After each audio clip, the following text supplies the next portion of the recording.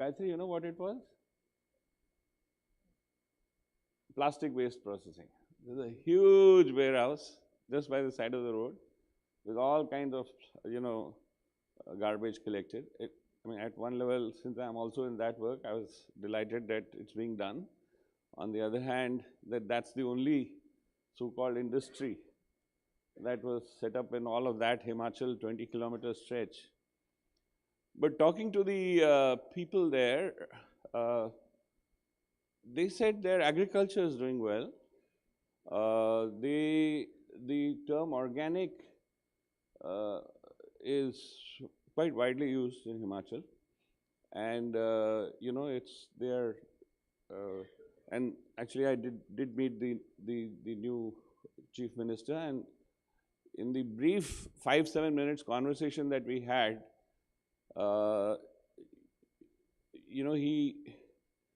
he laid out his vision very nicely. He said that I want to make this into a green state.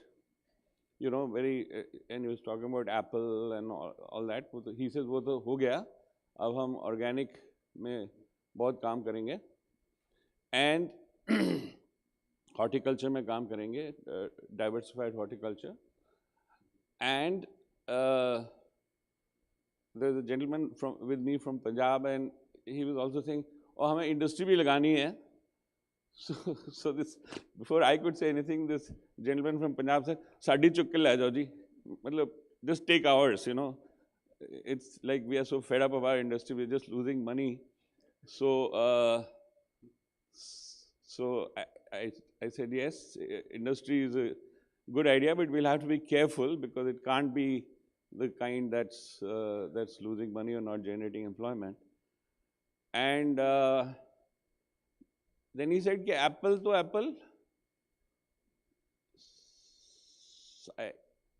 You know how political people talk. So I said, apple to apple कीजिए.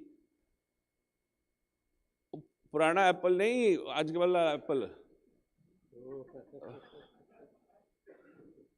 So I said, अच्छा मतलब iPhone assembly वगैरह. He said, हाँ जी वो भी करेंगे और आजकल तो सेमीकंडक्टर भी होते हैं. So I was, it's good to know that at the political level they're thinking about it, because 3 years ago when I proposed a silicon carbide power electronics hub in Chhattisgarh, and actually brought one of the world's great experts from Taiwan to argue that it was the right time to get into the third semiconductor bus, and the first two we missed in India. We were not only laughed out of court, but everybody thought it was a joke. But somebody in the Ministry of Electronics came to hear that Professor Yishi Chang was in India, and I got a call, and they said, Chhattisgarh, wrong place. Chandigarh, right place. Semiconductor complex. And that was the last I heard of Professor Yishi, because he was then adopted as a mentor by the MIT. And 2 years later, one knows that the government has committed $10 billion to the new semiconductor fab. Of course, in the meantime, a lot of things happened. So, Gayatri, every one of the examples that you gave,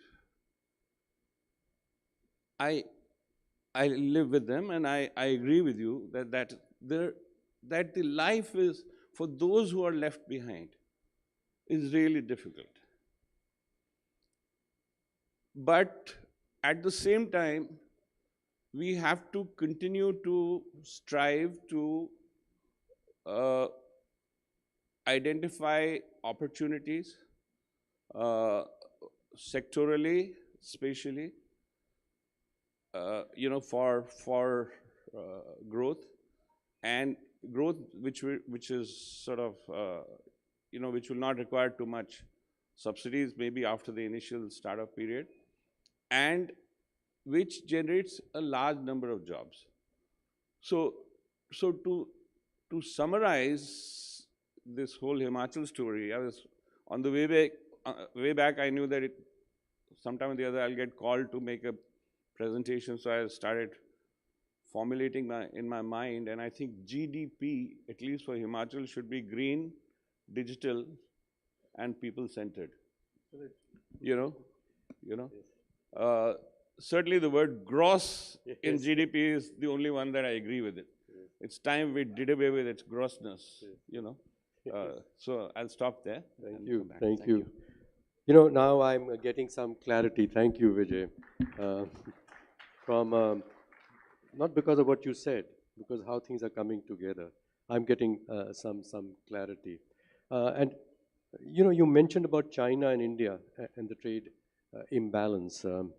When I was in the Planning Commission, our ambassador to China, who's presently our External Affairs Minister, requested a special meeting of the National Security Council and requested me, as a person who's supposed to be knowing industry, to be present. And what he said is that India has become a colony of China.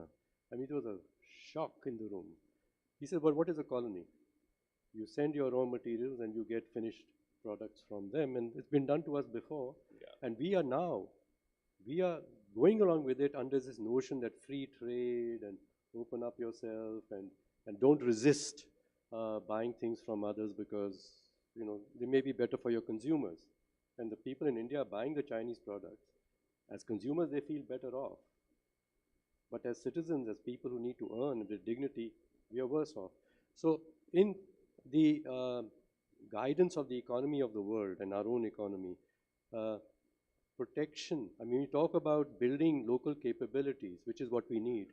We describe it as Atmanirbhar as protection, and protection is a bad word. But building your own capability, isn't that a good thing? But it's dismissed. Any effort to support local small enterprises, and I'm glad what we heard from the Secretary MSME in the opening plenary. I worked on the MSME sector in the Planning Commission otherwise, and said, but this is Gandhian idea about local small enterprises and the people's helping themselves with each other in their own villages. Can't we get to becoming a modern economy? And you worked in Tata's and you advise big people. Why don't you help us to create those things? Why don't you help us to create large formal enterprises? And like we discussed earlier, they are disappearing. They are informalizing the work that they do also. And they are, in terms of total economy in the world, they're reducing in size. So come back to what we need to focus on, and I got the clues.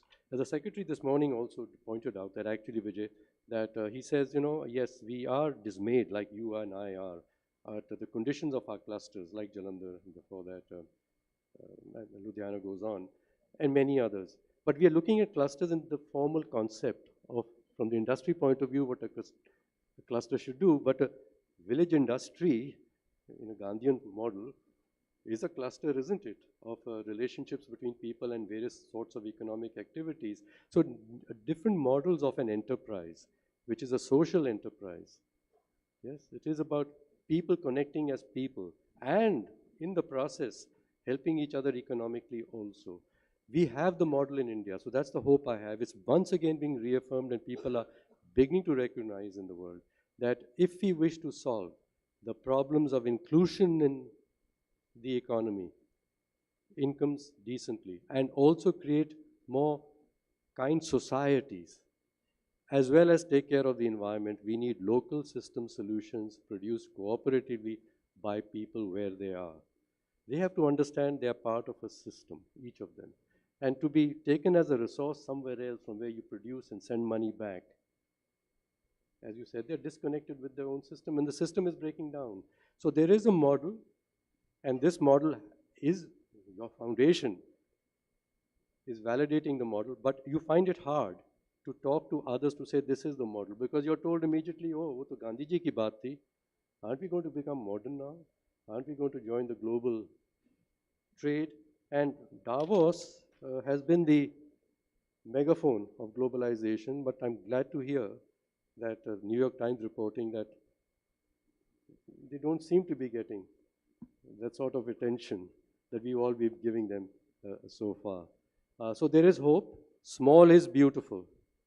A woman's way of thinking must be the way we organize, not a man's way of thinking of a large-scale, formal, top-down controlled organization. I think women in their families, my wife, my mother, they had great power, but my goodness, they weren't treated as the boss.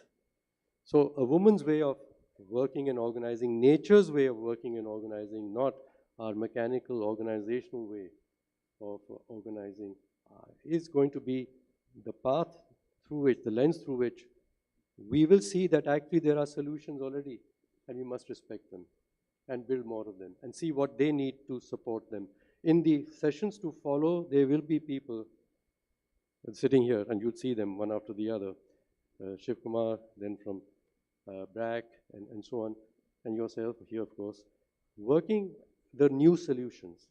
And I'm glad that this conference is going to give them the respect and the platform, and let's magnify, let's make their voices the loud voices and no longer the voices from the people on the ski slopes of Davos. I'm just using colorful metaphors.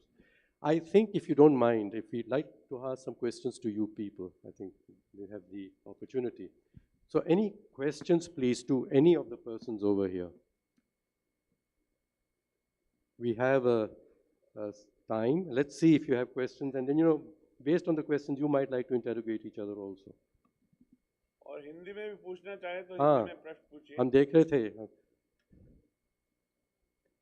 तो वो तो हमारी, that's the hope I have, कि देखिए जो कौन बैठे हैं, पगड़ी पहन के बैठे हैं, औरतें बैठी हैं, it's their way of thinking that we want to hear, but their way of thinking. Anybody else, doesn't matter. Let's not put people on the spot. And if there's nothing immediately, I think you've been wanting to say something. Yes, please. Yeah. It's very direct. As I said when I was speaking, I've focused very much on, my experience is very much about helping young people into big urban industrial enterprises. But there's, of course, multiple ways in which that falls down, which everybody here has been discussing. There's just one more way in which it falls down, which has hit me in the face in terms of the concern about on-the-job training. Yeah, so on-the-job training has been much abused in India. I feel we've moved towards the large sector to try to push apprenticeships and on-the-job training through the various skilling schemes. But what we hear consistently from young people is that they don't really learn much. They don't get learning opportunities in the large sector. You know, within, even with the efforts to reform the apprenticeship scheme, which the government has made, it's certainly made it more attractive because it's less bureaucratic for the employers. On the other hand, what we tend to see is perhaps a more competent third-party training provider giving some classroom time, or maybe it's online, while what the employer does on the shop floor with those people has not really changed. Yeah. So I think this whole issue of who all is a nurturing employer, I think it's a question which isn't discussed enough, and I suspect we will find amazing stories of learning in the small sector and the more local sector if we go out to look for them. And I know, you know, Vijay and many others have already worked on this, but it's glaring us in the face. So, you know, you could say that not only are there many problems from an ecological and a growth perspective with the big scale, there's also a problem related to learning, that the kids benefit from the exposure of running off from Orissa to Bangalore, for instance, but they may not be benefiting much from the skill development, yeah, because of the nature of those automated roles. The division of labor is so tight, the pressure to be in a specific role. Within 2-3 months, they've basically got the gist, and then they're not able to learn much more.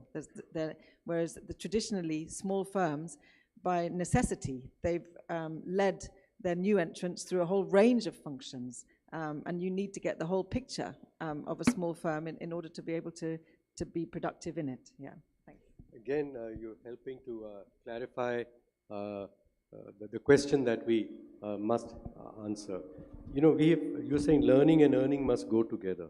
And there's a good reason of the process by which one learns is that if one's doing something, then one learns it well. And learning in the context in which it is done, one becomes to have sensitivity to how one's work fits in with the system. So apprenticeship, yes. In Germany, it's the way that they have grown and the industry has remained resilient in spite of their Deutschmark going up earlier. And they therefore are very successful with China even today and don't fear China unlike the Americans do. So this learning while earning and earning while learning a system, which is the old apprenticeship system in which people learn their crafts anyway. But we think that it's a bad system. It is not a bad system, it's the only system that will solve the problem. However, people do have difficulties. They're not able to earn enough. Even the fellow who is employing the apprentice is not earning enough, so he can't pass on. So we come down to the ability of an enterprise, a village, a small enterprise, to be able to sustain itself, to nurture itself, So that's the policy framework that I think we should be looking at. It's not the education sector and then the manufacturing sector. And we had in the government the big problem, where do you put vocational training? And it's going on, this ding-dong battle within the government. Does it belong in the education sector or the industry sector? So finally we create a separate ministry, which makes the problem even worse, because they should be connected directly. That's your field. No, I just wanted to come in here, as with Orlando, it's been an area where we've worked very closely.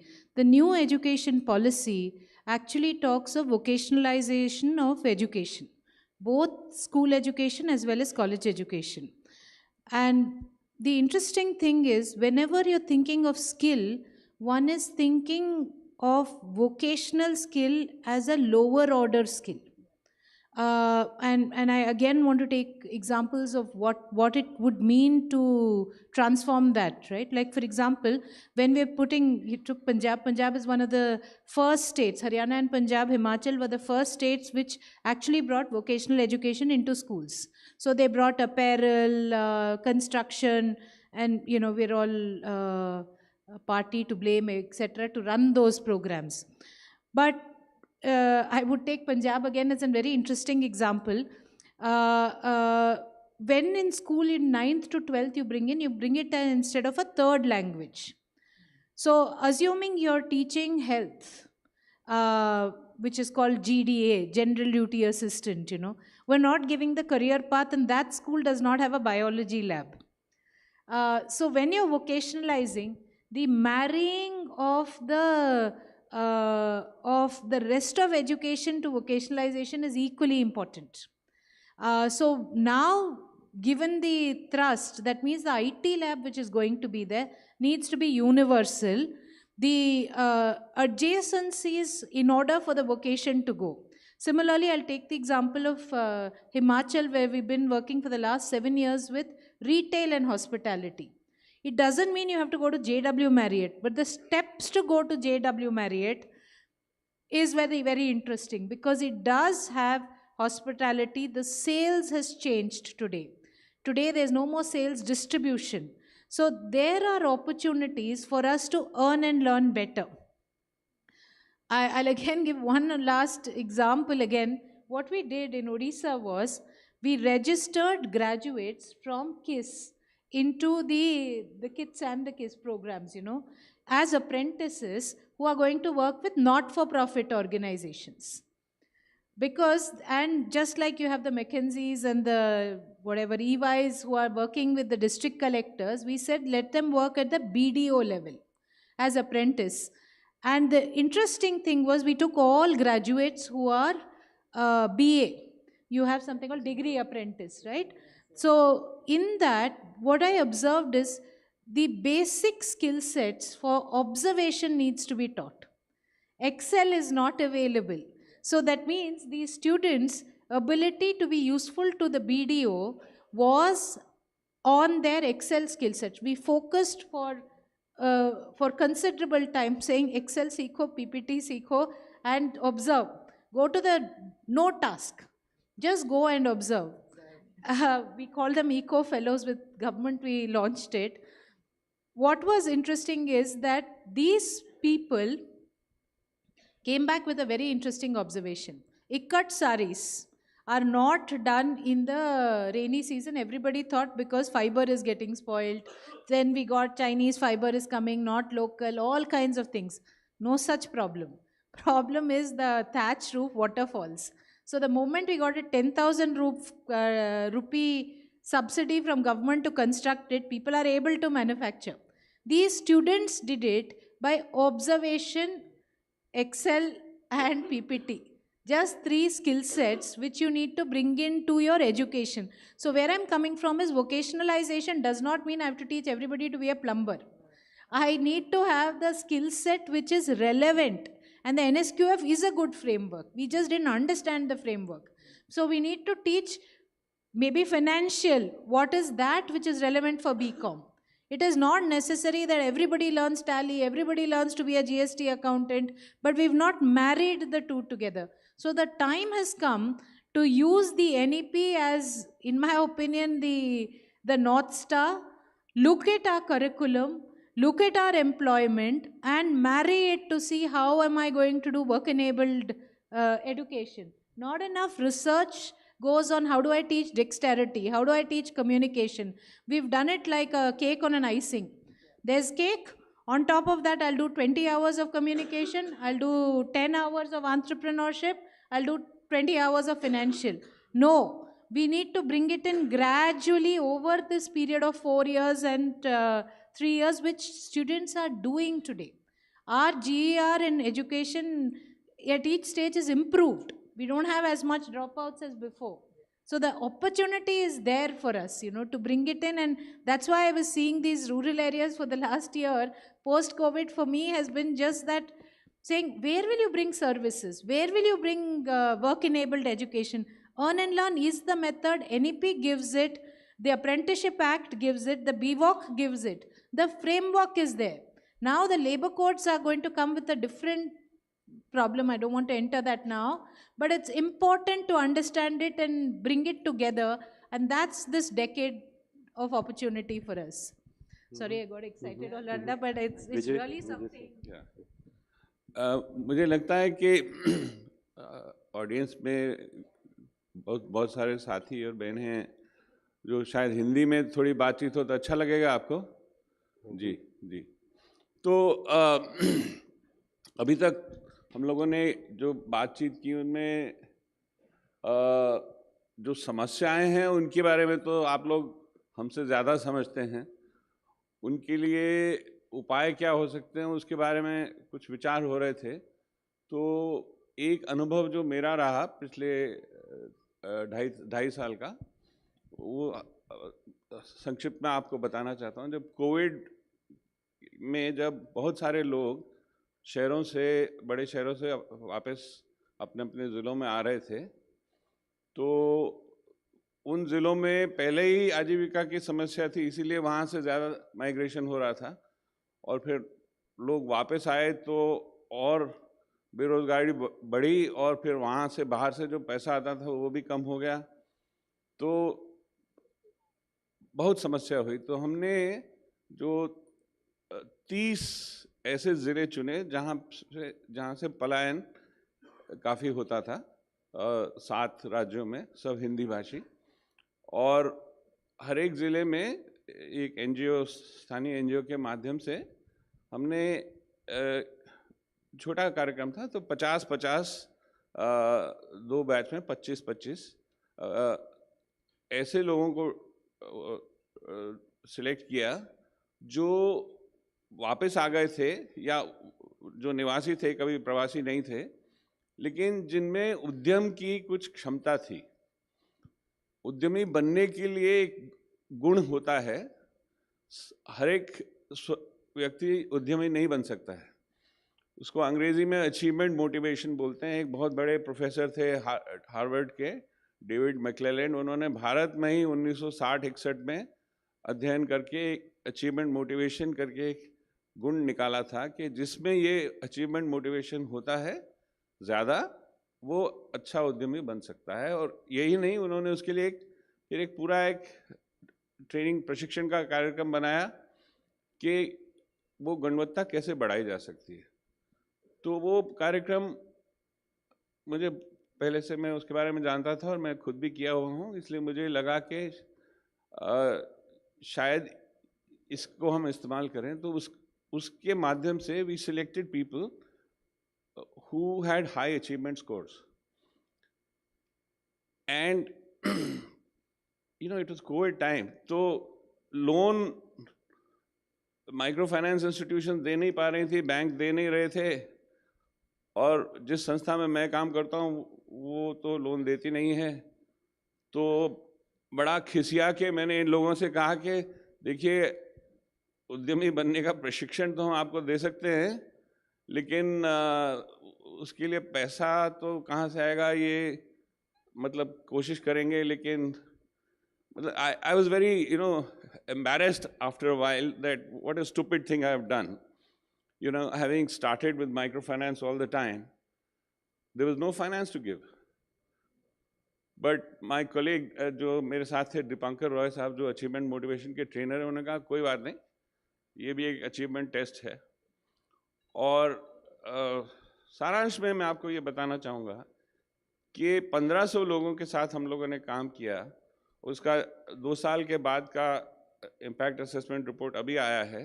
उसमें से 1432 लोग आज की तारीख में भी काम कर रहे हैं। कुछ लोगों की मृत्यु भी हो गई कोविड की सेकेंड वेव में, और कई तो अनबिलीवेबल कहानियां हैं। और मैंने उस पर करीब 10-12 लोग के ऊपर तो अभी वीडियो बना भी लिए हैं जो अभी रिलीज करेंगे। लेकिन जैसे एक लड़का था जो ITI के फाइनल ईयर में था, इलेक्ट्रिकल रिपेयर सीख रहा था, उसको डिप्लोमा भी नहीं मिला, घर बैठ गया। तो उसने ट्यूशन शुरू की और पहले 3 महीने में ट्यूशन से 3000 रुपये उसने बचाए। और फिर उसने देखा कि बच्चों को स्टेशनरी, कॉपी किताब की भी ज़रूरत होती है, तो उसने वो भी सामान रखना शुरू किया, तो वो बिकने लग गई। तो धीरे धीरे उसने अपने घर में एक छोटी सी दुकान बना ली और उसमें वो थोड़ी बिजली की आइटम भी रखने लग गया। मैं उसको, ये छतरपुर में है मध्य प्रदेश में, मैं 2 महीने पहले मिलने गया था। जब मेरे पास फोटो भी उसका, उसने कहा सर ये यहाँ जो माल पड़ा है ये 2 लाख रुपए का माल है।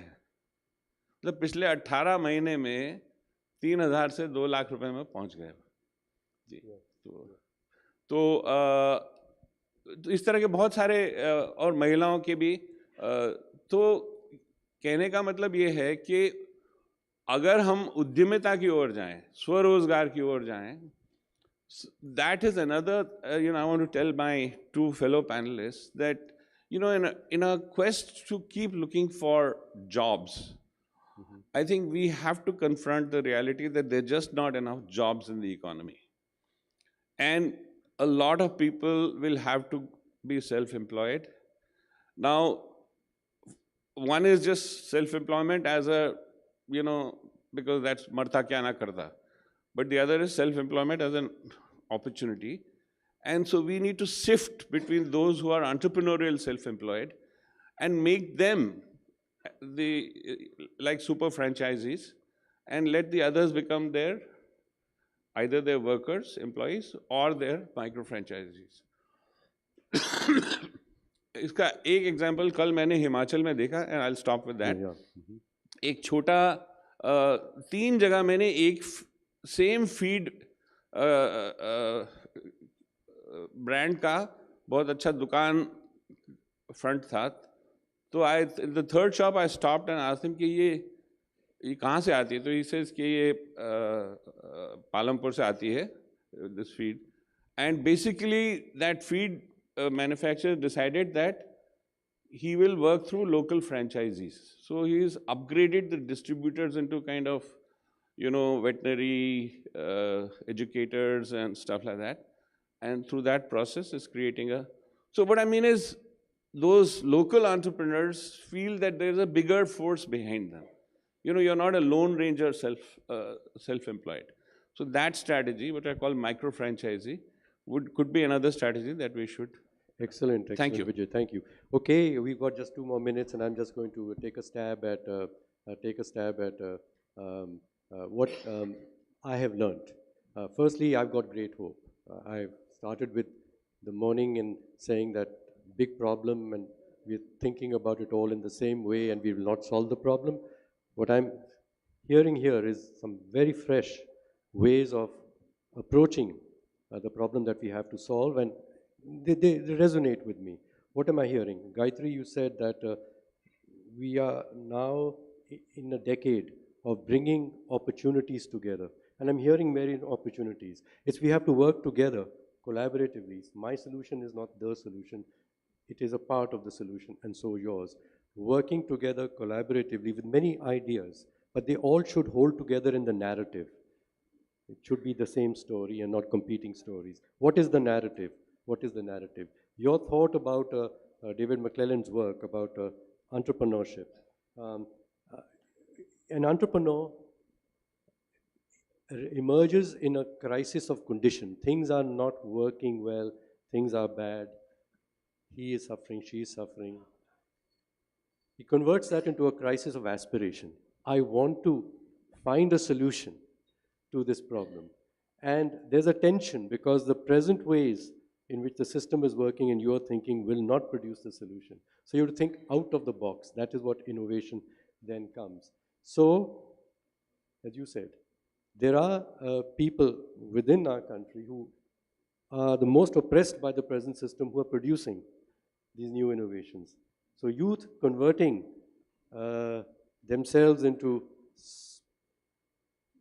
innovators, not just solving a technical problem, a new version of the Apple iPhone, but an innovation in the way their own little system is working. There's one point though, I mean, you use the words, so I just want to call them out. I think a person who becomes an entrepreneur, the enterprise the person grows, should not be engaging others with workers. You said that, but then you went on to say it's like a franchisee model. And that, I think, is we need a different form of enterprise in which people are collaborating with others, but every person is free and owning themselves, their own labor, and the little resources that they have with them. So these forms of cooperative growth of a society and the economy, I'm calling it the Gandhian one again, is what we need more of. We need more of. So fortunately, in the sessions afterwards, I'm anticipating we are going to hear how people have taken this idea, working this idea, and producing results on scale, actually. And they are confronting, as Shiv Kumar will probably share with you, that the present ways of thinking and supporting these enterprises, unfortunately, brings their own way of thinking into them. Meaning, like you said about entrepreneurship, assistance to small scale. We've got a way of what we think an entrepreneurship system should be designed for, and we give people money to do it that way, and people who are doing it naturally well are then distorted, and they get co-opted into a failing system, But there is hope here, and thank you very much for inviting me to moderate a session with, as you have seen, 3 marvelous thinkers with great experience and insight. So thank you, 3 of you. Thank you, and thank you all.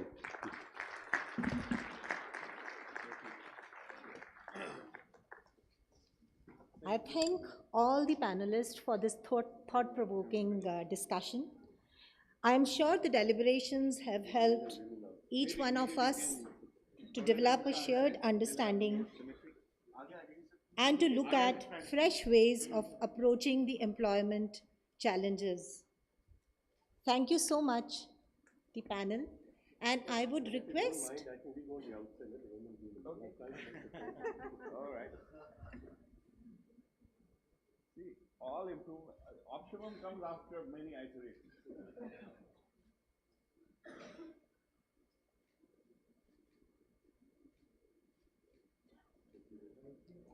I would request the panelists to be felicitated with a goodie bag from Access Development Services.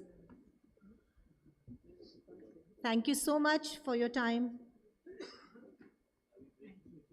Yes. So we would be having a quick networking break. The tea is served at the back side of the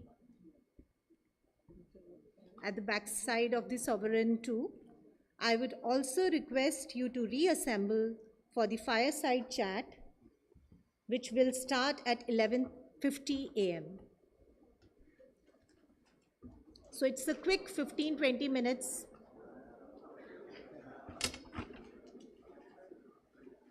And we look forward to seeing you again. Thank you so much.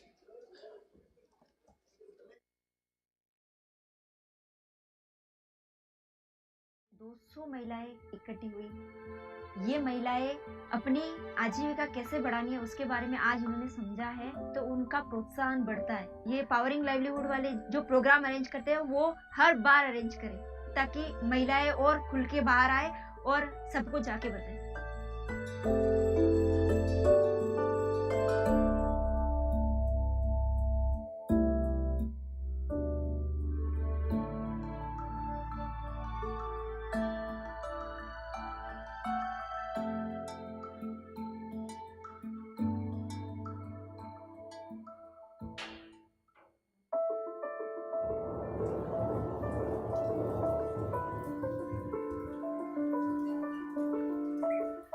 नमस्ते, मेरा नाम गायत्री सुथार है। मैं Udaipur district के Jhadol block से गोदाना गांव से हूँ।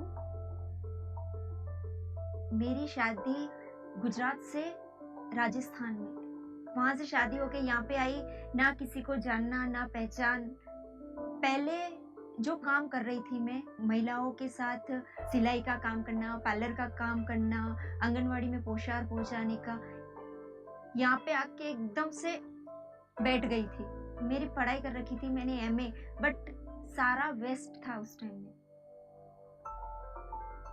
मैं मेरे समूह के माध्यम से, राजीविका के माध्यम से मैं मेरे घर से बाहर निकली। उसके बाद हमने सभी महिलाओं ने इकट्ठी होके, हमारे यहाँ बहुत सारी बकरियां थी, हमने तय किया कि हम सारा बकरियों का जो दूध होता है वो एक जगह पे इकट्ठा करेंगे। उसके बाद हम उसको जो हमारे दूध सेंटर चलता है बागपुरा में, वहाँ पहुँचाएंगे। बट हमको बहुत सारी समस्याएं भी आती है, क्योंकि हमारे यहाँ पे लाइट की असुविधा रहती है, कटौती इतनी रहती है सुबह से शाम तक। वो दूध तो इकट्ठा कर रहे हैं, वो फ्रिज में रख रहे हैं, तो लाइटें नहीं है तो ठंडा होता ही नहीं है, और कम से कम 1-1.5 घंटा दूध को ठंडा करना पड़ता है, तब जाके बाहर बेच सकते हैं। तो दूध धीरे धीरे वापस बंद करने लगे, क्योंकि पैसा आता ही नहीं था। बट हम फिर वीओ की मीटिंग में गए, वहाँ पे हमारे सर आए एक, उन्होंने हमको डीडी सोलार के बारे में बताया।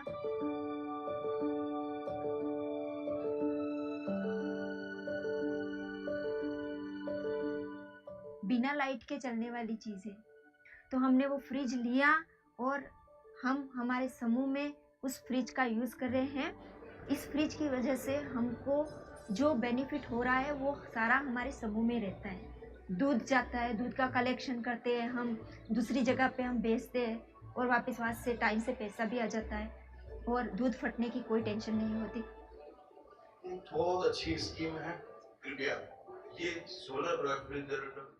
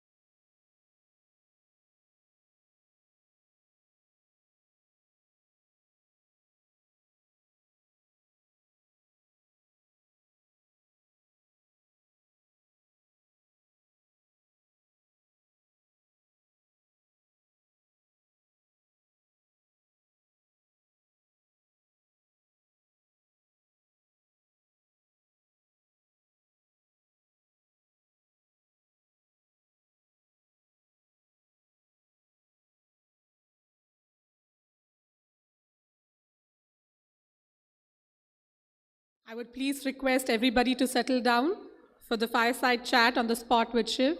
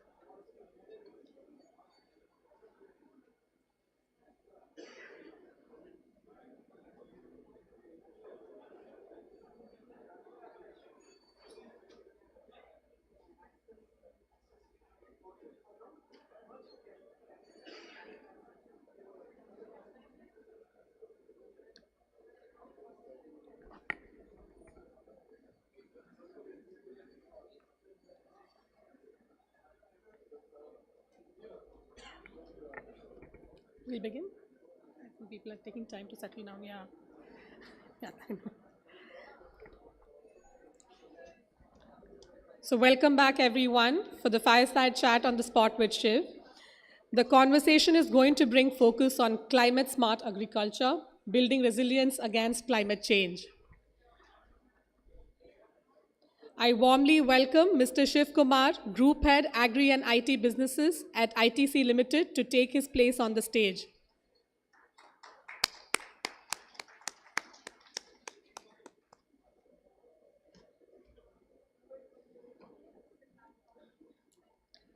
I would now like to invite on stage our guest, Mr. PVS Suryakumar, Deputy Managing Director at National Bank for Agriculture and Rural Development.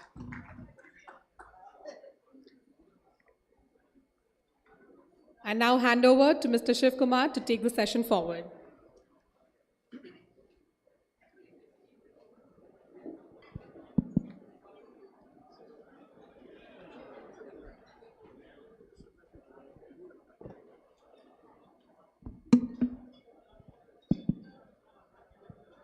Well, good afternoon to all of you, and welcome back.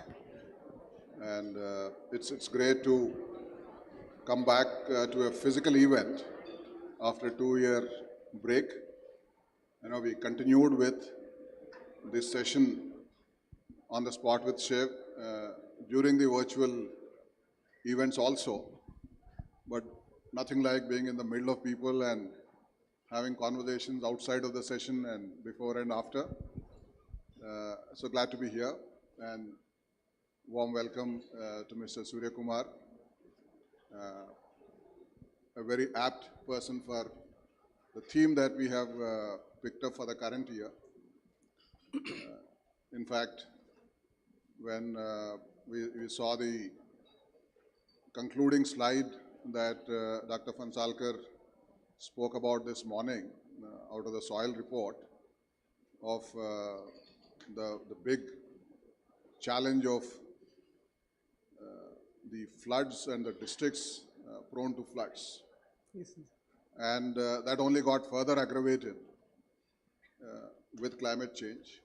And that's just one part of the climate change that we are facing. In fact,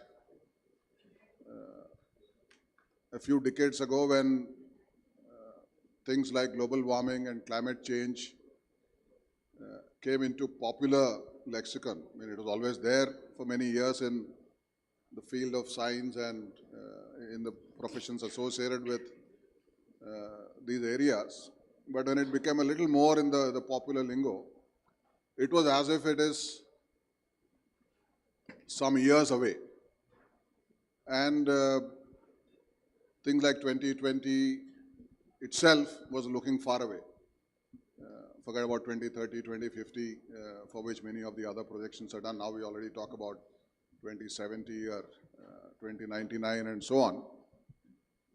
And as the years progressed, all that we witnessed is that the extreme weather events became even more intense. They became even more frequent and even more widespread. And what was a future tense has become very tense current. You know, just on the eve of COP27, CSE had produced a data sheet on what India went through in the first 9 months of 2022. This was produced in October, so it talked about the first 9 months. So out of the 273 days, there was an extreme weather event in one or the other part of India for 242 of those days. So there's a whopping 89% of the number of days that we had some weather event. And the report also said 70% of all districts are hotspots for these weather events. That's as widespread as it is. It's not, yes, I mean, flood and flood prone 50 districts, it's one thing, but 70% of all districts is another thing in terms of climate change as a challenge. And 40% of all districts have seen swapping, as in drought-prone areas seeing floods and districts otherwise very used to floods started experiencing droughts. Now this is already the last year. We are not talking about some future period. So all of this means when we started this whole dialogue on climate change, the entire thinking was on how do we mitigate. Some efforts have happened. And now it appears that mitigation, while we can all be hopeful and optimistic, we should be even more concerned about adaptation and building resilience and not be over-optimistic about mitigation. At least if you are able to minimize the further distress going forward, we can be happy about. Now with that kind of a background and alarming situation, and nothing sort of a crisis,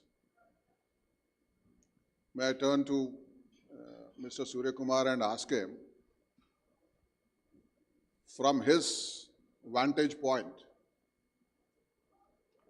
what kind of efforts are happening either for adaptation or for mitigation with focus on agriculture, because agriculture can contribute to mitigation too. That angle is still there. And then of course, resilience is even more important from an adaptation perspective. What is happening? So give us a broad overview and probably also conclude that with his own say on whether that's enough now that we know about the crisis and all of this action is happening. Is that enough or do we need to do a lot more? And then we'll get into further conversation other in terms of what and how. Thank you, Shivkumar, and thank you, Access, for getting this very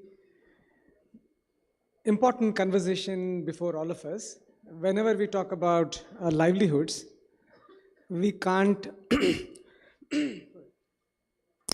forget the climate, and we can't forget the changes which are happening in the climate. I think livelihoods and climate are extremely interconnected.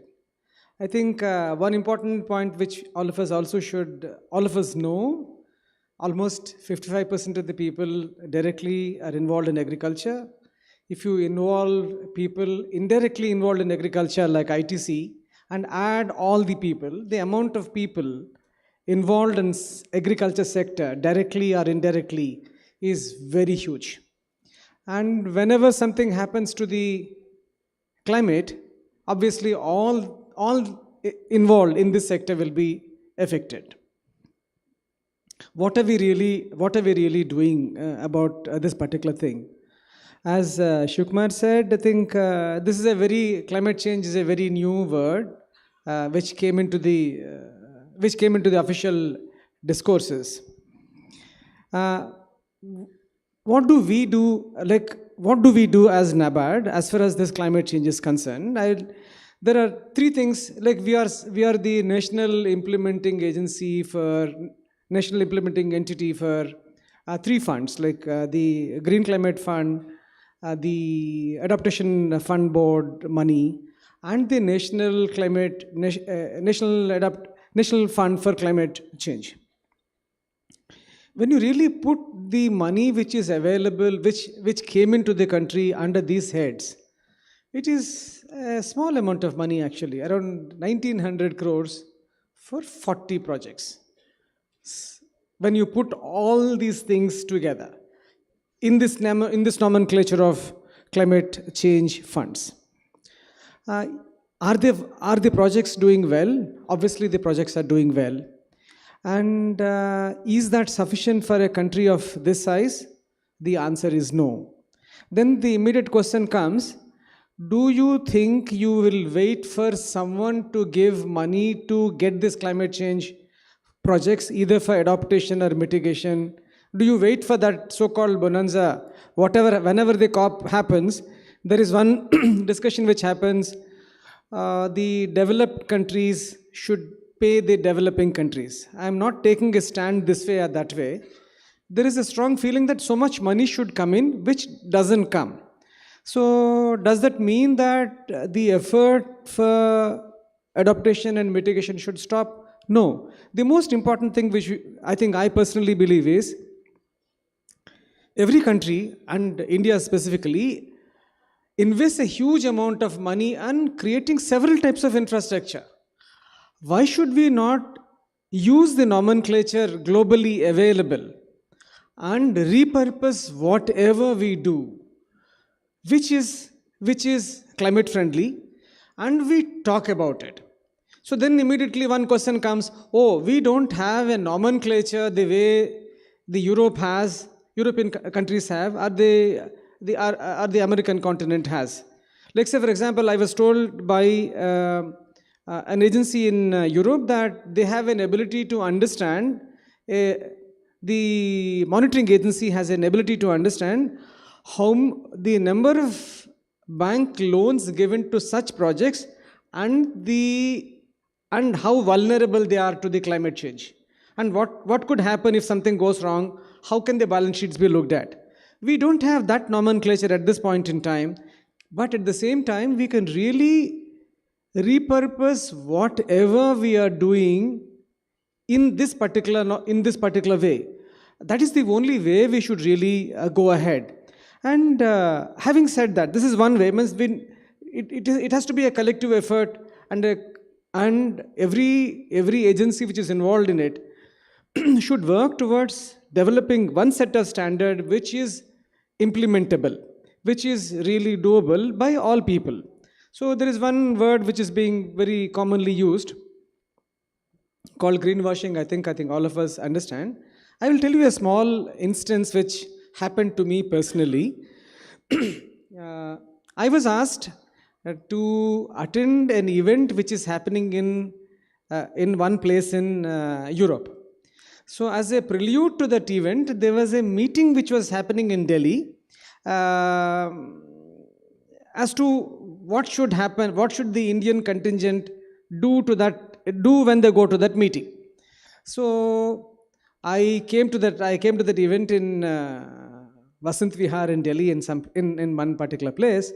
So all of them asked me, hey, why did you come? I said, I thought this could be an interesting event and my organization thought I should go. They said, this happened 5 years back, I think.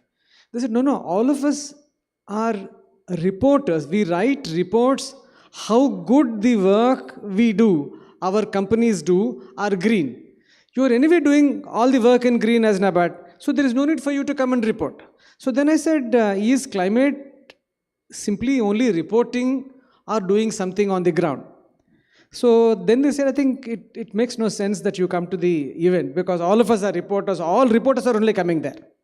So finally I decided not to go to that event, much to the discomfort of my colleagues in our office. Hey, why are you not going to that event? I said, I don't want to go to an event where people know how to write that the work which they're doing is green. One more thing which I want to tell is, as NABARD, over a period of time, we have invested 5,100 crores on such projects which have touched almost 18 million people in the country, which are green. Like basically, we invested a huge amount of money in soil conservation, water conservation work, and the work which improves livelihoods for the tribal communities. So all these projects by definition are green. But as I said, this so-called nomenclature which we use, now we're trying to, having invested a huge amount of money, so we're trying to see how much are the carbon sequestered by these projects. So 5,100 crores over 15 years period and 18 million people whom we have touched is a big amount of money, big amount of size and the number of people which we have touched. The whole idea is, can we productize it and ensure every act which happens in the country gets into this nomenclature so that we will be in a position to present so many things which happen in the country. It could be anything and everything. How do we repurpose every act from the prism of climate, because it is very, very real.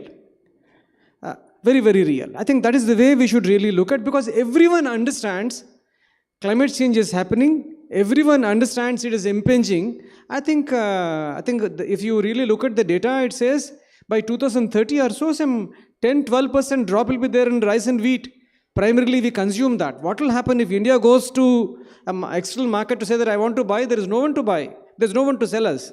I think we should become a little more aware. This is what we believe. This is what we keep talking from my organization, NABARD. Thank you. Let me pick up two elements out of what you just said.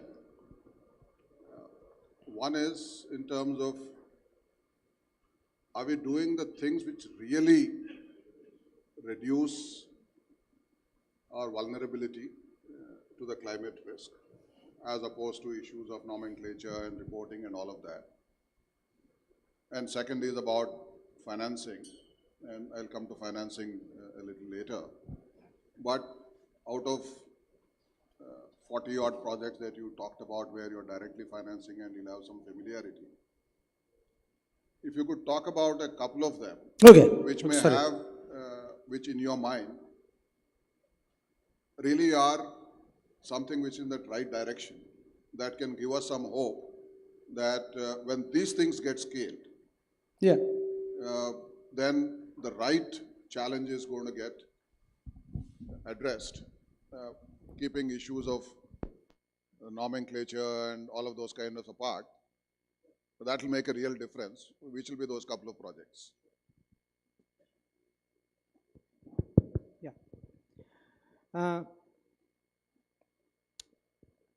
Like one such project which we had among the 40 projects, like to give a couple of examples which can reduce the vulnerability.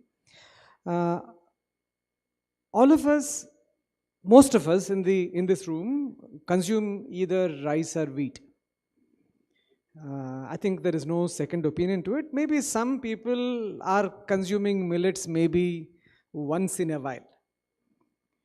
So at the same time, like when you really go a little more granular, which variety of rice do you eat or which variety of wheat do you eat? I think if you really go down, there will be only 2-3 varieties of rice or wheat which people consume. So as opposed to that, there are many endemic land races which are present in few geographies. So because because there is a demand for a particular type of rice, because there is a demand for a particular type of wheat, People, there is a demand in the market, so people grow, so people consume them. We found there is a nice way to help preserve the local germplasm, which is so what we call adaptable, suitable to a particular geography. We have like near Mandya, there is one young man, 35 years, not a well-to-do person. Is a farmer. He studied BA History in a college in Bangalore. He has with him 150 varieties of rice which are so local to that particular place. He says when the rain comes in this month, the Indian calendar, I would grow this rice.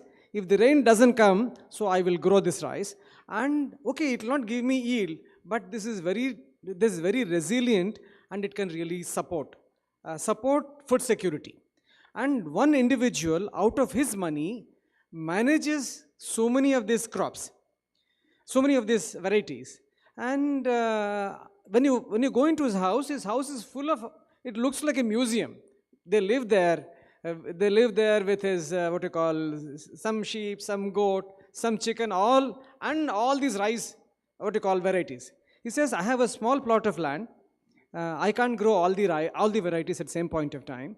I grow, say, 10 varieties now. I harvest them. So he also learned, because his grandfather was doing it, his father was doing it, he was doing it. So we supported that, and it was such a great thing. One more very interesting organization is there near Hyderabad in Medak called Deccan Development Society. They do, I'm sure you might have heard about them. They do some phenomenal work. So they work with 5,000 women.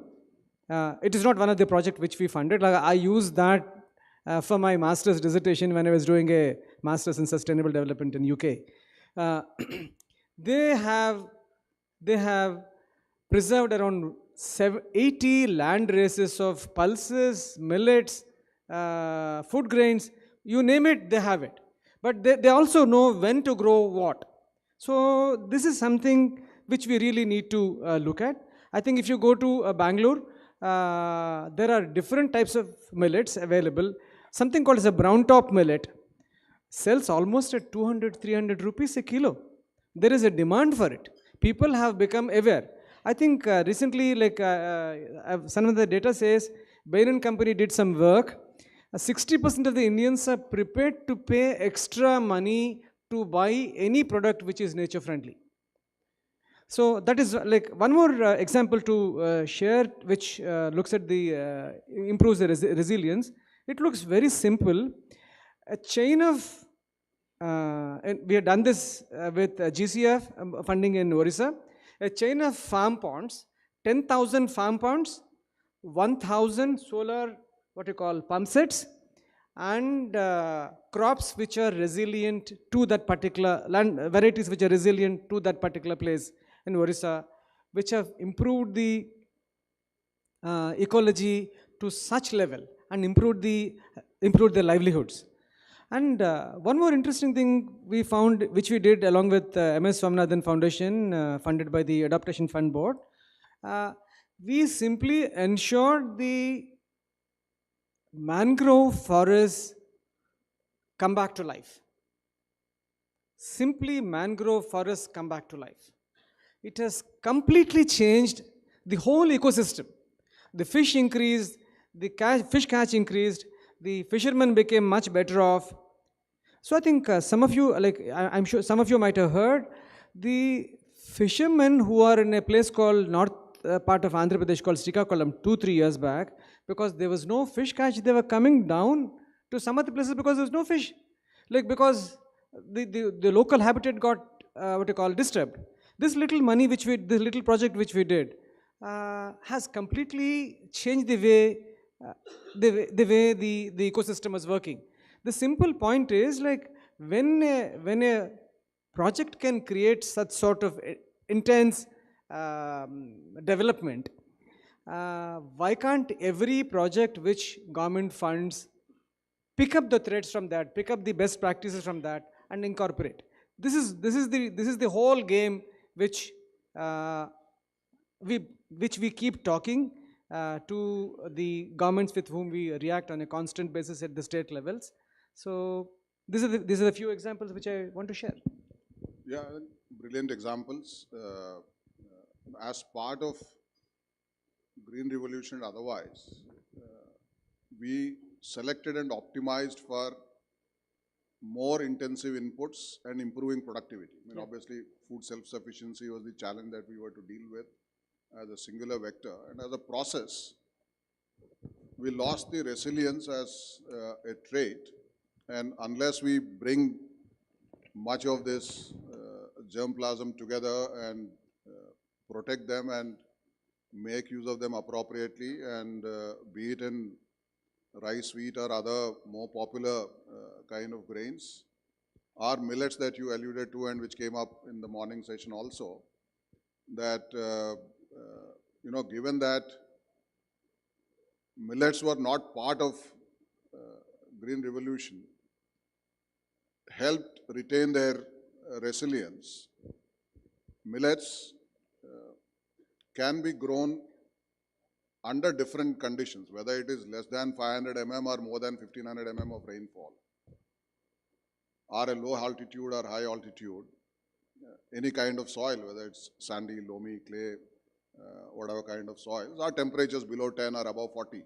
I think the versatility in which millets can continue to get produced, as opposed to what was singular focus productivity under intense agriculture, and therefore that vulnerability. We just saw wheat last year, almost a standing crop with one last big heat wave. We lost more than 10% of the crop, and some other part of the crop suffered in terms of its quality.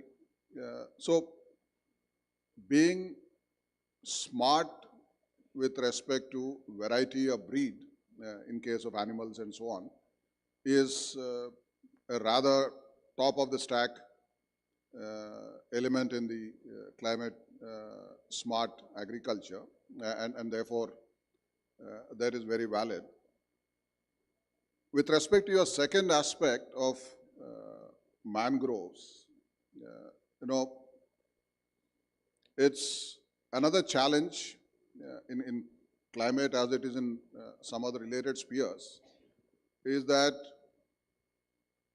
the conflict between I do something today, the benefit will happen tomorrow, or I take some action, the benefit will go to my neighbor.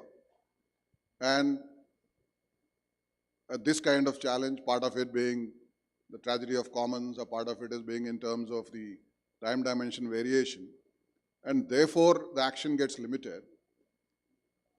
And in case of supporting and promoting mangrove, what was the economic kind of equation that went right, because of which the protection sustained, that we can draw lessons from? I'll first look at the mangrove things, then I'll go to the first one which you asked. I worked in 9 states in so many years in NABARD, and 36 years in NABARD. One common problem which we all, like, development projects have always interested me, and then I would always end up going and doing such projects like that. One issue which keeps bothering any development work is, how do you convince a person to do this, and who are you to do this? I think this is one dimension which constantly comes. How do you convince a person, a set of people, that something went wrong in your ecosystem, I am telling you, you do this? Sometimes it borders an arrogance of a person who is giving money. How do you convince the people to see big picture is always been a big problem. We also noticed one interesting thing. I will tell you I will tell you one small incident before I come to this mangrove story. In one place in Maharashtra, we funded a project in 1,500 hectares. It is a 5-year soil and water conservation work. 4 years work has already happened. That means we got several check dams ready, several tea plantations were ready. The village was growing much better onion, and suddenly we discovered all what was done in the project. That means we would have invested around 90 lakh rupees in that particular village. We discovered everything was raised. So someone said all which were done in the last 4 years are raised. So we said, this is very strange, why this should happen? Then 4 of us went. They said that you are not allowed to come and stay in the village. So we stayed in some place 2 hours from that particular village. So every morning we were coming to that village and saying that you please tell what has happened. So 4 days we literally talked to everyone in that village, everyone. So in the final day, on the 4th evening, around 4-5 o'clock, when we were asked to go, one old lady told me, what do you think you are? I said, no, we don't think anything about us. We simply said, we wanted you to look at the big picture, you have seen it, and you have seen the benefits. But you don't understand what it has caused to the village. My Shaukar, who is the village headman, village everything, he's become powerless. Everyone became so powerful. Everyone became equal. We don't want this. I said, if everyone becomes equal, it will be good. So they said, no, we want the status quo to continue. The simple story here is, when you go, the 2 things come into the picture. Do they see the big picture? And does it really change the hierarchy in that particular place? I think for me, seeing the big picture part is the most difficult thing.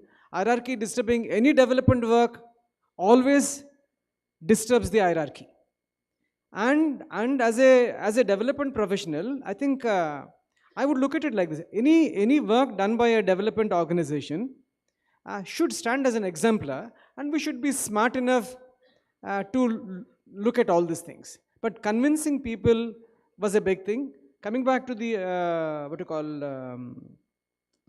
mangrove example, we just told all the fish have gone. So mangroves have gone. So you are doing something else. You are all expert fishermen. So why can't you really see? No, will the mangroves come up? The nature destroyed us. The nature destroyed them.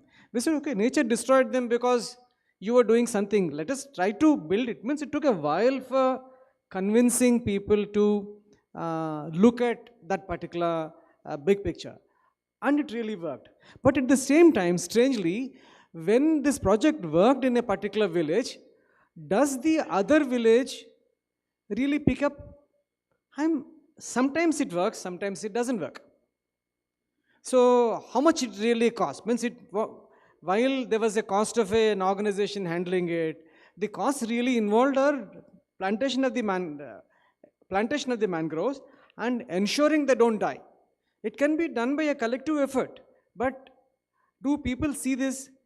People don't all the time don't see that.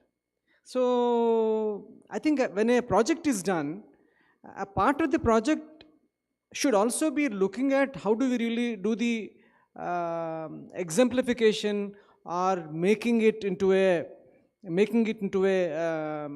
learning experience to others nearby. I think that is one thing which should be really looked at. So we try our best in our projects to really do that. Coming to the first part of resilience you were talking about, I think when you're talking about a particular variety, and I think this is my personal view. I'm not a historian. I studied agriculture, certainly. when we got into the Green Revolution, obviously we got into the Green Revolution. I think we should also remember we got into the Green Revolution somewhere in 1960s. We got into the Green Revolution because whatever we were doing as a country got completely changed by the Britishers, who made sustainable subsistence agriculture to market-led agriculture. I think indigo plantation and Mahatma Gandhiji's what I call Satyagraha in indigo plantation in East Champaran was an exemplification of that particular act. So suddenly when you started moving from X to Y to the market, things got distorted. I think I also add the Bengal famine, which killed almost 4 million people out of 60 million people in the country, is a scar on Indian psyche. I think any person who is in the public policy, any person who is in the development, and would really remember that. I think what has happened to the country. So when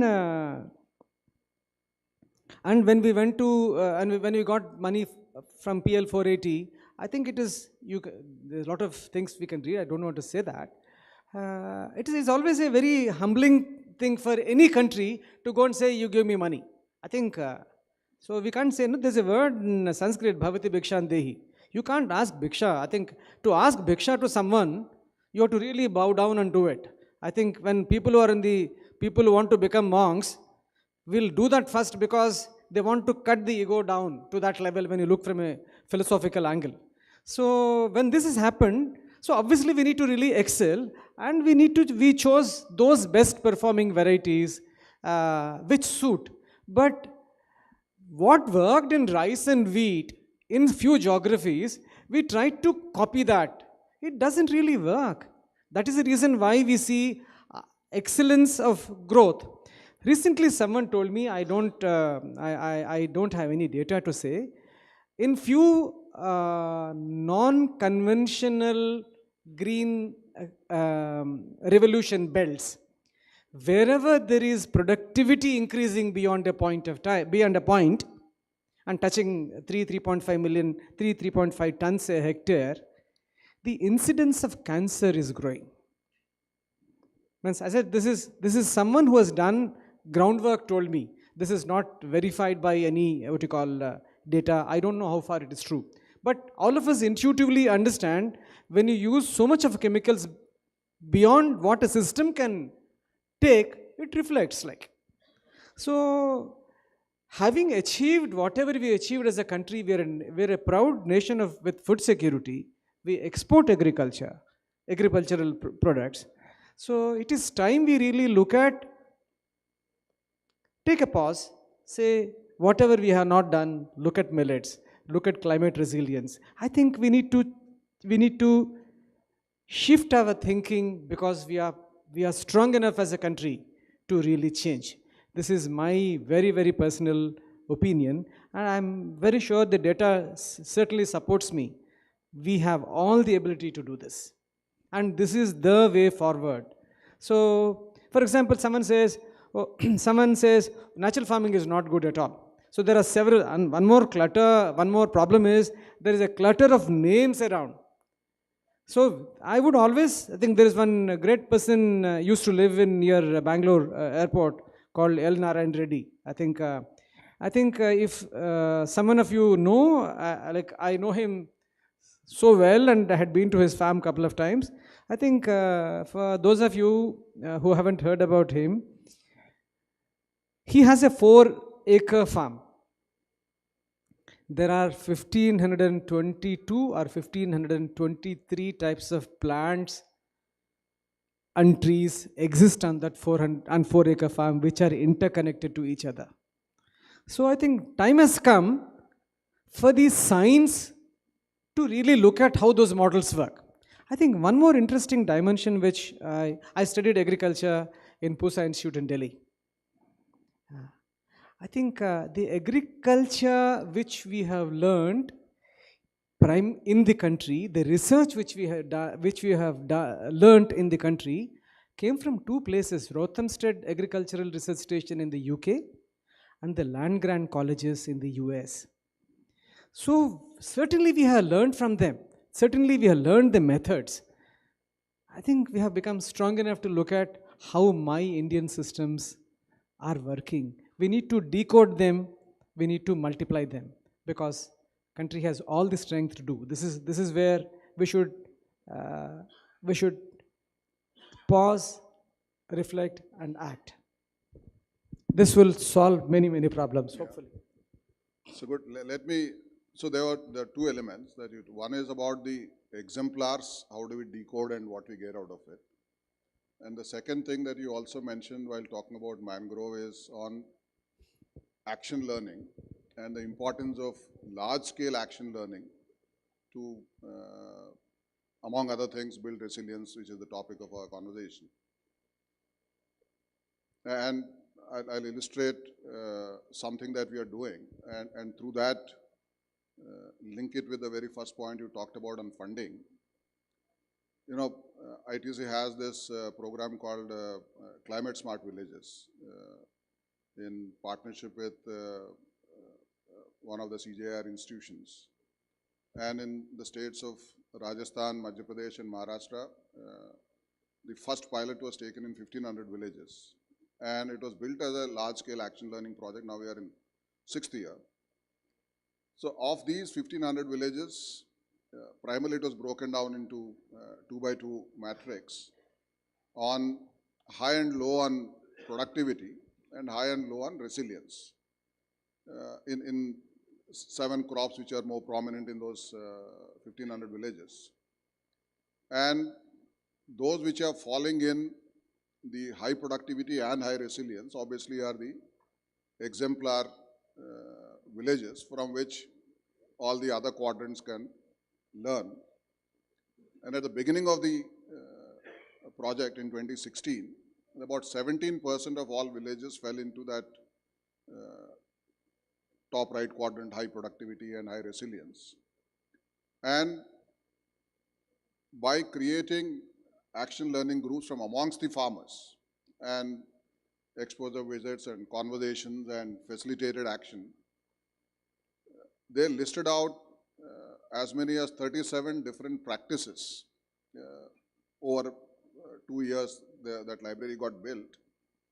And in 6th year, 5th year, last year, 6th is now, so 5th year last year, we saw that 74% of all villages moved into high productivity, high resilience, simply out of learning from within, and including whether it is the right variety and right breed of animals, or whether it is how carbon related work is being done, and more importantly, the importance of community based institutions. Because when you said existing hierarchy gets broken, if a new class has to take shape, it has to possibly be through some kind of institutions, and it's difficult for individuals to adjust to a new dispensation. And of course, linkages to the market and so on. The point that I want to pull out of that is that all of this costed not more than 20 crores of rupees. And of course, now as we integrate with the states, using this example to integrate into their own adaptation plans, we will see that getting scaled in partnership with the states. But much larger numbers that you spoke about, which you also said are small given the complexity and challenge of climate change. Should we be focusing a lot more on, out of the 40 projects that you're doing and similar other work being done by others, right action learning, and possibly with much smaller outlays, achieve much better outcomes, or run after larger sums of money and top-down driven kind of projects where that money goes in? I would choose the second option, but these I look at it like this. When we do a project as NABARD, I'm very clear. I tell the same thing to my colleagues. I am not competing with a state government. I am doing a project we should try to make that project exemplar. It should be a best practice.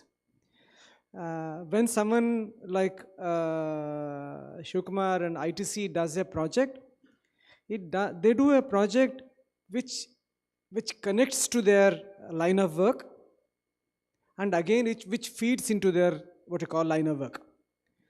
They also cannot obviously run several projects.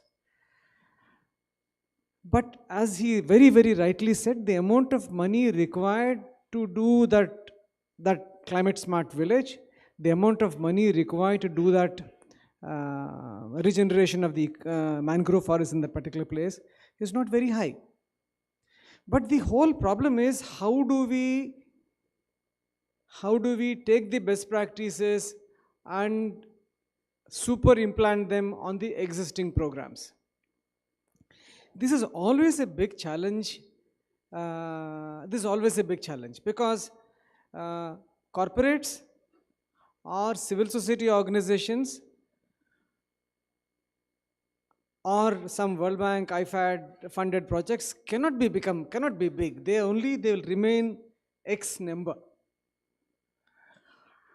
How do we really create a discourse from this which permeates and gets imbued to all the governmental programs is a major challenge. I think this is one thing which I constantly battle all my all these years where I worked.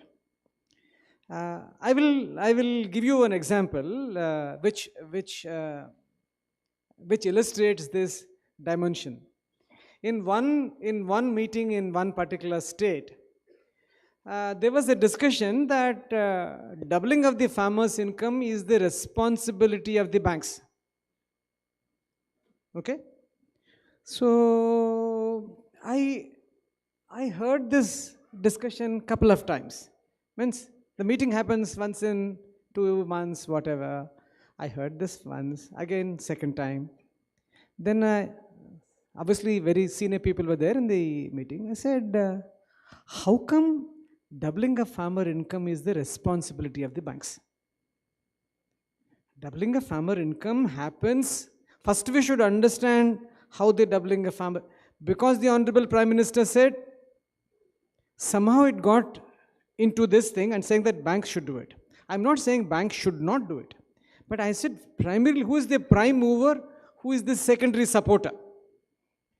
Then I said, this will happen only when your government tells me what all are the innovative technologies which are low cost, which can come together.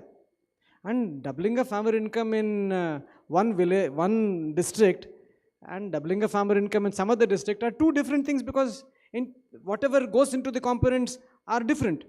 Then I said, you tell me in that case what all are the ideas, technologies you have from all the departments you have, so that we will put them together.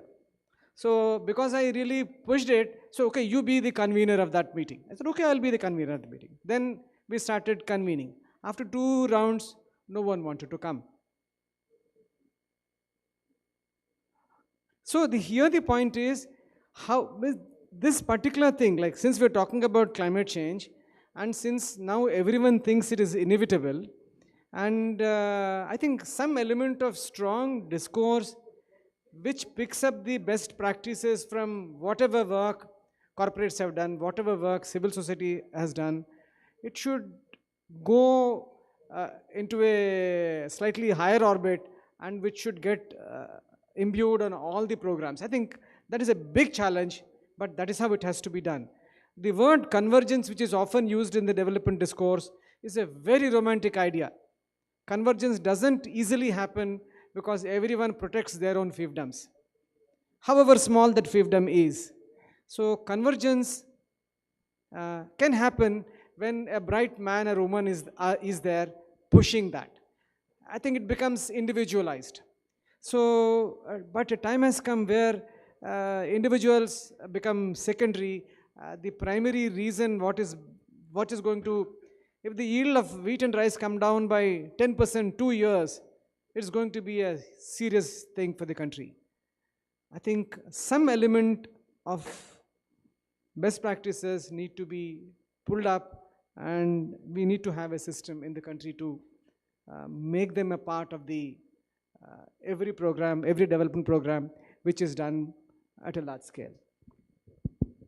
Right. While your comments have triggered some more questions in my mind, but let's pick up a couple of questions from the participants also. Yeah.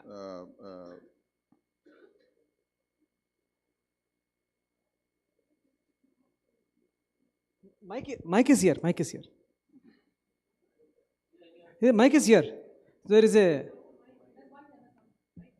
Yeah.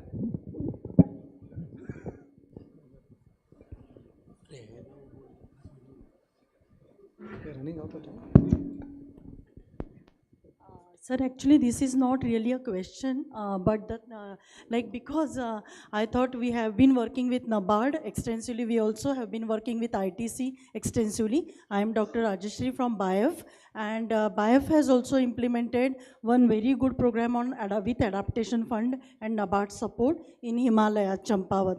So I just wanted to say, because there was this discussion on economic aspect of it, adaptation, I feel when we are working with the ground communities, what we have realized is sustaining income itself is a problem, loss of or crop, or also, you know, the negative or deficit, those type of things. So I think what is important is sustaining the income rather than increasing income. Of course, we have identified various pathways for linking to market and making it self revenue based and long-term sustainable. However, I think what is required is there are some other mechanisms like, you know, food security, dietary diversity. Also on commons, there is a carbon stock, biodiversity index that is there, payment for ecosystem services. So these are also the kind of parameters. While doing adaptation, we should think of all of these. And also long-term resource of fodder, long-term resource of water, and these are what working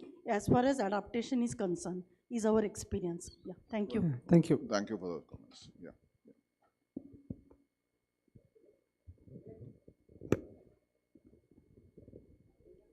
Thank you for that wonderful discussion.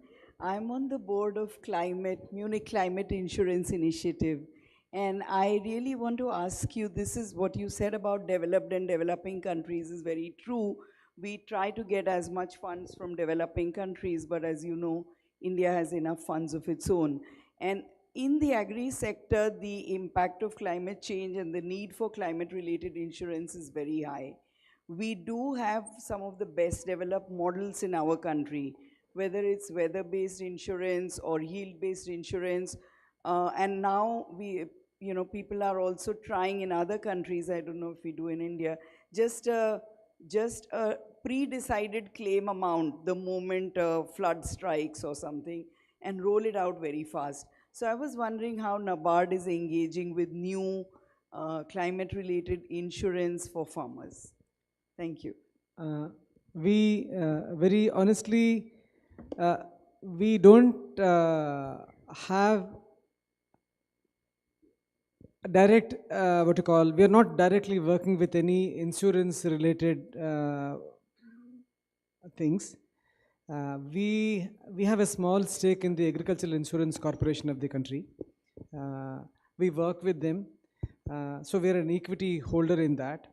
So we don't have a very strong presence or working in this particular place, in this particular area. Should not we work? Yes, I think this is required to be looked at very honestly and seriously. Somehow insurance is always, crop insurance is always looked from several filters, and everyone has a name and a feel and a description of it. It's a little complicated area to work. Somehow, so far I think business as usual is what is going on so far, because it really didn't, the climate change really didn't pinch us enough, which is going to pinch. Morning when I was just coming, like the TV was on, I think the BBC World Service was on. It says that, I didn't hear it completely, in Greenland, the glaciers are melting. That's what that report was saying, I think today morning at 7:30. So it is really not pinched us enough, I think, but the time has come where we need to really look at. We have no direct understanding, experience as an organization. No, we need to really understand that. Can I make a point? Yes. Yes, please. This is a question to Sib. I mean, as we know that the climate change is kind of inevitable and there's going to be a productivity loss. I don't know what percentage that's going to be. And if that is a kind of a concern for all of us, I just like to know from Shiv that in his company, what is the kind of boardroom discussion going on in next 10 years? If there's a productivity loss of 10% for wheat or soybean or anything of that sort, how are you going to face that challenge? Will you be growing or there will be some kind of a problem for you as well? Yeah, what we are doing is getting a lot more specific on this broader climate change related discussion to the specific value chains of interest to us. So we, in the first instance, picked up 12 of those value chains which are more important among more than 20 that we work in. So for all of that, we completed 3 of them and others are underway in terms of mapping climate hotspots around India as well as all the competing origins in a global market as to where the projections are taking place going on all the way up to 2070 for the time being, and what are the shifts that are taking place. And at all the key phenological stages of the crop, 5, 6, whatever stage in a crop cycle, in all the growing regions, what are the shifts that are likely to take place based on all the projections that are done by different experts, and that's where AI is quite heavily used to pick up what is most representative. And therefore, what are likely to be the bigger problems. So far, we seem to be relatively cracking the challenge of heat, drought resilience. Those issues are not so much of a challenge. We have a pipeline of germplasm that can be brought in. But the problem which we still need to focus and solve is on waterlogging and heavy rains in a short period of time. For that, not enough solutions are built. So some work is likely to happen in that area. And where some shifts of geographies probably will need to take place. Based on these projections of what the climate is likely to be, which regions are more vulnerable and therefore which crops can probably be grown there, and these crops, where can they shift? Which is also leading to some kind of an opportunity at a global level. When we are looking at what are the competing origins, we are seeing the similar impact elsewhere in those regions, and therefore where India is likely to get an edge from an export competitiveness perspective. If we play our game right in terms of taking all these steps that we discussed in different pieces, in terms of how do you build those resilience, how do you get that mitigation in place. So therefore, in terms of action, what's discussed in the boardroom and on the ground is really getting far more specific in building that resilience and looking at also opportunities in a global market situation. Hi, good afternoon, everyone. My name is Varun Kashyap. I'm from Let's Endorse. We are a social enterprise. So thank you for this discussion today and this opportunity. I mean, more than 15 years back when I was in college, I read about eChopal, and that was, one of the inspiring and intriguing initiatives by ITC. Obviously, the world has moved on. 15 years, right? My question is something that has intrigued me a lot is, how do companies, like ITC, balance between shareholders' interests and increasing the income of, for example, the farmers or rural folks that you engage with? My specific point is that, when, if we go by the, minimum support price, for example, or what the government expects us to pay for the produce, I don't think, that is going to kind of help in increasing the income or, like doubling the income. So how do you kind of look at that, and how do you work with the farmers or other rural, livelihood initiatives where you bring people up the value chain, and how that, and then how does that impact your own value chains, for example, at ITC? So that is something that I would like to know. Thank you. Thank you. I mean, obviously, the inherent part of your question is that how do you look for those win more models that both parties, in this case, farmers and the corporates, and obviously at the other end are also consumers from where all the value chains get anchored, also has to win more. So typically the routes are a few, whether along the whole chain, if there is aggregate cost of connecting a consumer to the producer is X, where are the inefficiencies that you can reduce and therefore redistribute the savings in a fairer manner is one route to do it. Our consumer is looking for a higher value, and therefore how do you get the producer to align with that and produce and get the production system being more demand responsive, and therefore a higher value participation that can happen there. Our link up with some of the conversation that we just been having, which is the demand which is also coming today, where the attributes are not just the product linked attributes, but also on the value chain linked attributes, by saying that, is this grown with a net zero commitment? Is this grown with, let's say, 30% water reduction or not? So as the customers are seeking some of that, making the participants from the producer side and enabling them to deliver that is how the value chains are also prospering, with all the participants winning more. So I think there are multiple routes in which that is happening, and today we see a lot more opportunity with further advancements in digital technologies. As we moved from eChaupal into the current phase, where we have branded the super app as ITC Mars, Mars standing for Meta Market for Advanced Agriculture and Rural Services. Ability to link up many other agri-tech startups which are developing interesting solutions, and in a farmer-centric manner get them delivered to build all these three types, whether it is a cost reduction or whether it is better value for the consumer or the environment value embedded into it, any which way.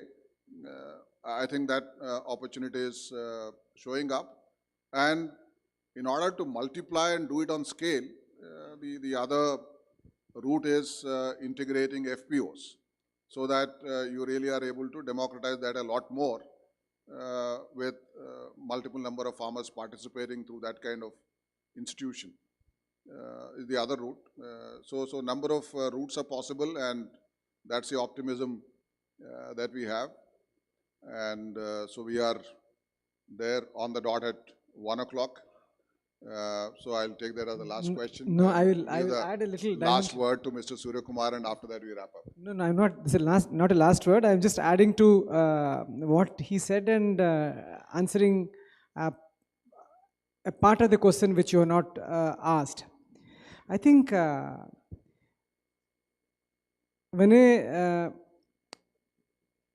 farmer can give, like a company can win or earn only when the farmer wins or earns more. So for example, look at a situation where ITC or similar companies like ITC are working with the farmers, where there is a symbiotic relationship between the farmer and the company like ITC, which is buying that particular produce. Let us forget for a while that ITC is not there, who is in this business. It is in a different business. You look at the cost of cultivation of a particular crop anywhere in the country. Look at what has been the cost, and look at what has been the price which the farmers have been getting. I think the costs of cultivation have gone up many-fold as compared to the price which he is getting. When a company like ITC comes, which is working closely, then the whole thing becomes better, because there is a relationship between both the people, both the parties. But so far in the country, there are companies were buying from a mandi, and mandi was being ruled by someone else. From there, when it moves into more democratization, things change. I think that transformation is slowly happening through each of all, through companies like ITC. That is a win-win situation. I think we are slowly progressing there, but we require more organizations which directly work with the farmers. And when the FPO story, I think if you really look at FPO story is still at its infancy, I would say. It is 10 odd years in the country. I would still call it a 10-year-old baby is still a baby only, not a grown-up man or a woman. But there is a huge amount of what you call potential in this idea where democratization is possible. And most of the FPOs at this point in time are only buying inputs together. They're still not selling output together. So when that really happens, that power to the FPO, that democratization happens. I think that is the way we should really look forward and go. I think that is the way the direction is gradually moving to the direction. That's a very nice thing which is happening in the country. Thank you. So we'll take those closing comments and for enriching this discussion, very thought-provoking comments as well as all your participation with very interesting questions. Thank you all. Thank you all so much. I thank our guests, Mr. Surya Kumar and Mr. Shiv Kumar, for this insightful discussion and talking about the urgency for creating a knowledge base, learning from within, looking at best practices, and ultimately making an action-based, customized solution to build resilience against climate change. So with that, we come to an end of this session. We will now break for lunch. And we'll reconvene at 1:45 p.m. for tracks 1, 2, and 3 at Hall, Sovereign 1, Sovereign 2, and Desire, respectively. Also, when you're moving out for lunch, please take your belongings with you because this hall is going to get split up into 2 different halls. So the furniture and the setting is going to get rearranged. So that'll be really nice. Thank you so much and have a nice lunch.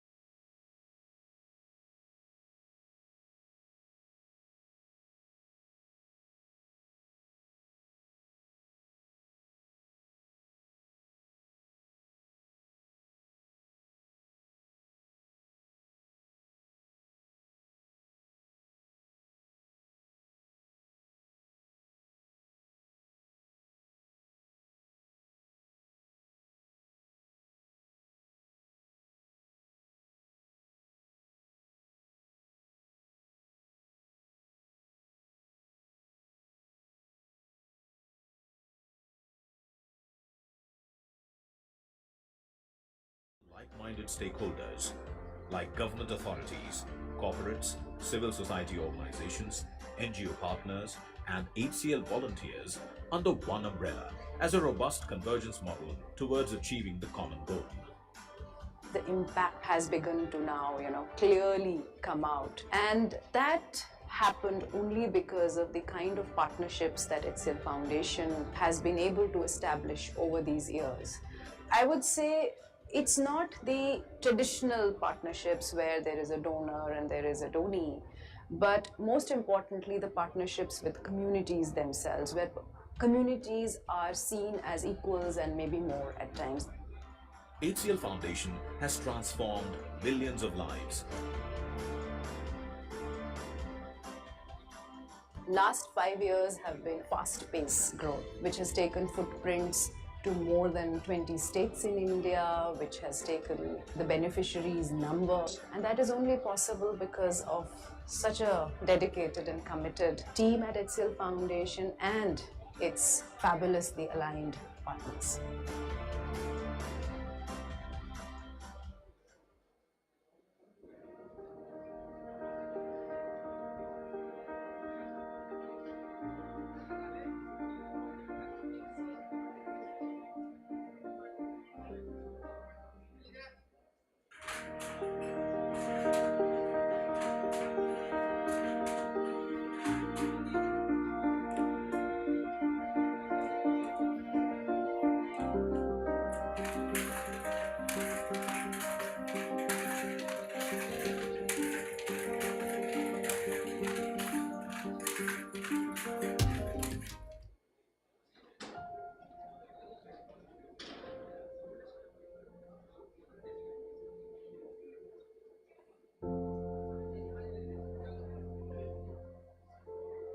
una, gaobra ko na ya sa karinderiya sa Morsya, aga pa ko na ya gabutaw, alas 3 ang agahon.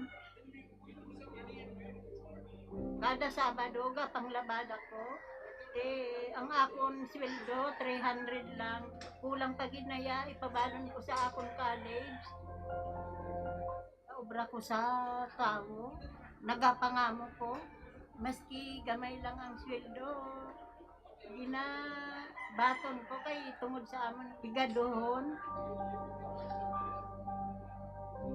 Nakasulod kami sa 4 piece, sa 3 ko na kabataan. Kay tanan sila ga eskwela. Daso nangutang ko. Kulang pa gid ang budget namon na pinansyal.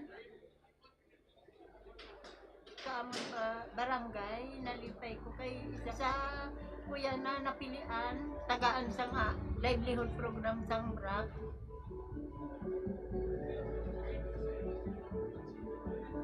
The graduation approach is empowering people in extreme poverty.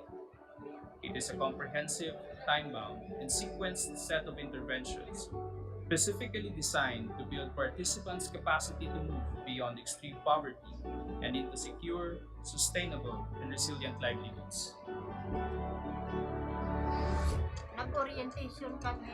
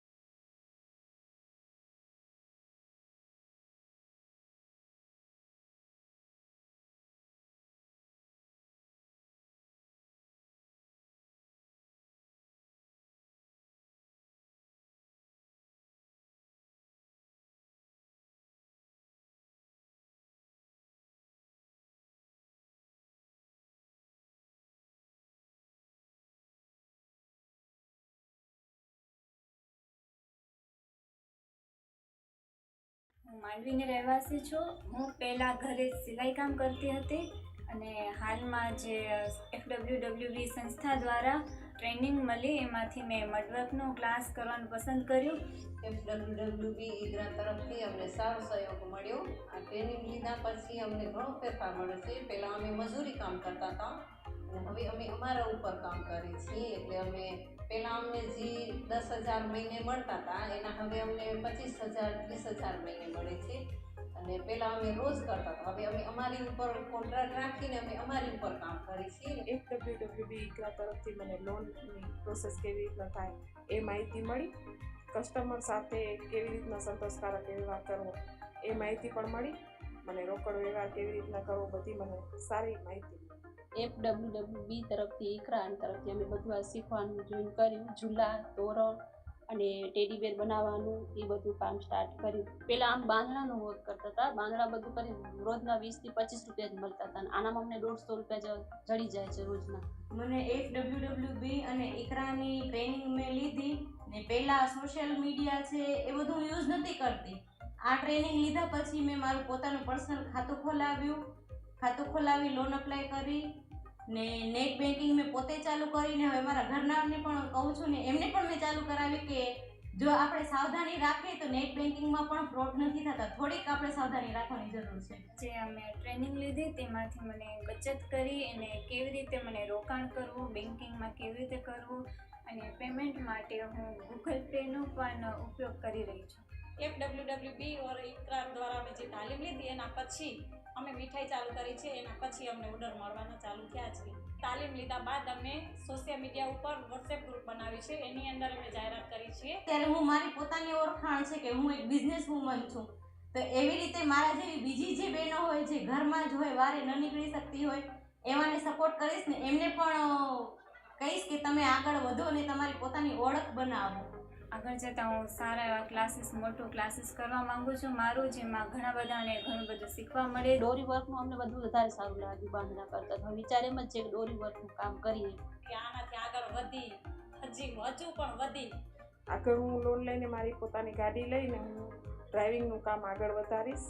અને હવે આમાં અમને હજી વધારે ને વધારે આગળ વધવાની કોશિશ અમે અમારી કરશું.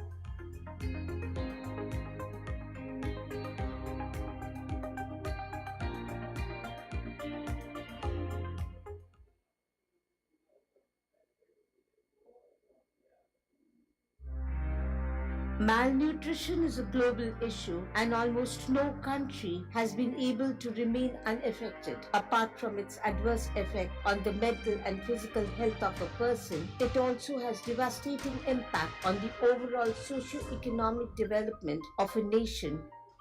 With the aim of providing a sustainable solution to the problem of malnutrition, Grameen Foundation India, in collaboration with Harvest Plus, has launched a program across eastern Uttar Pradesh to promote the cultivation of biofortified zinc wheat, covering more than 1,600 hectares and involving 32 FPOs. फसल की देखरेख, सिंचाई के बाद फसल जब बालियां निकलने लगी तो किसान इस बालियों को देखकर और इस फसल को देखकर बड़े ही प्रसन्न थे तथा हमारे यहाँ रिपोर्ट करने लगे कि आपके द्वारा जो हमें गेहूं मिला था वह गेहूं बहुत ही उत्तम क्वालिटी का था. इससे हमारे बच्चों को पोषक तत्व मिलेगा, जिससे उन लोग को पढ़ने में बहुत अच्छा प्रोटीन मिल रहा है, जिससे उनकी दिमाग याददाश्त बहुत तेज रहेगा और हम लोग बहुत खुश हैं ग्रामीण फंड की हमारे गांव में ऐसा ये आया है. The specific goal is to increase the availability and consumption of high-yielding and high-nutrient-dense crops among people, especially women and children, who are the most vulnerable segments of the population. इससे खाने के महिलाओं की बीमारी को दूर भगाती है.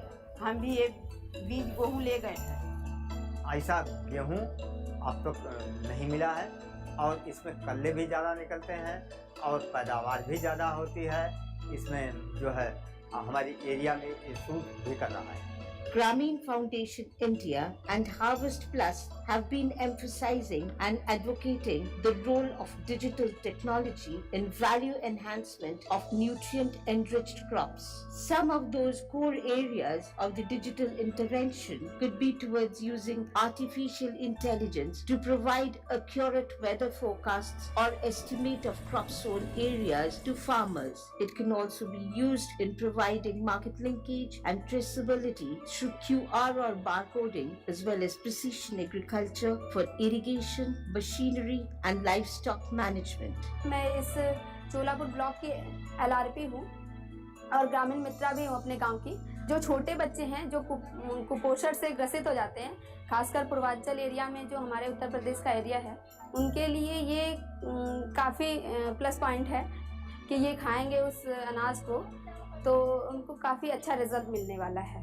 हमको इसको खाने के लिए जो हमको आवश्यकता थी वो हमको भरपूर मात्रा में मिल रही थी और आर्थिक भी दृष्टि से, क्योंकि इसका उत्पादन भी बहुत अच्छा है और स्वास्थ्य की दृष्टि से भी बहुत अच्छा है। तो दोनों तरीके से हमको ये गेहूं बोने में दोनों तरीके से लाभ ही लाभ है। The government of India has set ambitious targets to tackle the problem of malnutrition with a special focus towards women and children.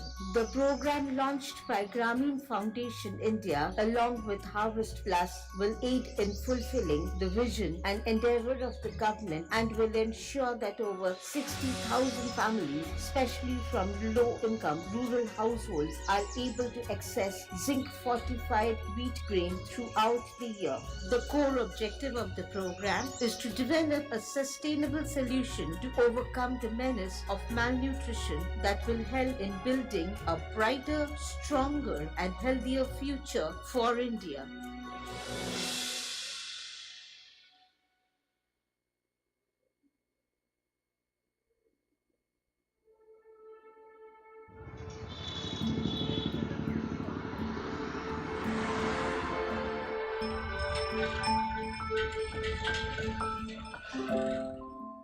नमस्ते, मैं शबनम रशीद शेख। मेरा क्वालिफिकेशन BSW MSW 2020 में कंप्लीट हुआ है और मैं अभी करंट में ग्रामीण फाउंडेशन में as a block coordinator Samudrapur block में 55 GM के साथ में काम कर रहे हैं। GM की खोज करने के पहले हमें विलेज क्लस्टरिंग करना पड़ता है। उसके लिए हम सबसे पहले पंचायत समिति से एरिया की लिस्ट लाते हैं। ग्राम पंचायत के अनुसार हम गाँव की क्लस्टरिंग करते हैं। गाँव में जाने के बाद हम सबसे पहले गाँव में आशा दीदी, आंगनवाड़ी सेविका और CRP इन दीदी लोगों से मिलते हैं। उनसे मिलने के बाद हम उन्हें ग्रामीण के बारे में पूरी जानकारी देते हैं और उनसे ऐसी महिलाओं की जानकारी लेते हैं जो कि 12th पढ़ी हो और कुछ करने की इच्छा रखती हो। ऐसे 6-7 दीदी लोगों के नंबर्स लेते हैं और उनसे मिलते हैं। उनसे मिलने के बाद हम उनको ग्रामीण के बारे में इंफॉर्मेशन देते हैं। पूरी तरह से बताने के बाद जो दीदी इंटरेस्टेड होती हैं उनका हम PI फॉर्म फिलअप कराते हैं। उसके बाद दीदी को हम एक दिन का टाइम देते हैं कि दीदी आप आपके फैमिली से परमिशन लीजिए। तो हम फिर नेक्स्ट डे उनके घर जाकर उनके फैमिली से बात करते हैं, उनको प्रोजेक्ट के बारे में और ग्रामीण के बारे में पूरी तरह से समझाते हैं। उसके बाद हम दीदी को ऑनबोर्ड करते हैं। ऑनबोर्ड करने के लिए हम दीदी के important document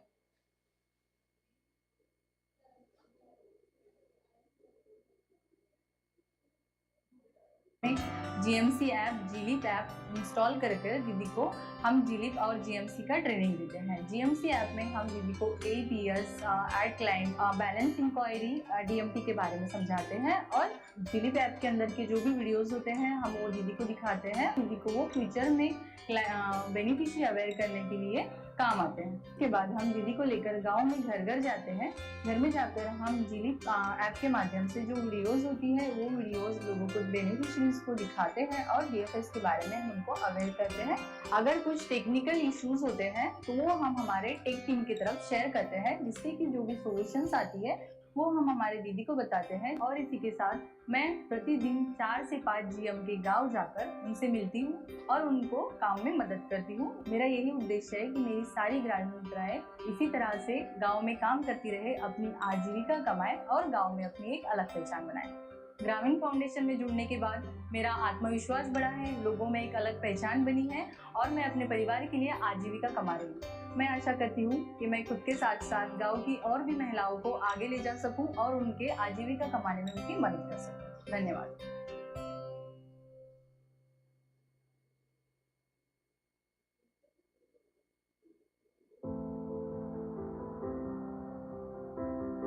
HCL Foundation was established in 2011 as the CSR arm of HCL, with an aim to bring positive impact in the lives of underprivileged communities, both in urban and rural India. HCL Foundation started working in the field of education, health and hygiene, water, sanitation, early childhood care and development, livelihood, environment, and disaster risk reduction. Understanding the magnitude of its vision, HCL Foundation brought all the like-minded stakeholders like government authorities, corporates, civil society organizations, NGO partners, and HCL volunteers under one umbrella as a robust convergence model towards achieving the common goal. The impact has begun to now, clearly come out. And that happened only because of the kind of partnerships that HCL Foundation has been able to establish over these years. I would say it's not the traditional partnerships where there is a donor and there is a donee, but most importantly, the partnerships with communities themselves, where communities are seen as equals and maybe more at times. HCL Foundation has transformed millions of lives. Last 5 years have been fast-paced growth, which has taken footprints to more than 20 states in India, which has taken the beneficiaries' number. And that is only possible because of such a dedicated and committed team at HCL Foundation and its fabulously aligned partners.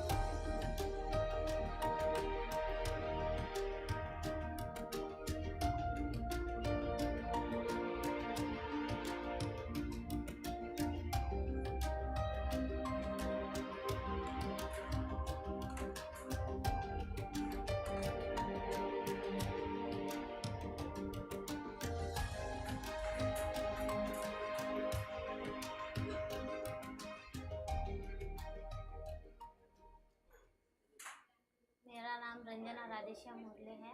मैं मांडू में रहती हूँ। तालुका धारनी है, जिला अमरावती है। मैं Kasturba solar khadi महिला समिति में काम करती हूँ लोगों का। 100 चरखे दिए यहाँ पे, 110 बाइयाँ काम करती है। ये सब कपड़े वगैरह सब हमारी मेहनत से हम खुद हाथ से बनाते हैं। इससे मतलब मशीन के कपड़े से ज़्यादा मतलब अच्छा ये क्वालिटी मिलता है हमारे कपड़े से। दूसरा डिवाइस से मैं जो काम कर रही हूँ उससे कस्टमर को पता चलेगा कि ये कैसे कर रही है, और मेरे साथ में जितनी बाइयाँ काम करती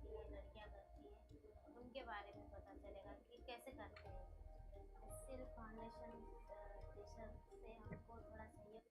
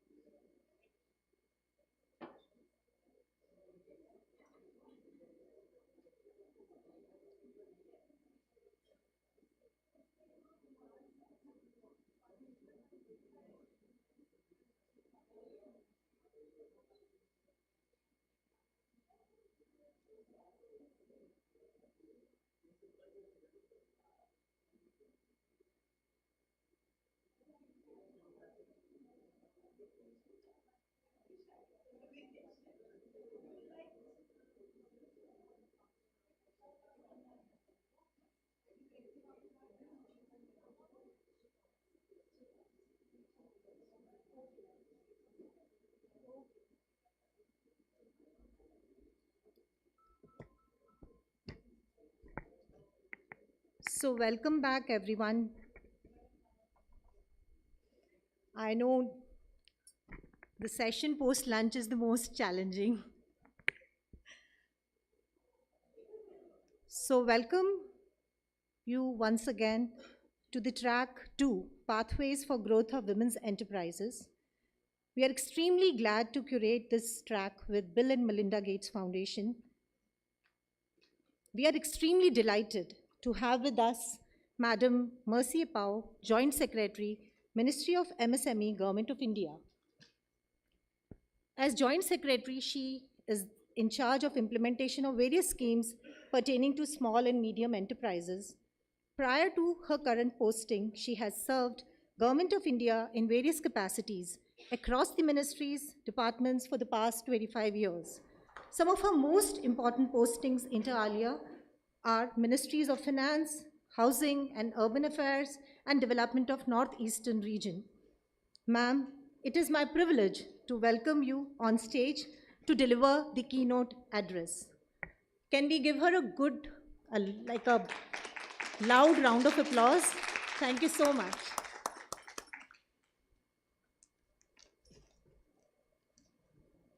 Thank you. Very good afternoon to all of you. If you have had your, can I just close this for, it's okay? Can I just close it? Thank you. If you have had your lunch, then it's a challenge now to keep awake, so I have to be interesting, otherwise I will kind of sing lullaby to make you sleep. I'm here to give a keynote address on the overall view of Ministry of MSME, as our Madam has already said that I am Joint Secretary there. So Ministry of MSME, as you know, we look into the MSME spheres, policy making, and also hand-holding, supporting through some of the interventions and programs. And if you look at Ministry of MSME landscape, you will know that Ministry of MSME is highly vibrant, and we also contribute significantly to our GDP, exports, And so in order to catch up with the vision that the government is already laying for all of us, we are also trying to have stakeholding meetings with the industry, with people like you, and also with our MSMEs. And we are trying to also tweak our policies so that we can also be relevant and serve our nation better. So I thank the Access Service Development for organizing such a beautiful platform where we can all have a meeting together, have technical sessions. My colleague Ishita will be here, and she will also be highlighting a lot more. I know you might be aware of what MSME does, and if you are a frequent visitor to our website, everything is up there, so you might be aware. But there is always that one or two persons who may not be totally aware of what the government is doing in the MSME sector. So for the benefit of them, I just want to tell you what the Ministry of MSME does and how you can also access and get benefited. And if you get information today, perhaps you can go back and then help the people that are under your influence so that we can all help and grow the MSMEs. In order to be comparable with the global MSMEs, we have revised the definition of MSMEs. I think you are aware of that. The only difference that our Indian MSME classification says is we don't include mandatorily from the MSMEs the number of people that they are employing, okay? So for the micro, the investment does not exceed 1 crore and turnover does not exceed 5 crore. If that is your enterprise, then you are a micro unit. For the small, investment does not exceed 10 crore and turnover does not exceed rupees 50 crore. If you are in that bracket, you are a small unit. And for the medium unit, investment does not exceed 50 crore and turnover does not exceed 250 crore, and you would be a medium unit. So if you look at the landscape, 95+% of MSMEs are in the micro segment, and very small number would be in the small, medium would be less than 1% perhaps. And we have recently also introduced Shri Fund, which is an equity fund. I will tell you a little bit as I go on, so that we can help our MSMEs have infuse the capital fund so that they cross over to become bigger. They get out of the MSME bracket. We are trying to create some champions out of it, so that is a new initiative also. Now, if you look at the MSME contribution to our economic development, we have 45% of national output as far as the manufacturing is concerned. Total exports is about 49%. Contribution to GDP is 30% or more. And we employ around 11 crore people. And the number of MSME units is 6.3%. And the products and services, we range for, we have more than 6,000. And it ranges from right from khadi, which is made with hands, okay, the rural artisans, up to very high precisions, which we are also manufacturing and giving it to our satellites also. If you look at the MSMEs, you will find that a lot of our MSMEs are in informal sector. They have not come in the formal sector as yet. So the government is trying very hard to bring in all the MSMEs in the formal sector. So we have initiated this Udyam portal where everybody gets registered, and once they get, and it's free by the way, there are many fake sites that have come up, but if you enter that and then if any site is asking for money, please know that that is fake. Government of India does not ask for any money, and it is totally digital. You just have to enter your details and then you get a number. Once you have that number, then you become eligible to access all the schemes and programs. More than 25 in the ministry alone, you become eligible to access those benefits. And if you look at the registration, I think it is more than 1.3 crore right now as on date. And we are also having a special campaign for Udyam registration, because this is also one of our vision for 2047, India at 100 years, how we can bring in all the MSMEs under the formal sector. If you look at the total registered MSMEs, the women, you will find that 18% of those who are registered on Udyam portal are women. And today we are talking on women. So some of the special initiatives that we have taken on women I will also share as I go along. If you look at the Ministry of MSME, the objective and function, we have 5 verticals, major verticals that we work with. One is finance facilitation, and we have schemes like Prime Minister Employment Generation Program. We have recently revised, and so earlier it used to be just 10 lakh for service sector. Now we have doubled it to 20 lakh. For manufacturing, it used to be 25 lakh. Now we have given to increase to 50. So, and some of the farm sector, which were not covered earlier, has been given for especially Northeastern region. And we also have CGT MSE. And as I said, the equity fund, Shri Fund, Self-Reliant India Fund, we have also launched that. That's the finance facilitation vertical.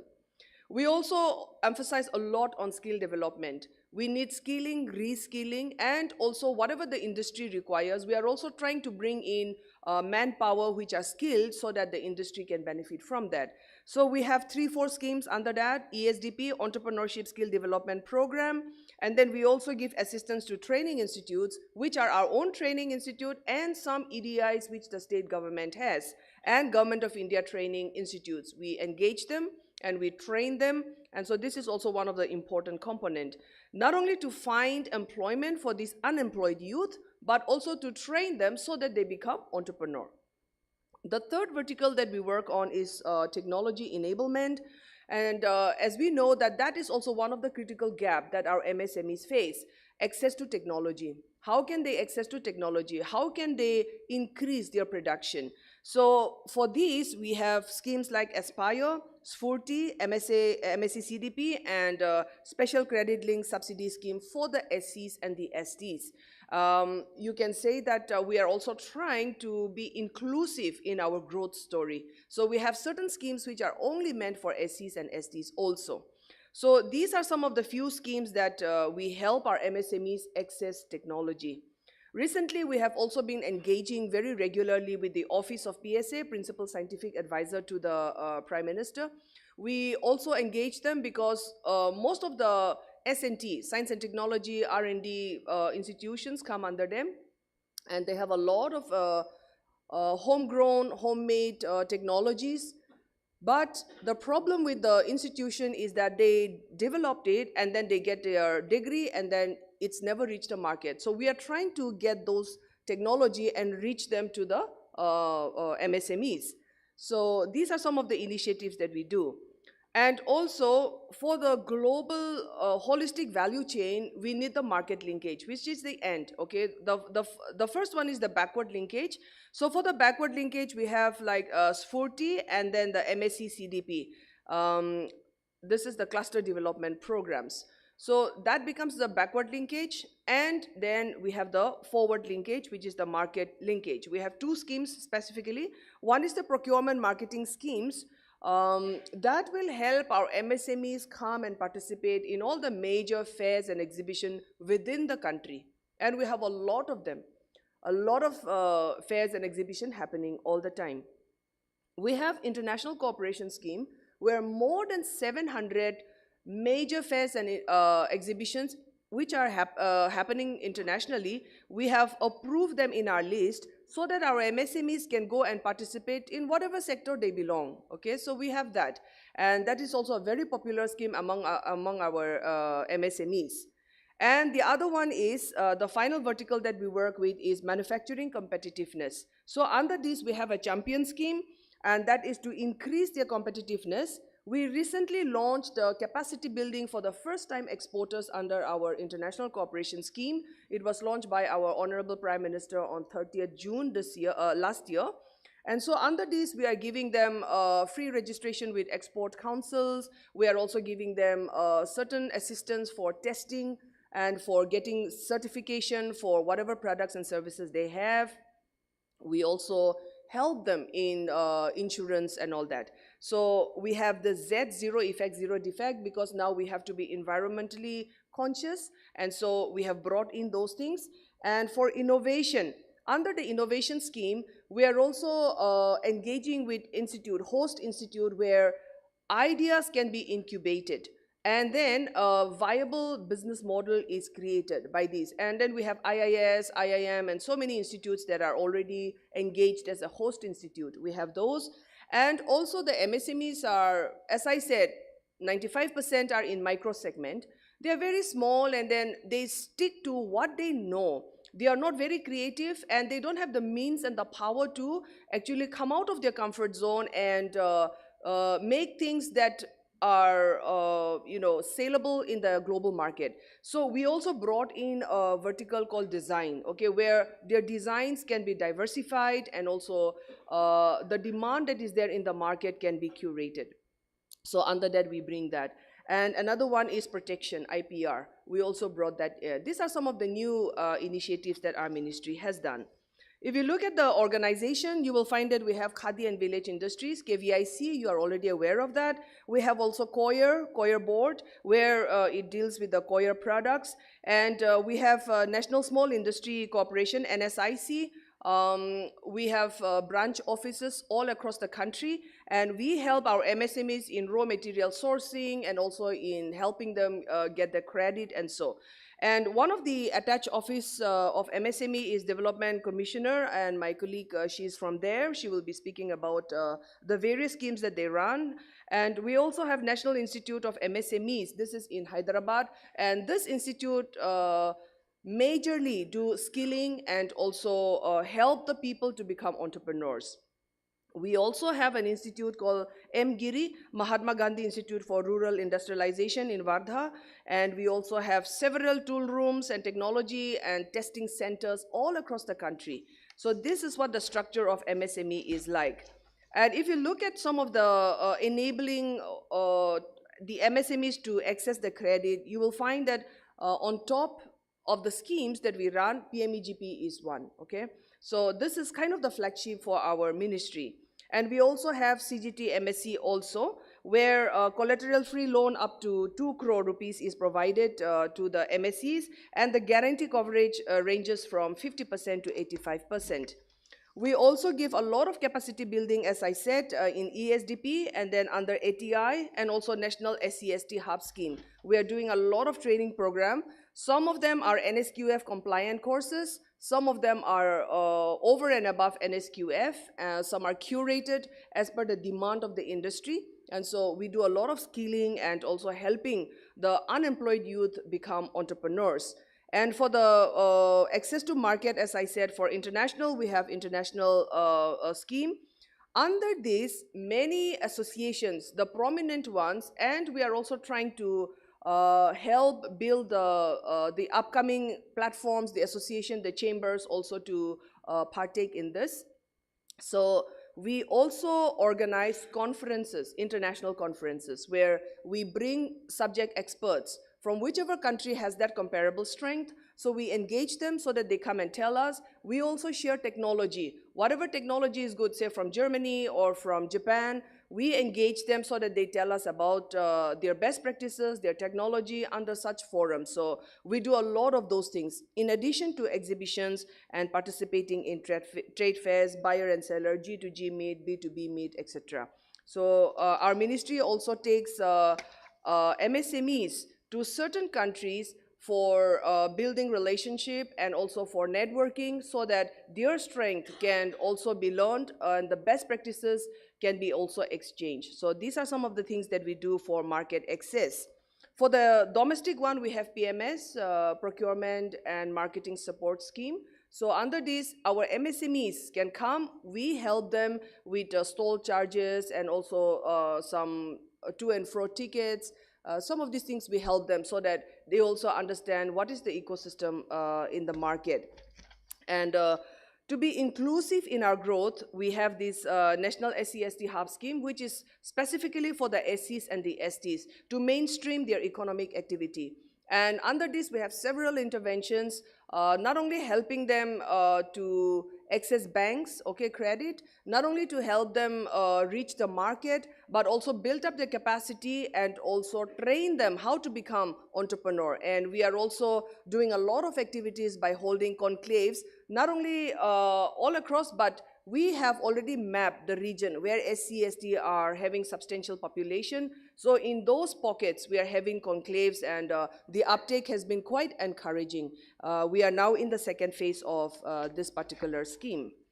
And in order to help ease of doing business, we have UDM registration portal, and Madam deals with that. And under that, we are trying to bring all the MSMEs in the formal sector by giving them registration and other things. And also Champion portal. This is a technology-driven platform for helping and promoting the MSMEs. It's also a single window solution for needs as well as grievances of the MSMEs, and also assistance to business, including finance, technical, market access, export, import, etc. We also help them. And we have developed this Champion portal in hub and spoke model. So the hub is in our Udyog Bhavan. The spokes are spread across the country through our DFOs and other TCs. We also have this MSME Samband, and under this, we monitor the implementation of public procurement. The Government of India policy says that at least 25% of all the procurement must be mandatorily from the MSMEs. So here we monitor the procurement, and there is a portal tracking the thing. And also the government e-marketplace, GEM, we also facilitate, we also help our MSMEs register them on the GEM portal. And MSME Samadhan, this is about the delayed payments, and as MSMEs are very small, and if their payments are not on time, then they face a lot of challenge. So in order to help ease out this particular issue, there is a portal called MSME Samadhan, which also monitors and help them. The MSME Champion Scheme, as I said, we have Z. The scheme is an extensive drive to enable and facilitate MSMEs adopt Z practices and motivate and incentivize them for Z certification, and also encouraging them to become the MSME champions. And under the innovation scheme, we have design, IPR, and also incubation. And the first-time capacity building, I've already shared. This is becoming quite a popular one for the MSMEs, because we, as India works towards reaching the 5 trillion USD, the MSMEs play a very critical part. So we also want to handhold our MSMEs become exporters. So these are some of the initiatives that our ministry has recently undertaken. Now, some new interventions are like Self-Reliant India, Shri Fund. So NSIC, the National Small Industry Corporation, is the main agency execution of this fund of fund scheme. And it is a rupees 10,000 crore by anchoring it through a 100% owned subsidy company. So this NSIC Venture Capital Fund Limited, NVCFL, was incorporated, and NSIC is now the agency running that, and we named that as Self-Reliant India Fund. And under this, the objective of the Shri Fund is to enhance equity, quasi-equity, and debt financing as permitted under the SEBI guidelines. And it also supports the faster growth of MSME businesses and ignite economy and create employment opportunities. And we also support enterprises which have potential to graduate beyond the MSME bracket and become national and international champion. And some of the important things that we do for the women specifically, we have 8th March, we all know that's International Women's Day. So last year on this International Women's Day, we announced a program called Samarth. And under that, we have 4 programs where we are focusing on that to help the women MSMEs. First, we are having a special targeted focus campaign on registration on the UDM portal by the women-owned MSMEs. So we're having that. 20% of all the capacity building training programs run by the ministry will be reserved for women. And also participation in domestic as well as international exhibitions and fairs. At least 20% representation from women will be reserved. And the fourth thing is all the commercial schemes under NSIC will be reserved for women. So these are the 4 steps that ministry have taken to help the women MSMEs under the Samarth announcement. And yeah, there are so many other schemes which may be of interest to you. Kindly look at our ministry's website. I'm just giving you an overview of what Ministry of MSME does. And it's very important that we come and share what we do. and also learn from what we are doing. And I think synergy is very important. Stakeholder consultation is very important. Government cannot do 100%. We do what we can do. You also bring in your things so that we together can be a part of the success story, the growth, the economic growth story of our country. So I commend the Access Development Services for organizing such a beautiful meeting. And I hope the technical session which will follow this will be meaningful and also will be a learning experience for all of us. So thank you very much for having me, and all the best for the technical sessions. Thank you.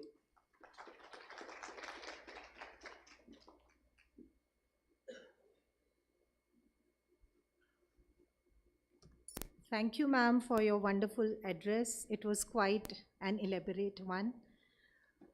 And for sharing with us the key initiatives that the Ministry of MSME is undertaking. I'm sure with the leadership that we have at the Ministry of MSME, we would be happy to work with your ministry and take the agenda of women's entrepreneurship forward. Thank you so much, ma'am. We also wanted to quickly felicitate you with token of our appreciation and for your presence here today. It has already reached you. Yeah, so let's give her a big round of applause. We'll quickly, we are delayed by around, I think, 8 minutes for our section to unfold. Our first session on for this particular track is themed Women in Enterprise, Impediments in the Marketplace. I warmly welcome the moderator for the session, Ms. Sachi Bhalla, Senior Program Officer, Bill and Melinda Gates Foundation, to take her place on the stage. I would also like to welcome and invite on stage our distinguished panelists for the session. We have with us Dr. Ishita Ganguly Tripathi, Additional Development Commissioner, Office of DC MSME, Ministry of Micro, Small and Medium Enterprises, Government of India. We have Suhaila Khan, Country Program Manager, Second Chance Education, UN Women India. We also have with us Prashant Mandke, Head, Strategic Alliance and Partnerships, Frontier Markets Consulting Private Limited. And our fourth speaker for the panel discussion is Sonal Jaitley, Head, Senior Manager and Lead, Gender Equality, Social Inclusion at Microsave Consulting. Thank you so much for joining us in this panel discussion, and we look forward to your perspectives on women in enterprise, impediments in the marketplace. I now hand over to Ms. Sachi Bhalla for taking the session forward. Over to you. Thank you. Thank you, Meenakshi, and good afternoon, everyone. Welcome to this panel discussion on women in enterprises, impediments in the marketplace. So I think we will talk about a number of themes and issues which go beyond just what is traditionally considered the marketplace. I'll just start by a short introduction of our great panelists today. We have Dr. Ishita Ganguly Tripathi, Additional Development Commissioner in the Ministry of MSME. She is an officer of the Indian Economic Service 1999 batch, and in the past 25 years has worked in the Ministry of Finance, Planning Commission, Ministry of Road Transport, and Ministry of Commerce and Industry in various capacities. Thank you for joining us today, ma'am. We next have Suhaila Khan. Suhaila is the Country Program Manager for Second Chance Education and Vocational Learning Programs at UN Women. She has extensive experience in the management of large-scale transformational programs on women's economic empowerment, and really works to ensure that feminist principles are included to recognize women and what are gender-based discriminations or gender-based challenges to advance women's economic empowerment. Thanks for joining us, Suhaila. We next have Prashant Mandke, who's been recognized as the most influential rural marketing professional by CMO Asia and most influential agriculture professional by Agriculture Innovation Congress. He is passionate for building sustainable solutions for access to health, water, energy, and food for low-income households and rural communities. And he's been working really hard to ensure that the experience and the understanding of socio-cultural dynamics of gender are included as we think about innovative solutions. Thanks for joining us, Prashant. And lastly, we have Sonal. Sonal is the Gender Equality and Social Inclusion head of Microsave Consulting. She has been working with with Niti Aayog's Women's Entrepreneurship Platform over the past few years and brings a lot of experience working with women's enterprises and looking at integrating an economic empowerment, financial inclusion, and gender perspective into various policies and programs. She recently led the Digital Economy Working Group for the G20 Ministerial Conference on Women Empowerment under Indonesia's G20 presidency, and we hope to be able to continue with many of the themes discussed there in India's G20 presidency as well. Thanks for joining us, Sonal. I don't think the audience in this room needs an introduction on women's enterprises and really what are the various barriers and challenges faced by women's enterprises. I think just an interesting framework that I recently read was about looking at women's enterprises and trying to understand, are they safe? And by SAFE, the acronym SAFE stood for Sustainable, Autonomous, have Financial Inclusion, and be employment generating. And I think that's a really interesting way about thinking about the various barriers or what are maybe some of the enablers that women's enterprises require to be able to succeed in the economy today. I think for our panel today, maybe I'll start with you, Suhaila, to give us a brief understanding, maybe just lay out the landscape of women's enterprises in India today. What percentage of MSMEs today are owned by women, run by women, and then maybe we can just continue from there. Sure. Thank you so much, Sachi, for the question, and a pleasure to be a part of this very interesting panel. I would begin by quoting the Ministry of Small, Medium and Entrepreneurship data, because that is the data that we have available, which says that women at this point of time make up almost 14% of the enterprises in India. And so 14% of all entrepreneurs in India and constitute 20% of enterprises, which is small and medium enterprises out of the total 58.5 million enterprises that we have in India at this point of time. Now, but the interesting point is that a recent report by Google and Bain says that these women-led businesses has a potential of creating 150 to 170 million jobs, which are more than 25% of the new jobs that the Indian working age population needs by 2030. So look at the potential of these women-led businesses in terms of the economy, in terms of our growth of economy. Despite all this evidence, we also know that women entrepreneurship is very much necessity driven. We know that they are in low sort of segments of the market. In fact, they're concentrated in few sectors and segments that are not very growth oriented. And also they rely on local environment in terms of meeting their financial and technical requirements, which also sort of enables them to bypass some of the more stringent and more strict requirements that would also enable them to grow. Now, we all know the implications of COVID-19 on Indian businesses, right? Specifically on women. And there are reports which says that more than 73% of women-led businesses have been negatively impacted by COVID, and almost 20% of them have their revenues dwindled to zero. Now, when it comes to the existing interventions on women's entrepreneurship, we see a lot of focus on facilitating women's entry into the ecosystem. But we do not see many interventions that focus on really expanding those women's businesses once they are into that ecosystem. So then the issues of, say, for example, access to markets and the issues of access to finance.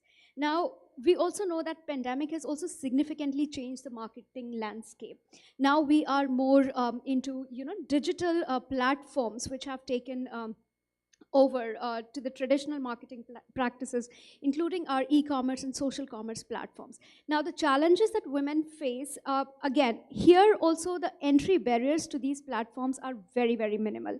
Anybody can just log on to Amazon. But the issue is that once the entry barriers are resolved, how do we navigate these platforms? Where do we, how do we have access to those technical skills? And these are very, very technical requirements on, search engine optimization and performance marketing and all of this, where women lack the technical expertise and the market, the expertise even within their teams to navigate those systems. So these are some of the challenges. And one last point that I want to bring here is also the fact that, even to access these marketing platforms, there are new systems that have been put in place which require them to pay the fees, which require them to pay the commissions, etc., which also has the linkages with the access to finance element of the entire entrepreneurship growth story. So I'll take a pause here, Sachi, and over to you. Thanks so much, Suhaila. I think you've touched upon the various challenges faced by women's enterprises today, and thank you for laying that out simply. I think we'll come back to some of this, but maybe I'll turn to Sonal now to say, you've been working with Niti's women's entrepreneurship platform for the past few years now. It'll be really interesting to understand what you've learned about women's enterprises that have been successful. What is it that is working for them?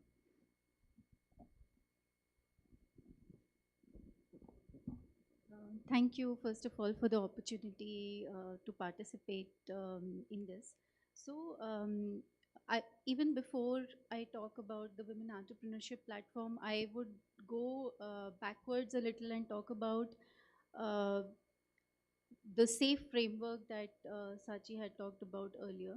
So, what makes enterprises successful is, when we look at it from a gender lens, we see that enterprises generally in India, women-owned enterprises are not safe. When we say not safe, they are not sustainable. So majority of women enterprises lie in the informal sector. If there are external shocks like COVID, demonetization, they're not resilient enough to come back on their feet. As Suhaila just said, there were many business closures reported, more for women than for male entrepreneurs. So majority of women enterprises are not sustainable. So that's the first part of SAFE. The second part, there are estimates and different estimates that almost 20% are proxy women enterprise owners. So, and there is a large percentage, there's anecdotal evidence from bankers that most of the applications that come are actually for loans on low interest rates.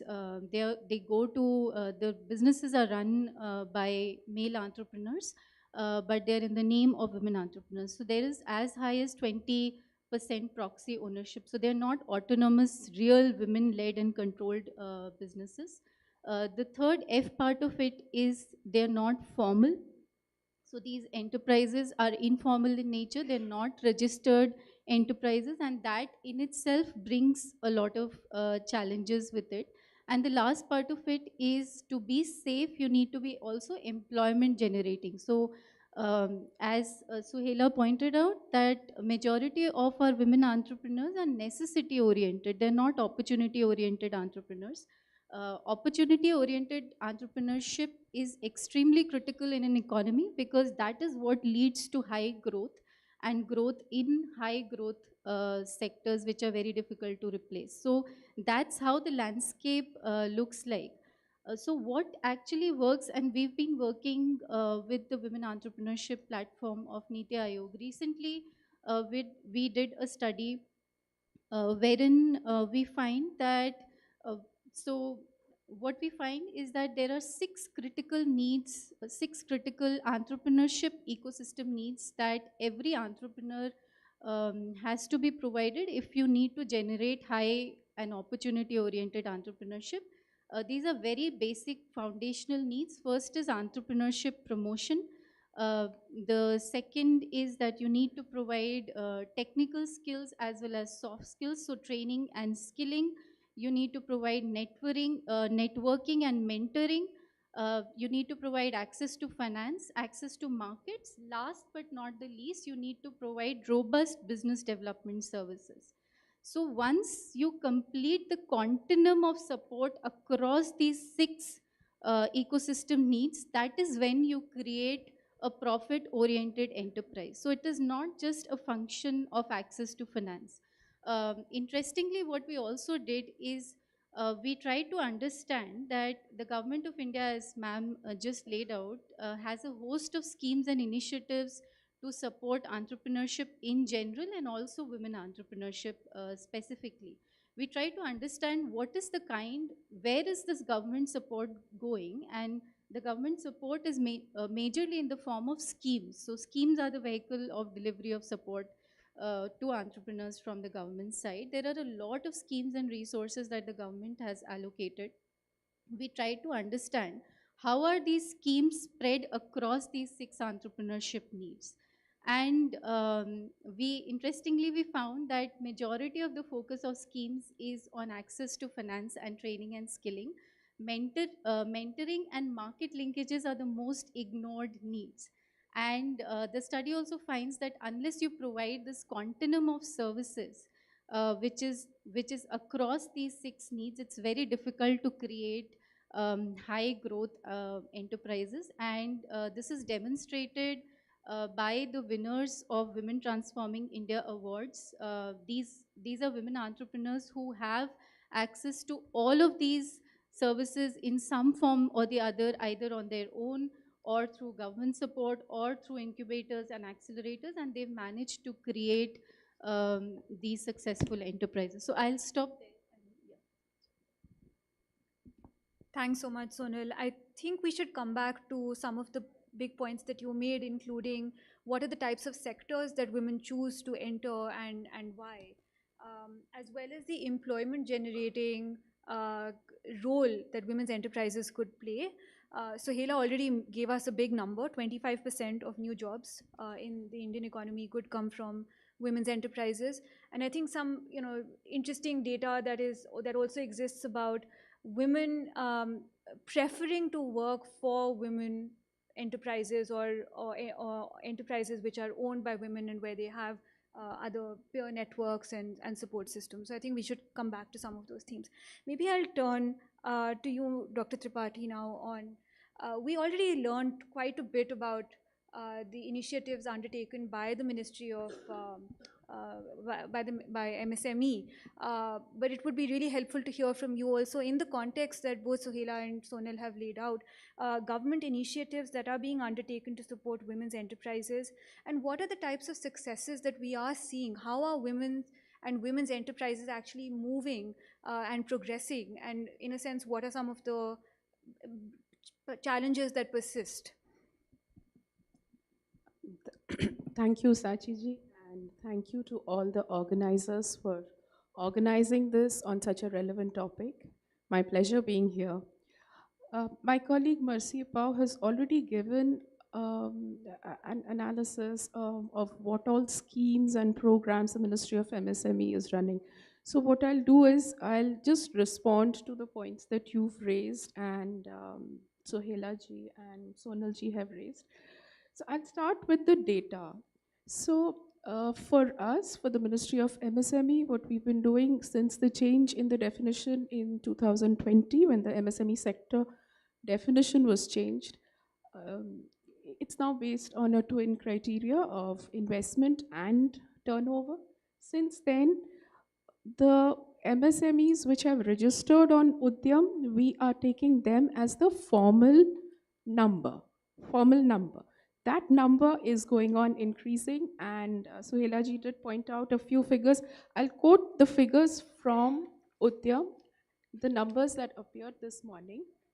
So it's 1.35 crore MSMEs registered since the 1st of July 2020.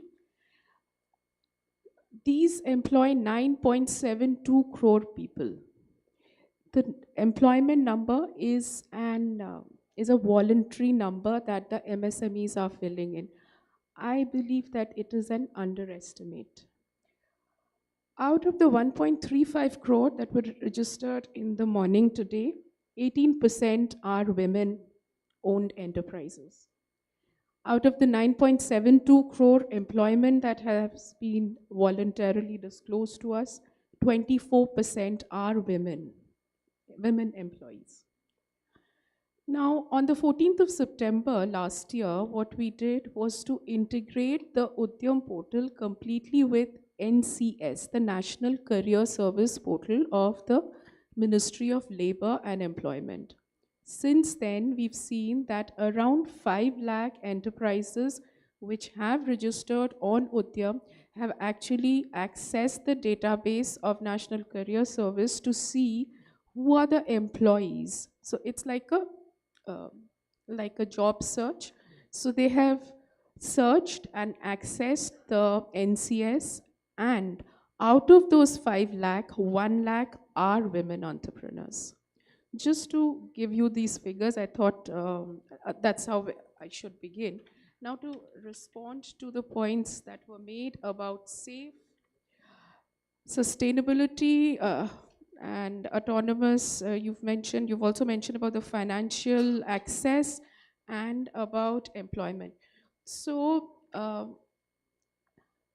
employment will actually come only if the other 3 parts, SAF, they are taken care of. And now for SAF to be taken care of, there cannot be one single approach. It has to be a convergence of all the approaches. And like Sonalji mentioned, there are 6 pillars that she's been looking at. We've been looking at something similar. Probably we call them by different names. So we've been looking at access to finance, access to technology, access to skilling, access to procurement, and also marketing. So under finance, I'll just give one example of each, and if there are more questions, I can take those up.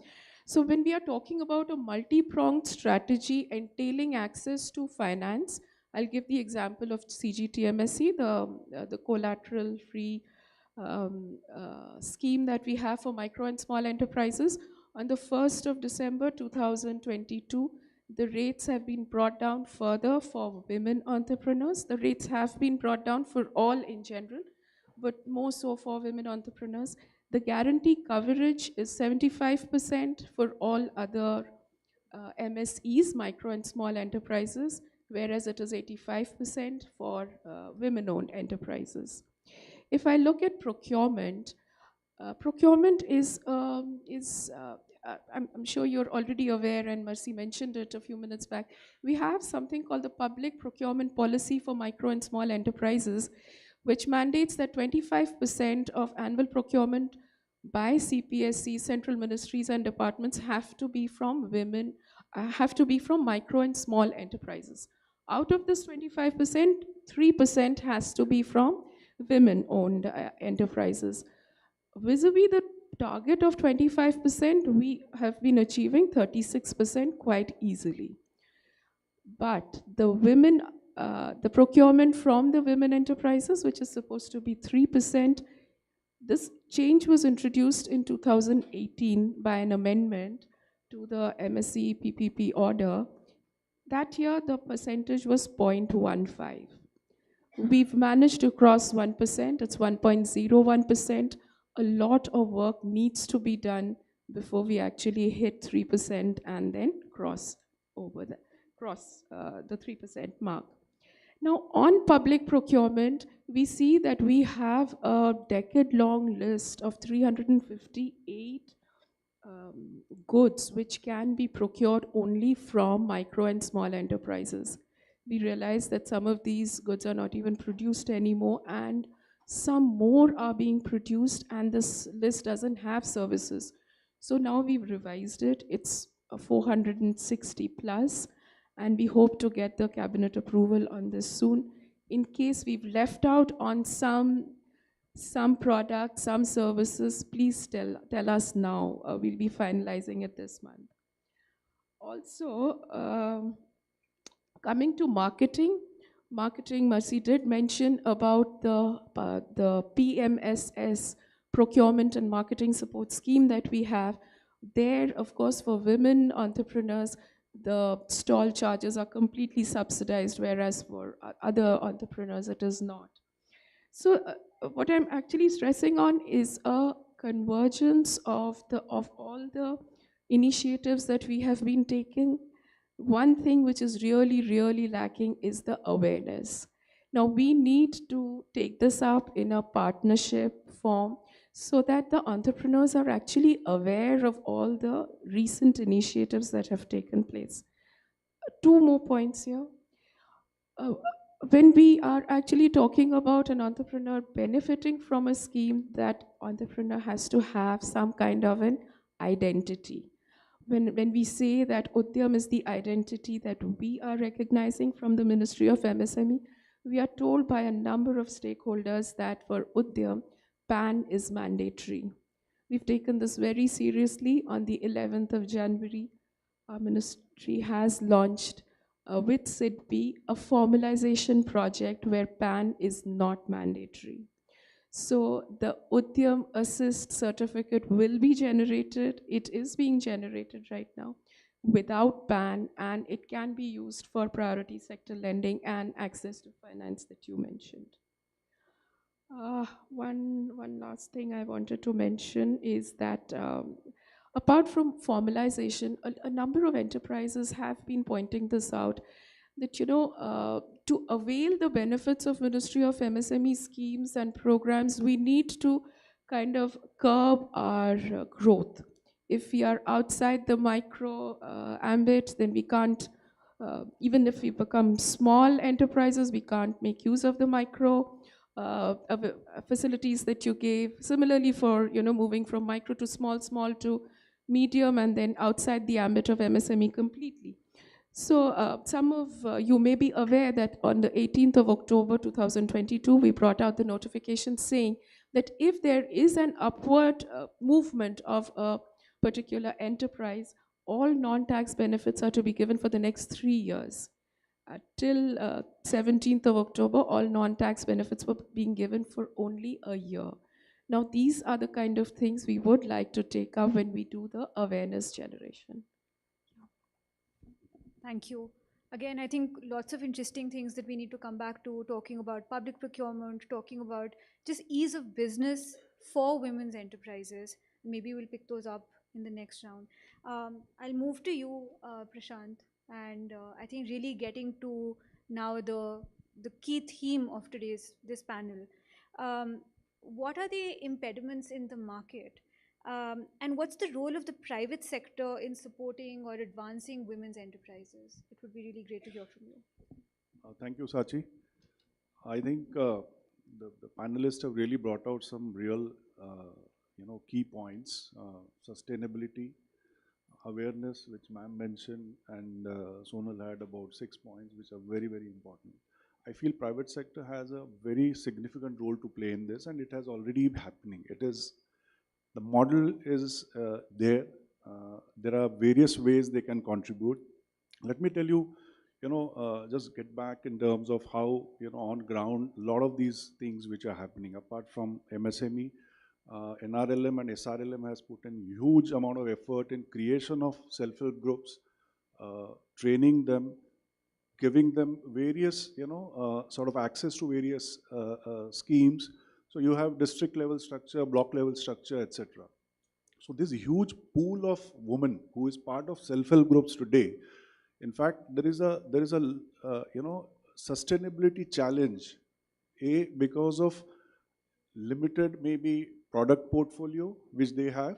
Okay, and when I say product portfolio, it largely is into 3 categories. One is farm, purely agri. The other is trading, and the third is manufacturing, which I mean things which they make at home, largely. The largest, part where the women have shown traction is trading. Now, trading is typically where, again, private sector comes into play. What do you mean by trading is promoting products, services in the village neighborhood, which possibly private sector has. Now, that is happening. There are initiatives in place, but scale is something which is very challenging. The number of SHGs, if you see, is huge, but how many are active is another, big challenge. and how far can the state machinery keep them rolling in terms of efforts and capacity building or formation of new SHGs. So here is where I think the investments which are already made, can be taken to the next level through private sector participation. And that's very crucial because then it becomes sustainable. The other, area where I feel, private sector, possibly can play a role apart from, simply products and services, which is very much known. I mean, every corporate today wants to go rural and they want to promote products. And it's not a question of only the, the daily needs or appliances or gadgets. I think there are some fantastic innovations which are across sectors. I would say health, education. I mean, when I say health, there are deeper, things into health. We talk about consultations, diagnostics, medicine delivery. There are fantastic solutions which are available. If you look at education, it is as simple as that speaking English. Or it can be agri-tech, which is a very fast-growing sector today. And if you see startups, there's a huge amount of agri-tech, which is, into play today. Multiple things. It's not just giving, a sort of climate, readings, etc. It's much beyond that. So that is a piece which I think also creates an impact. It's not just trading to service household needs. It's also an impact, like you create impact across thematic areas, and that's something which I think makes a lot of sense and it is sustainable. The other important area where I feel is there are CSR funds coming into this, specifically this area, women entrepreneurship, where they are supporting developing entrepreneurs in their own area of operation or area of interest. So these funds are flowing in. So it's not only CSR funds which they play with, but how do you make it sustainable? When it comes to CSR funds, I mean, there are models which we are aware of. How do you unlock a larger capital? The investment comes into play for certain, let's say, 1 CR is invested. Once that is over, what happens next? And this is again a big challenge which people feel. But is there a model which can be something like a revolving grant or returnable grant, which some of the programs are already in place, but it is possible to do that. So this, I think, needs to be tapped in. The third area, and which is most critical and which I would like to mark as priority one, is do we have model in place? Which is typically social enterprises which are there. There are players who are doing women entrepreneurship development across villages. In fact, one of them obviously is Frontier Markets, which I know about, and there are other players who are doing it. Where you need a model which is tech and physical presence combined together. Because today, the highest, cost is in terms of demand generation, awareness, or, final supply, the last mile logistics. So do we have a model? I think there is definitely a model. I'll speak about it if I get a chance, during this course, and I'd definitely like to make a mention about it. So these are the things which I believe will make significant difference, and corporate involvement, private sector involvement, I think will change the game. Thank you. I think one theme which I thought would come up, but we haven't really spoken about, is norms, socio-cultural norms, gender norms. And I'm wondering if anyone from the panel would like to actually reflect upon that, whether that is in terms of sectors that women decide to actually enter into, or even things such as caregiving responsibilities, other household responsibilities that fall in a sense as women's work. Do you feel like that is also actually a barrier to the growth, scale, and profitability of women's enterprises? Anyone? Thank you, Sachi. The most important question, I would say. Recently, I was looking at the Global Entrepreneurship Monitor and their report. They usually compare more than 42 economies across the world and see how entrepreneurship is doing, what are the critical factors, what are the motivators. So what they find is that gender, age, and educational attainment are the primary factors that decide if the total early stage entrepreneurship activity in an economy Not surprisingly, India has one of the lowest total early stage entrepreneurship activities for women, hovering around 2.6%. Apart from gender, age, and educational attainment, so men are more likely than women to start new enterprises or lead existing businesses. Age is a critical factor. Younger people are more likely to start enterprises than older adults. Educational attainment is a very significant factor again. Graduates are more likely to start new enterprises than non-graduates. Apart from these three, what is cross-cutting and what is most important is national context. And national context includes the cultural support for entrepreneurship, how social norms encourage or discourage women's entrepreneurship, and of course, the legal and regulatory framework. So I would double click on the social norms part here and how they sort of continue to form a barrier for women's entrepreneurship. And I would start with a very small example of how the entrepreneurship discourse itself in India remains very limited to women in the rural and micro segment. So anything which is small is associated with women's entrepreneurship. Small loans, women entrepreneurs. Small entrepreneurship, you again think of women entrepreneurs first. So anything small is only associated with women entrepreneurs. We're not even thinking that India is going to be the largest, the most populated country in the world by April. There are almost 600 million there are 600 million or more women in the population, and out of those, more than 300 million are working age women. Out of these working age women, only 20% are in the labor force. And entrepreneurship still remains the best pathway out of poverty and the best pathway into the labor force and the labor markets for women. And as we add more and more young women to the labor force, we need to ensure that we're also addressing social norms which are inhibiting women's entrepreneurship. Another very, very pertinent example in our context is women's unpaid labor. So and I always say this, and I could be wrong, that the most difficult task in this world is to build a profitable enterprise, and other one is to raise a child. So women are doing both, and when they get the right kind of environment. So time remains the most critical resource for all entrepreneurs. If you need to build a successful profit generating enterprise, you need to invest a lot of time.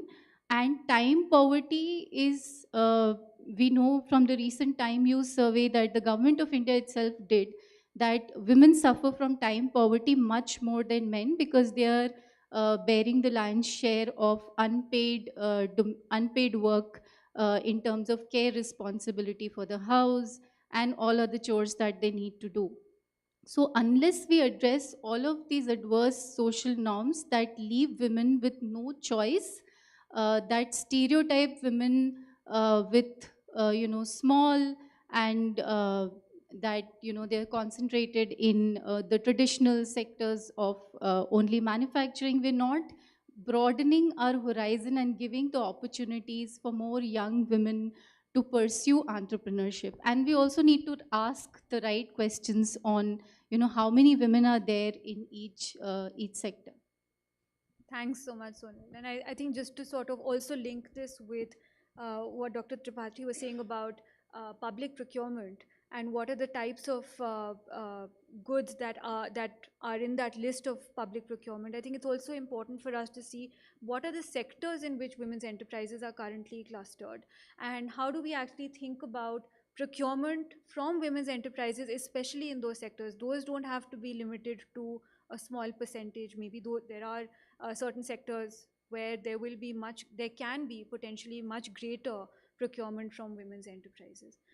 Maybe we'll do one quick round of questions. I'll just ask one question for each of you to reflect on, and then we can open up for some audience engagement and questions. I think, Prashant, you said you'd love to speak about a specific model. So maybe a question to each of each of the panelists around specific examples of initiatives or models that you've seen that have worked to advance women's enterprises. That could be in, whether that's in financial inclusion, digital solutions, e-commerce, for instance. Or, I mean, I would say even thinking beyond. Sonal, you mentioned that capacity building and mentorship is not something that is getting that much attention necessarily. But if we know of good models, and they don't have to be necessarily from run by government, but could be from the private sector, could be by civil society, could be peer networks that also continue to support women's enterprises. So just maybe one example from each of you, and if we can limit it to about 2 minutes. Thanks. If you talk about what has worked for us, we find that when we take a very, very focused approach, it works. For example, during International Women's Day last year, what we did was we promoted registrations for women Udyamis. And within 5 days, we had 80,000 registrations. Suhaila ji did mention that it's not the entry which is a barrier, but later. But what our perspective is that the entry also has to be facilitated, because that's the ease of doing registration, and then you can have ease of accessing finance and ease of accessing technology and the rest of it. So that's really worked for us, a focused approach. And that's where we have been creating awareness from our amongst our development field officers. So when the field officers get activated with an objective, it really works for us. Thank you. And I would like to reflect a little bit more on procurement, because the potential of procurement is huge for women's access to markets. And it is both the public procurement, but also the corporate procurement. And ma'am, you mentioned about the 1% statistics, and this is also commensurate with the global statistics, which says that globally there is $1 trillion that are spent on public and corporate procurement, and only 1% of that spent goes towards women-led businesses. Now, what does that mean? And how to correct that, and how to bring more women into that value chains of larger corporations so that they are able to access those marketing opportunities. Now, at UN Women, we have closely looked this area of corporate procurement, and we have a tool called Women's Empowerment Principles, which is a set of 7 principles that require the CEOs of the companies to take a voluntary commitment to empower the women through looking at their workplace, marketplace, and community interventions.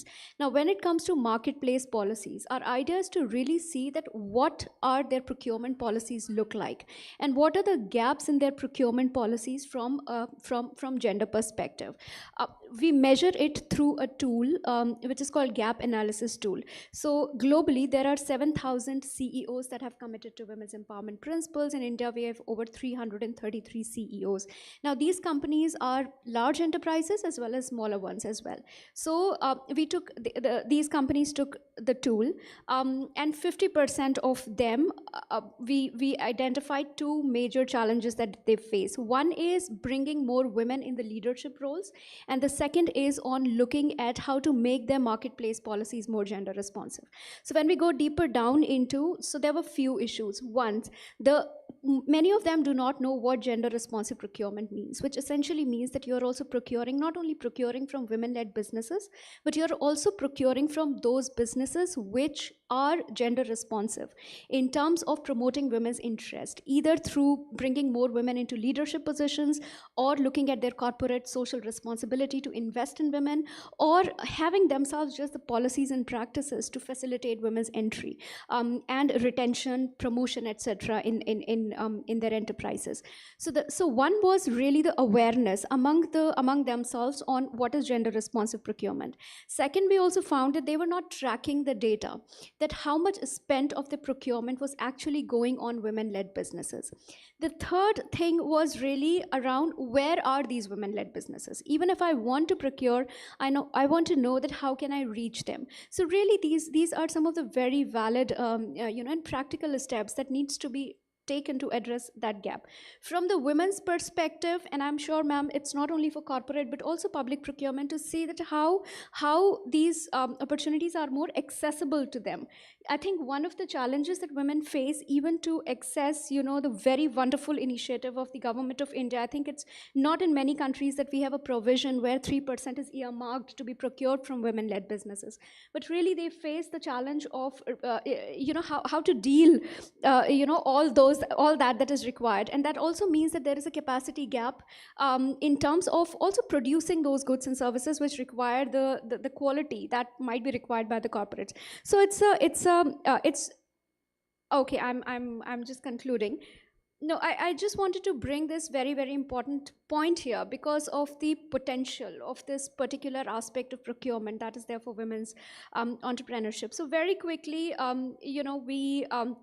we tried to create a platform. We created a platform called Industry Disruptor, where the idea was to bring the larger brands and the women-led businesses in textile on the same platform. We got together H&M, Chibo, Bon Prix, Amazon, Okai, etc. on the same platform, got the women entrepreneurs and tried to create those solutions so that more women could be a part of those platforms.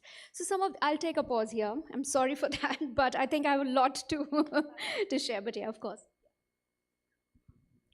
So I'll quote one example which is gaining ground. One is it's the initiative called She Leads Bharat.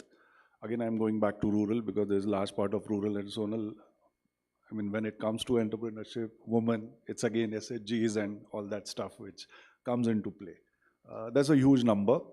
So what She Leads Bharat does is primarily it's an initiative which is bringing together, donors, governments, NGOs, corporates, all stakeholders. And what does it do? I mean, it's primarily for those organizations, including government, where there are already sign-ups with some of the governments, state SRLMs, that to non-financial MOUs which have been signed up, and NGOs. Those who are already working in that space to promote women entrepreneurship, how can we enable them? Because we have a tech, we have the template, and can we become just the service provider rather than saying that, okay, this is my network? So it is just simply letting go and ensuring that it is totally white labeled and the template is offered to NGOs which are already working in that space, which is happening. There are NGOs who are on board. Why corporates? Because as I said, two aspects. One is the CSR funds which they want to invest in this area. The other is every corporate wants to go rural, and this is not a new story. I think everybody knows for last maybe more than 2 decades, everybody has been thinking of rural. I mean, I'm not talking only about FMCG, but there are multiple categories who want to reach rural. Can the women at the village level, get benefited by providing them the reach? When I say the reach, it is awareness, it is demand generation, it is last mile logistics. And this woman plays a very important role because she is an influencer, she is a good communicator, she is a good mobilizer. And if she is not, then there is a training module which is already in place, because these are the things which one would require. Government, I already spoke about, NGOs, corporates, and there are joint fundraise, efforts which are happening, because primarily, end of the day, if you need to fund the first level of transition, let's say from 1 to 2, there will definitely be certain funds required, and then you make it sustainable. You don't really need to depend on the donor funds. So that's where Frontier has come out with this concept of She Leads Bharat, and we're gaining traction. Thank you. Thank you. So there are so many good practices and examples, but of course, I would say that the Women Entrepreneurship Platform of Niti Aayog is a unique model in itself, because it is the only national platform which is a public-private partnership. It actually brings together a lot of public-private resources to ensure that women entrepreneurs are provided support across all critical needs. So all the 6 critical needs that I mentioned, Women Entrepreneurship Platform is making all efforts to provide support to women entrepreneurs across all of those needs. It is creating women role models. So across its years of existence, it has facilitated women entrepreneurs who are performing exceedingly well through the Women Transforming India Awards, and these women entrepreneurs are role models in itself. They also have a community, and this community helps not just in peer networking but also sharing learning experiences with each other. Many women entrepreneurs who are part of the WEP platform are also communicating with each other to see where are the market opportunities that exist within this network itself. So a lot happens when you give support to women entrepreneurs, bring them together and connect them to larger networks. So connecting them to networks and markets is extremely important. And the last thing I would say that India has done extremely well in creating a very robust startup ecosystem. So we are the third largest startup ecosystem, and we have more than, I would say, 500 incubators and accelerators across the country.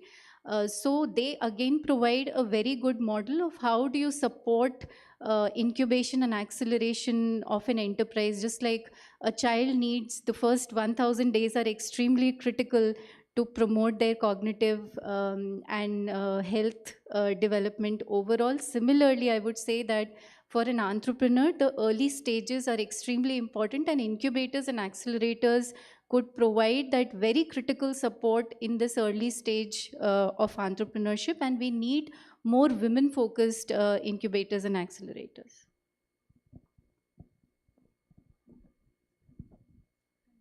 Thank you. Thank you to all the panelists. I think the two big takeaways that I've got from this is, one, the importance of having a clear goal and single-minded focus to be able to achieve that goal. But second, the importance of convergence, of bringing multiple stakeholders together towards that goal. It's not something that's going to happen with just one set of stakeholders. And I think maybe something for us to sort of take away also is, how do we work better across government, civil society, donors, CSR, and private sector? Maybe with that, we open up to the audience for any questions. Please, if you could keep it brief, and also mention if there's a specific panelist that you would like to answer the question. Hi, maybe I can ask a question. I don't need to write the mic. We talked about the impediments, and one of the impediments that came across was the social norms, which is about the care, the child care and the elder care work that the women take up. That's kind of an unpaid labor that we talked about. Any good examples to share about the care infrastructure, the care economy that you all are working towards, an impediment to take care of, which is not talked about, which is started talking about rather after the COVID, but nobody is kind of working towards it. Any good examples to share that we all can kind of emulate in our work? Thank you. Should we take a couple of questions and then come back to this? Thank you, a very good question. In fact, it's extremely critical to simultaneously work towards creating a care infrastructure. The United States has actually classified care as essential infrastructure. So there are very good examples. For example, Seva has a Sangini cooperative, which is a very good model of providing care to low-income women workers. It's a model of affordable care and creches that work with low-income workers. So that is one. Again, Mobile Creches does some amazing work for providing care facilities for construction workers, etc. So there are many models, but we need to experiment and provide it on a large scale. I just want to add also the employment generation potential of care economy, because that is also documented and it has a tremendous potential. Now, one thing that we did was really to see, to marry the two, the care sector and entrepreneurship. So at UN Women, we did an accelerator program where we invited the call for applications for those enterprises that are providing care services, to really to incubate them and provide them with access to finance and access to and better linkages to how they can grow their enterprises. I'll be happy to share and connect offline if you would like to learn more about that. And not to mention that we have legislation around this. We have the Maternity Benefits Act, which also calls for all organizations with more than 50 employees to create care infrastructure or make available access to creches. And that's 50 employees regardless of gender of the employees. So, any further questions?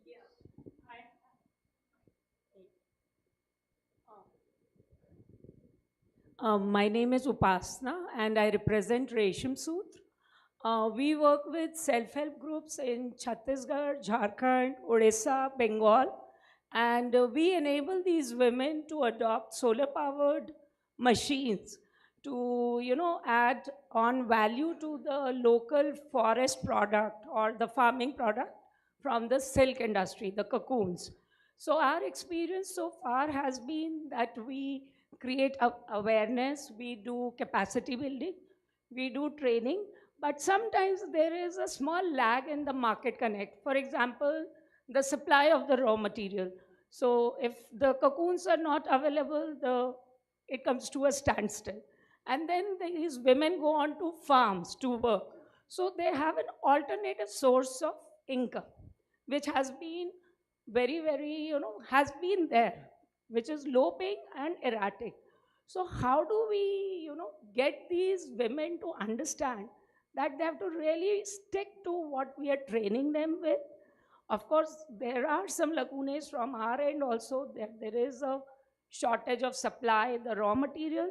We have made cocoon banks, but again, because it's a agri-forest product, there are shortages. So that's my question to the panel. How do we make them more sticky to the new livelihood opportunities they pick up? Thank you. Maybe we'll take a couple more questions before coming back to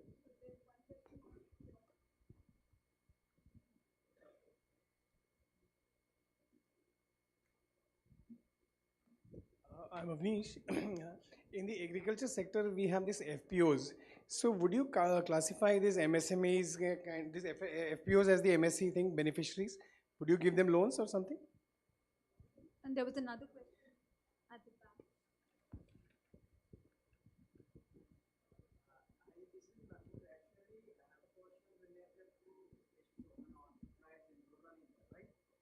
So the thing is that most of the time we see that entrepreneurship led by the rural women, sometimes they manage to generate demands or something, or even they are able manage to handle each and everything.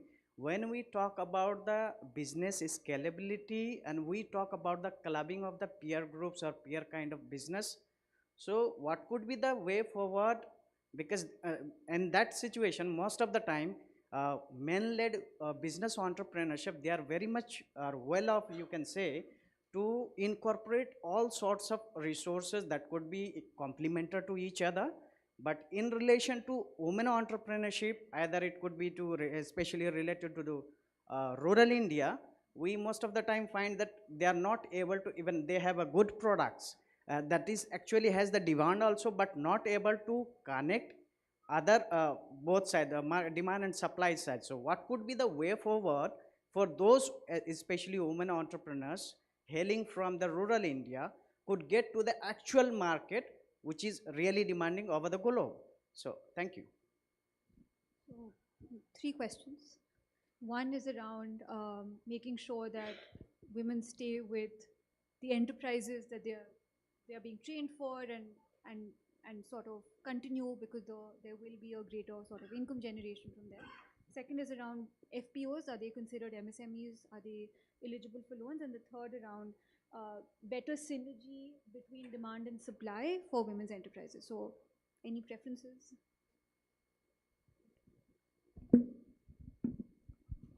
I think Upasna ji's question is very interesting, and actually it's a very serious challenge at times. How do you get traction and keep them focused? And I've seen this happening very regularly. I mean, that's primarily because till the time they become really productive in terms of getting consistent income, there is always that high insecurity in their minds.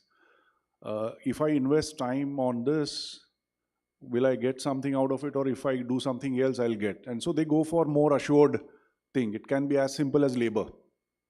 right? As simple as labor, and you cannot guarantee income because obvious reasons. You cannot say, "Ki, I'll pay you so much." So what I have seen is building alternative income stream makes sense, and this has been the case. Like telling them that only do this becomes very restrictive, and that builds that insecurity in their minds. However, if we say, okay, apart from this, this could be another one or two things, and it is again, a lot of things are seasonal. I mean, typically, I'm sure your, business is seasonal, where there is a high demand in particular quarters and low demand. So how do you sustain in the low demand phase? That's where one needs to look at what else can they do, which is not in conflict with what you are, doing. Number one, which utilizes their skills and interest, and which most importantly also meets demands in the neighborhood stroke local markets. So there are such things possible, like a woman who is doing the kind of a task which you give them. They could be good at one or two things apart from that, right? So do you want to build an allied stream or allied kind of a thing? So your proposition becomes that, okay, throughout the year, either you do 1, 2, or 3, your income levels can be sustained. I mean,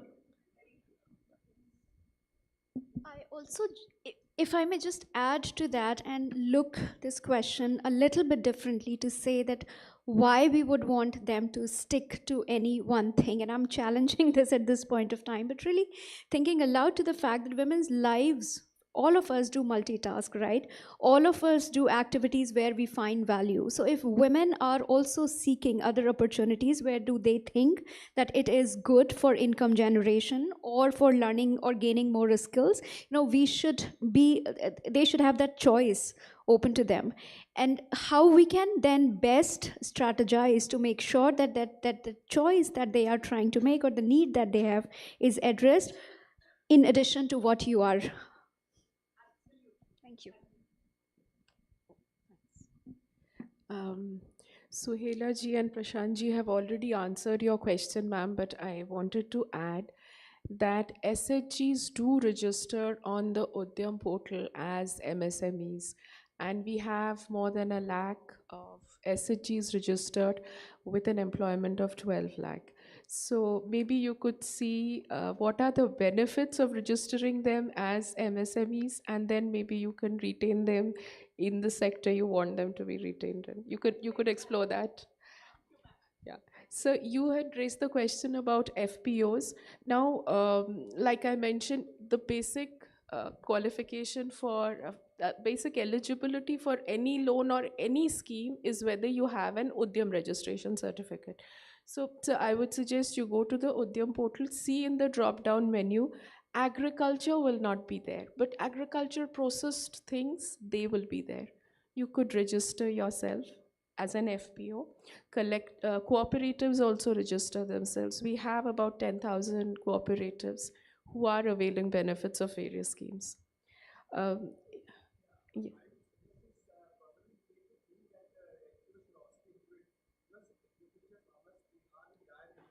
Absolutely, absolutely, sir.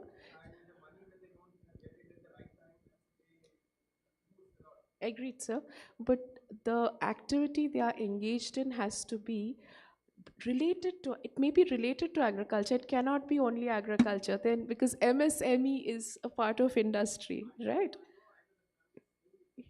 So maybe we can pick this up Sure. after the panel. So you had a question about market access. Where are you, sir? I can't.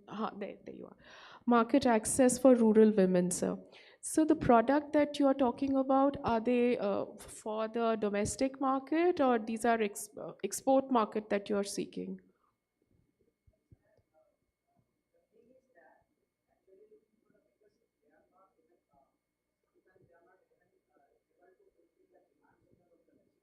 Because there are various challenges. The thing is that once the product is good, then they are failing to supply at local level to consume at this level, and when the demand is very high, they are not able to maintain the supply chain management. So these are the there are different level of challenges.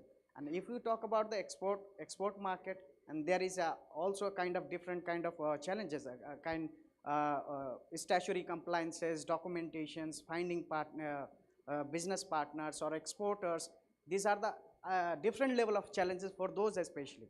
Even for export market, challenge for the male dominating entrepreneurship as well, because we are also in it.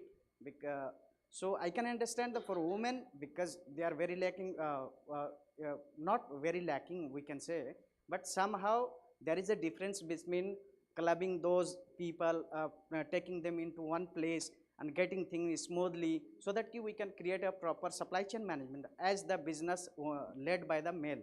So that is the difference. So Absolutely, sir.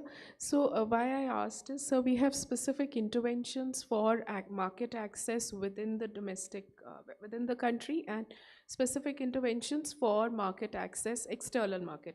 So if there are any particular, particular area that you're looking at, geographical area, I can put you in touch with our field office who will facilitate that, the issues that you're facing, sir. Thank you. Thank you. I'm sorry, I think we're out of time. So maybe after this panel, we could connect outside and take questions that others had. Maybe I'm just going to, I don't even think we have time for like wrap up comments at this point. Meenakshi, do we have 2 minutes? We have 2 minutes? Okay. So literally like 30 seconds each to say, if there was one policy shift or your wish for like better policy implementation to ensure women's enterprises are able to grow, scale, are more profitable, are safe. Ma'am, should we start with you? Ma'am, for me, since I am doing the policy, I would rather listen to everyone else and then take it as a stakeholder consultation and then do the policy changes. But yes, we take our stakeholder consultations very seriously. And please, if you have any suggestions, tell us now. So, Suhaila, 30 seconds. Okay. So, no, I would like to say that, more equal focus on mid-level enterprises to really look at their needs for expansion and growth, but also procurement policies. More women in senior positions in the procurement roles, and also looking at mainstreaming gender in the procurement policies. Yeah. Thank you. My suggestion is looking at engaging private sector more effectively and being open in terms of giving them certain roles to lead. I mean, certain things to be, led by them. Within the framework of government, I mean, it can be non-financial purely, but I would stress upon considering this. I'll try to stick to the 30 seconds with three things that I have. So one is better sex disaggregated data on the kind and quality of entrepreneurship in India. There are many parameters for which data is not available. Second is provide better support across all critical needs of the entrepreneurs, because successful entrepreneurship is a function of all of these 6 critical needs. And last but not the least is that every stakeholder should ask themselves the right questions. If you are an incubator accelerator, ask yourself how many women do you have in your cohorts. If you are a banker, ask how many women did you fund in this quarter and how many are you going to fund this year. So ask the right questions. Thank you. And with that, I'd just like to thank everyone on the panel. Thank you for a really engaging discussion. And I hope we can continue with these themes through the rest of the day today and tomorrow. So thank you so much, our esteemed panelists. I would just like to request you to wait for the picture, for the group picture. And we also would like to felicitate you with a token of our appreciation. So thank you so much. The session has indeed been extremely fruitful. It has definitely reinforced the need to broaden our understanding of women entrepreneurship, looking at things from a gender lens, and also be mindful of the barriers that women face while designing schemes and programs, be it procurement policy or the need to have the gender segregated data, recognizing the potential of women-led businesses, the need to address not just the entry barriers, but also the sustenance barriers. It is also about addressing the social norms and to also look at the entire continuum from enterprise promotion, skilling, reskilling, mentoring, networking, access to markets, access to finance, providing care infrastructure. So we have a long way to go. I would request you to give everybody a huge round of applause.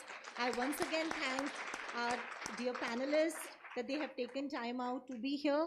We are also going to be breaking for a short networking break of about 15 minutes. And the tea is served at the place where we had our lunch. And we would reconvene at 3:45 p.m. for the next session. Thank you. And the next session is Scaling Up Women's Enterprises, Incubating and Empowering. Thank you so much.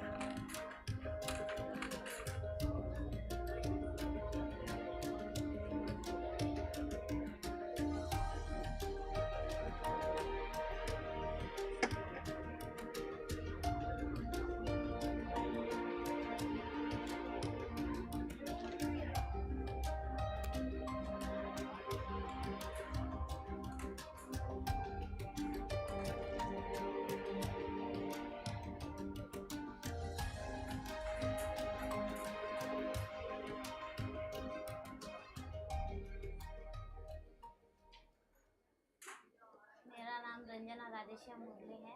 मैं मांडू में रहती हूँ। तालुका धारनी है, जिला अमरावती है। मैं Kasturba solar khadi महिला समिति में काम करती हूँ लोगों का। 100 चरखे दिए यहाँ पे 110 बाइयाँ काम करती है। ये सब कपड़े वगैरह सब हमारी मेहनत से हम खुद हाथ से बनाते हैं। इससे मतलब मशीन के कपड़े से ज़्यादा मतलब अच्छा ये क्वालिटी मिलता है हमारे दूसरा डिवाइस से। मैं जो काम कर रही हूँ उससे कस्टमर को पता चलेगा कि ये कैसे कर रही है और मेरे साथ में जितनी बाइयाँ काम करती है, लड़कियाँ करती है, उनके बारे में पता चलेगा कि कैसे करती है। सिर्फ फाउंडेशन से हमको थोड़ा सहयोग मिला, इसलिए बाइयों को रोजगार मिला।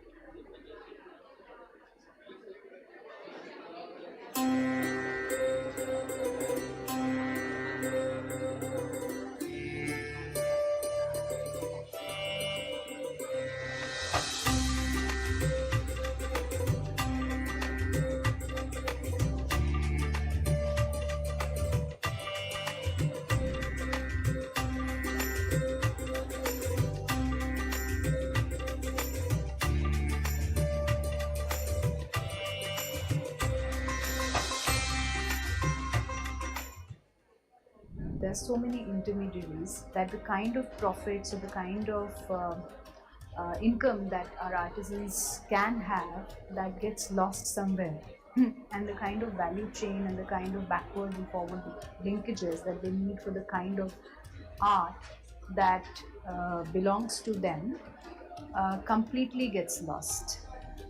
What at HCL Foundation we have envisioned is this very unique online portal which is called My eHeart, Apna Bazaar, for these artisans, which is powered by HCL Foundation. under which we are providing linkages directly to the market using technology, to the artisans which are making the products in their remote villages.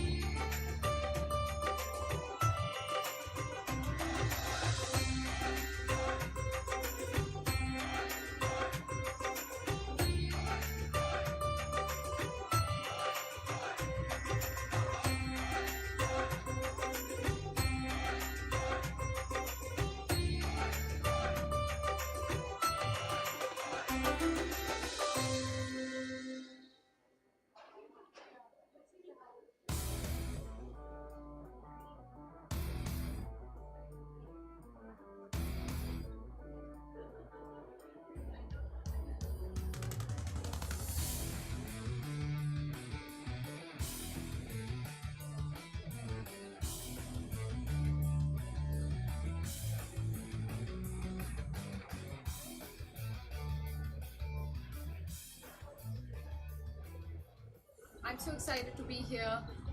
So proud of all the children who are participating. More than sports, they're going to learn a lot of life skills. They learn about competition, about winning, about losing, about working in teams, about emotions. And I hope the Sports for Change grows with every year. Sports for Change by Itself Foundation is a very unique initiative where we promote grassroots level sport. We go to the remotest communities in rural and urban areas. We identify the talent through various physical education activities, exposing them to the Olympic sports, and then we provide them a full holistic support under which there is nutrition, there is coaching, there is mental health support, there is counseling, state-of-the-art facilities they are brought to, and they're prepared to be mainstreamed in the national level and international level. Sport has started creating a change in the mindset of all the children, keeping children away from other behaviors, drug addictions, mental depressions, family problems.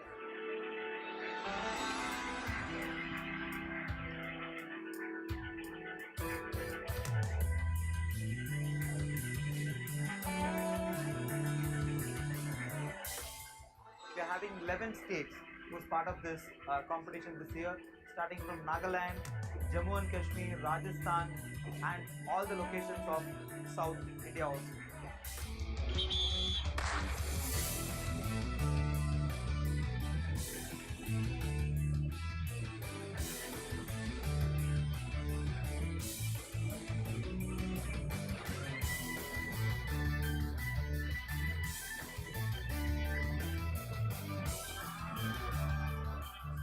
For HCL Foundation, sports is not just about playing national and international championships and winning those medals.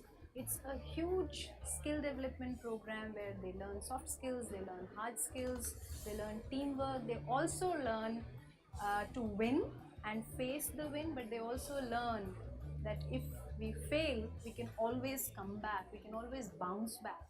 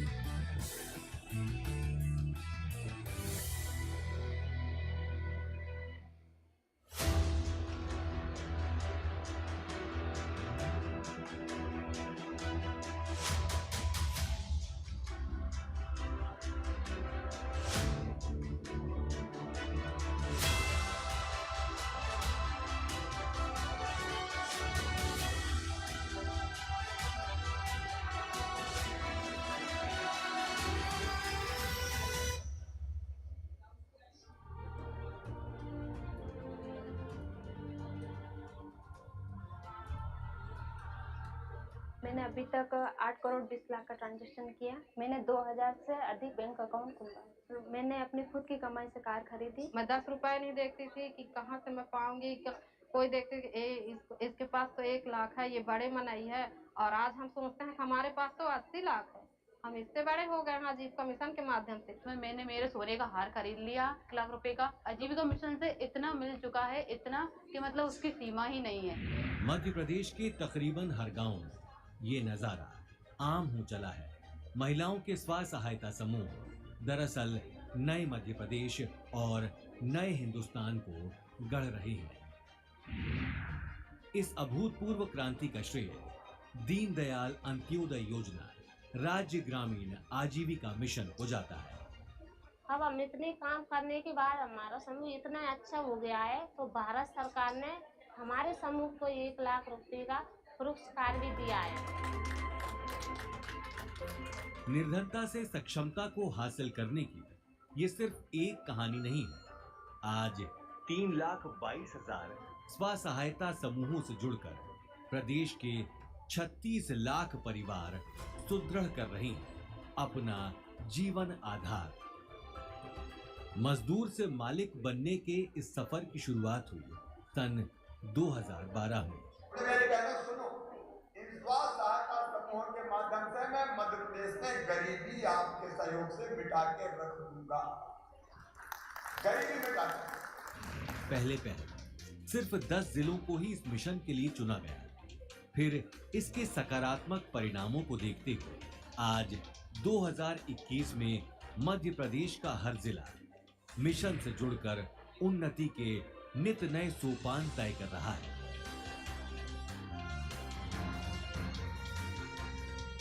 आज मध्य प्रदेश के गांवों में महज किसान नहीं, कारोबारी भी हैं।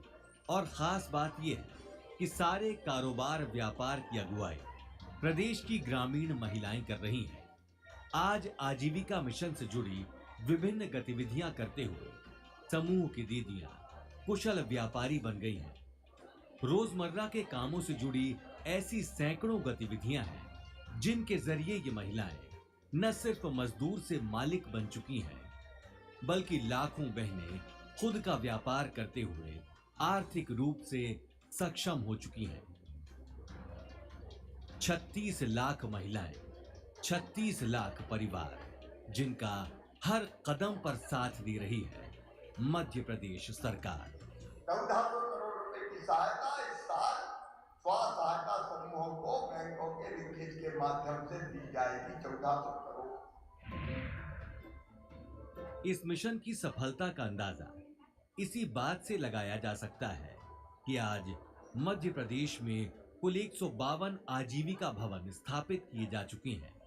इनके अलावा कुल 6,500 पंचायत एवं सरकारी भवनों में आजीविका भवन हेतु स्थान सुनिश्चित किया गया है। नए जमाने के साथ कदम से कदम मिलाते हुए आजीविका मार्ट खोले गए हैं। साथ ही समूह द्वारा निर्मित उत्पाद देश दुनिया तक पहुंच सके, इसके लिए वेब पोर्टल भी बनाया गया है। प्रदेश के विभिन्न जिलों में भिन्न भिन्न प्रकार के प्रशिक्षण संस्थानों की स्थापना की गई है। माननीय मुख्यमंत्री की मंशा अनुरूप समूहों द्वारा संचालित गौशालाओं में गोमूत्र से निर्मित फिनाइल, गोनाइल का ही उपयोग सरकारी दफ्तरों में किया जाएगा। इसी प्रकार ग्रामीण बहनों के हितों को ध्यान में रखकर टेक होम राशन को स्व सहायता समूहों से जोड़ने की घोषणा माननीय मुख्यमंत्री द्वारा की जा चुकी है। साथ ही शासकीय शालाओं की यूनिफॉर्म भी स्व सहायता समूह द्वारा संचालित विभिन्न सिलाई सेंटरों में तैयार की जा रही है। इन सिलाई सेंटरों की कार्यक्षमता का अंदाजा इसी बात से लगाया जा सकता है कि इनमें आज 54,000 महिलाएं अपने सुखद जीवन का ताना बाना बुन रही हैं। इन समूहों से जुड़ने वाली महिलाओं और परिवारों की संख्या में निरंतर इजाफा हो रहा है। समूह से जुड़ी दीदियां ग्रामीण महिलाओं को समझा रही हैं लगातार कि स्व सहायता समूह से ही जुड़े हैं समृद्ध ग्रामीण जीवन के तार। प्रदेश भर के महिला स्वसहायता समूहों के इन दमकते शक्तिपुंजों से जगमग हो चुका है समूचा प्रदेश। ये अलख यूं ही जलती रहे, रोशनी का ये सफर यूं ही बढ़ता रहे।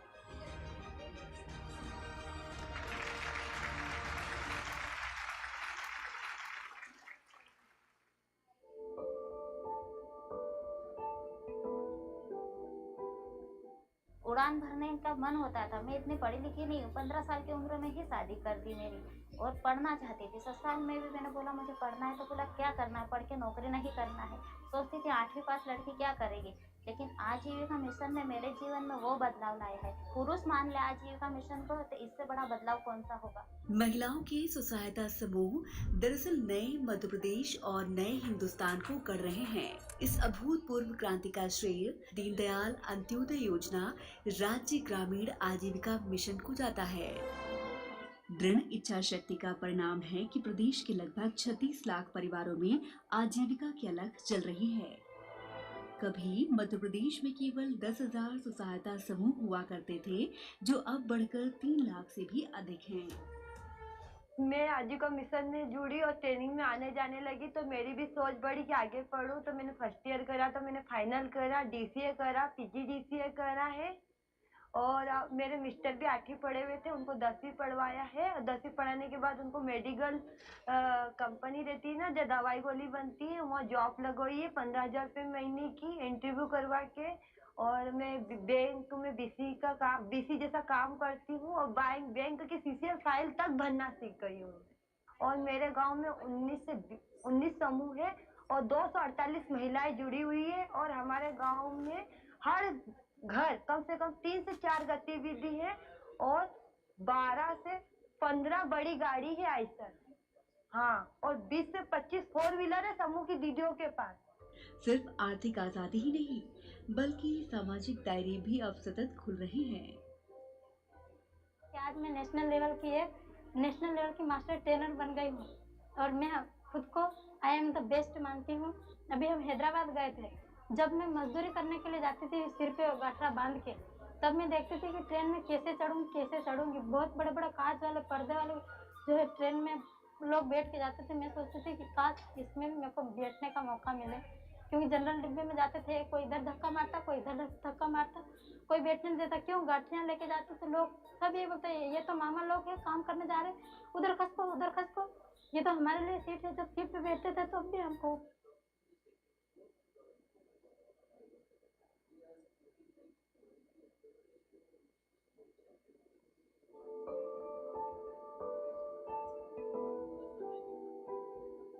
उड़ान भरने का मन होता था। मैं इतनी पढ़ी लिखी नहीं हूँ, 15 साल की उम्र में ही शादी कर दी मेरी, और पढ़ना चाहती थी। ससुराल में भी मैंने बोला मुझे पढ़ना है, तो बोला क्या करना है, पढ़ के नौकरी नहीं करना है। सोचती थी 8वीं पास लड़की क्या करेगी, लेकिन आजीविका मिशन ने मेरे जीवन में वो बदलाव लाया है। पुरुष मान ले आजीविका मिशन को, तो इससे बड़ा बदलाव कौन सा होगा। महिलाओं के स्वसहायता समूह दरअसल नए मध्य प्रदेश और नए हिंदुस्तान को कर रहे हैं।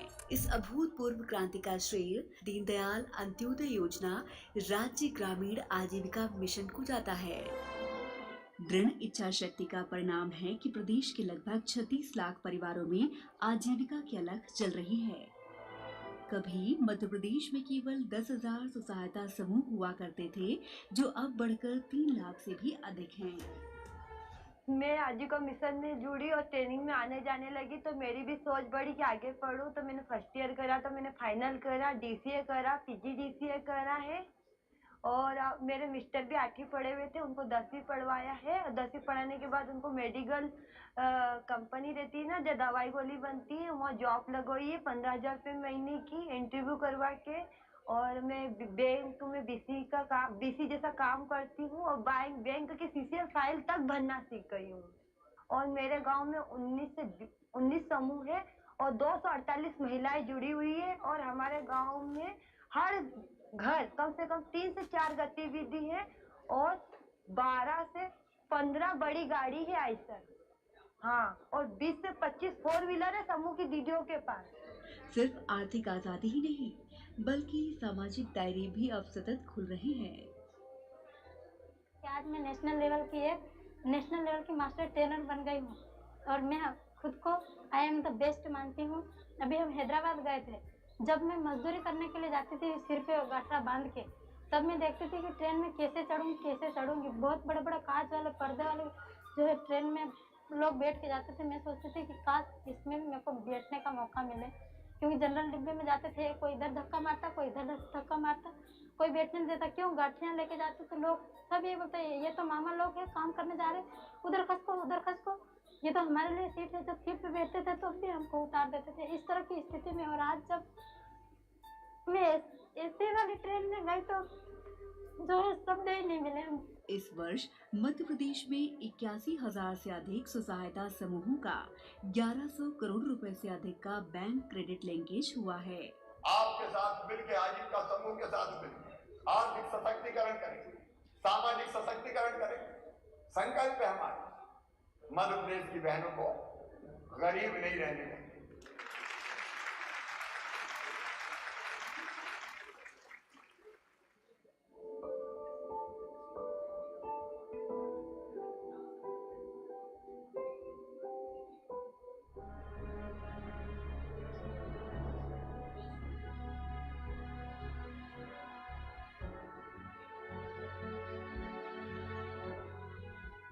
हम मजदूरी करने जाते थे, कभी काम नहीं मिलता था, तो उस समय जब हम घर आते थे, हमारे बच्चों को देखते थे, तो हमारे बच्चे हमारी तरफ जब देखते थे तो हमको ऐसा लगता था कि भगवान हमारे पास पैसे क्यों नहीं, हमारे बच्चे भूखे हैं, आज हम इनको क्या खिलाएं।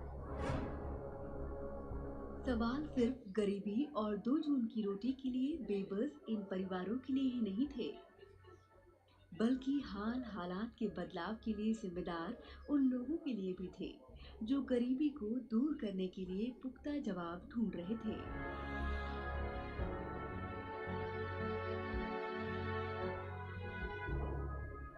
जल्द ही दरकार थी एक ईमानदार पहल की, आर्थिक आजादी के लिए एक ग्रामीण जन आंदोलन की।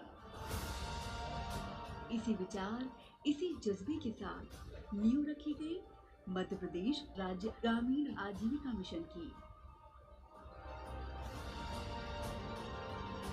धीरे धीरे महिलाएं जुड़ने लगी और जुटने लगे महिला समूह। ऐसे लोगों में एक आत्मविश्वास भरना था कि हालात बदल सकते हैं।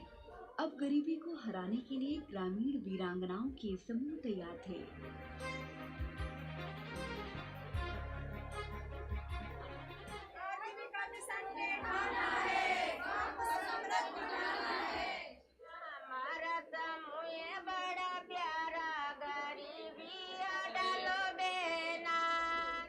गांव को समृद्ध करने की कोशिशें लगातार चल रही थीं, पर महिलाओं ने जब इसका बीड़ा उठाया तो गरीबी की रात कटी और समृद्धि से रोशन हुए गांव। बहुत खुशी हुई सर कि पहला गांव है कि हमारा गांव गरीबी से मुक्त हुई गयो है। सब हमारी 10,000 ऊपर आई है और सब गतिविधि करी गया है। हमारा गांव में समूह अच्छा चली रहा है। मेरी माता जी आजीविका मिशन से जुड़ी, तो जैसे कि कहा जाता है कि आजीविका आई और खुशहाली लाई, तो वाकई वो हमारे जीवन में खुशहाली लेके आई। हम इतना खुश हो गए कि हमारे गांव में फैक्ट्री बन रही, वो भी THR की, तो वो हम दीदियाँ चलाएंगी, ये हमारी फैक्ट्री बन। तो मैं पहले देखती थी बड़े बड़े अधिकारी लोग जाते थे, वो रिबन काटते थे, वो जब भूमि पूजन करते थे, कोई नेता आता था, मंत्री आते थे, वो करते थे। मैंने भूमि पूजन किया तो मुझे तो गर्व ही इतना हो गया कि मुझे तो पता ही नहीं चला कि मेरे आसपास कौन है। मैं इतनी खुश हो गई थी। ये समृद्ध गांव अपनी इस नई पहचान और मिले मान की कीमत ठीक से जानते हैं। सब पहले मजदूरी करता था, अब घर में जिनको मिलने लगेगा तब दाड़गी करने का लेने जाएगी दूसरा का घर। तो सब दीदी हमारे हैं तो घर पे काम करी रही ना, माने 10,000 रुपये महीने की आवक उनका घर में आई रही, तो साल भर का उनका घर में 1,20,000 रुपये मतलब की कमाई इनकम हुई। तो सभी दीदी हमारे यहाँ भी तो लखपति क्लब में शामिल हुई। ऐसी सब गतिविधि न करो, तुम्हारा गाँव भी समृद्ध बनाओ, हमारा गाँव जैसो, और तुम भी सब समृद्ध बनो। अब हम मजदूर नहीं, अब आप मजदूर नहीं, हम मालिक बनेंगे, हम मालिक बनेंगे।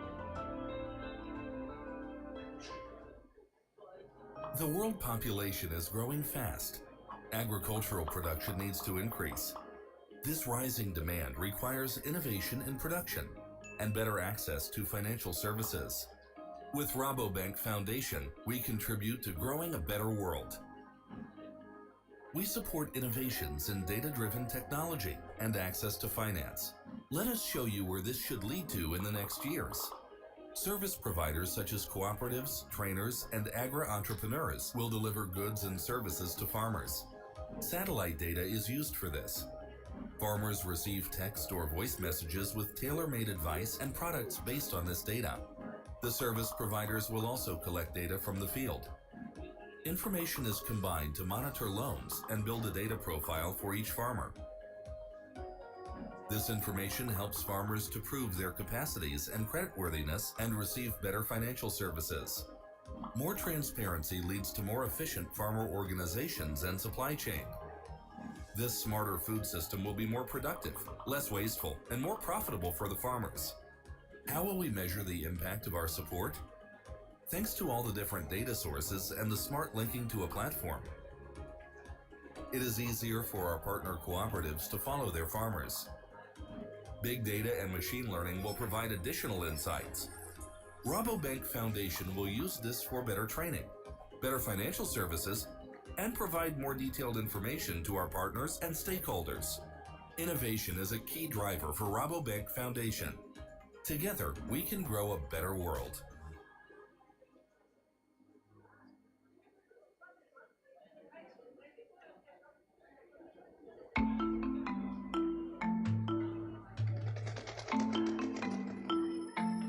We all know the problem. Not everyone in the world gets a fair chance in life. Just look at Kumar, a cotton grower in southern India. He is too late in planting poor quality seeds because he had to borrow money from an unreliable middleman. His crop is disappointing, and so are his earnings at the local market. With a little luck, he can just about feed his family. But how will he ever buy new and better seeds next year? Investing in his business, sending his children to school, these are things Kumar can only dream of. All over the world, we find Kumars, Bintis, and Juanitas. Small farmers with no access to financial services, expertise, or fair market conditions for their produce. All this sounds familiar to us. That's because things were the same in the Netherlands 150 years ago. So the Raiffeisen Boerenleen Cooperative Bank was born out of sheer necessity. As the foundation of a bank which is now the global leader in food and agri-finance, we feel strongly committed to this issue concerning small farmers all over the world. Providing opportunities, that is what it was all about back then. And nothing has changed. All it often takes is one small step to set things in motion. For example, granting a small loan when it's needed, or waiting till after a harvest to repay a loan, or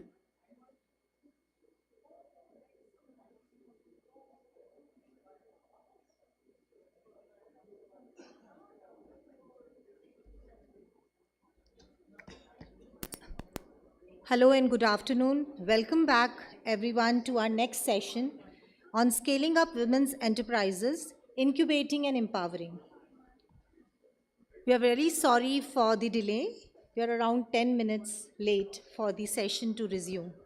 I heartily welcome the moderator of this session, Anjani Kumar Singh, Senior Program Officer, Bill and Melinda Gates Foundation in India, to take his place on the stage. Anjani, can we have you on stage?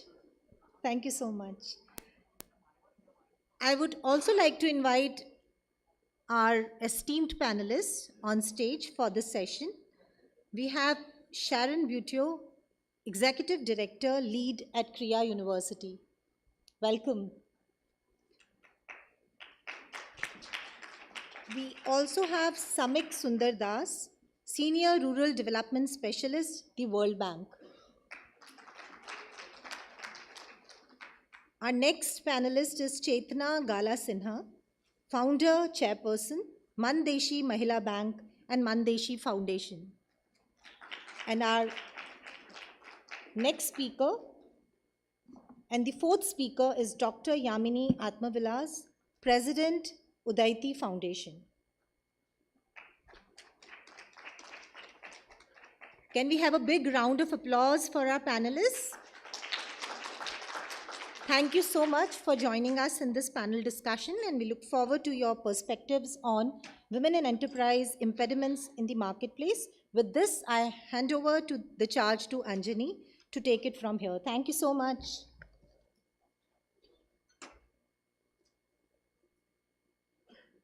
Thank you. Can you all hear me?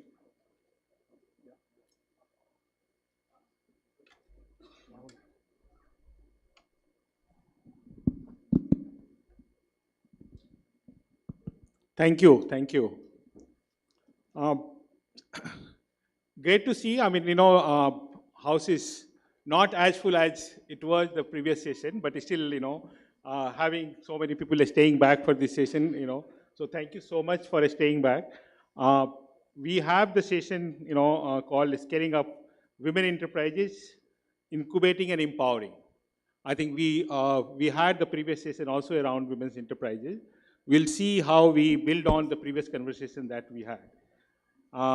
Also, we have a very esteemed panel, who represent both academic world, researchers, practitioners, and all. So we'll, it will be lovely to hear their thoughts around scaling up women enterprises. As you know, this is a very interesting topic that we are going to, discuss.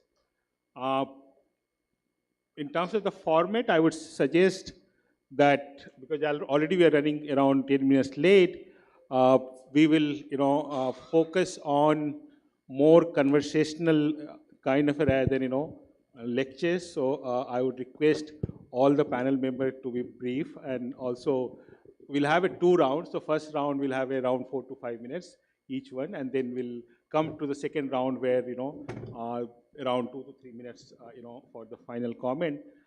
We would also, because panel, the audience also would have several questions related to the scaling of women enterprises. So we will spare the last 15 minutes for listening to the audience, and if there are, any questions from their end, we would request the panel member to respond to that. Before I go to the panel, I think I would not take more than 2 minutes to just brief the topic.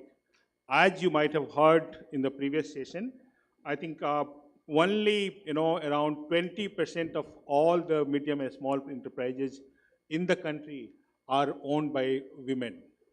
And the women, as you heard in the previous session also, they face multiple challenges in terms of in general life, but when it comes to the running the enterprises, the whole challenges, further multiplies.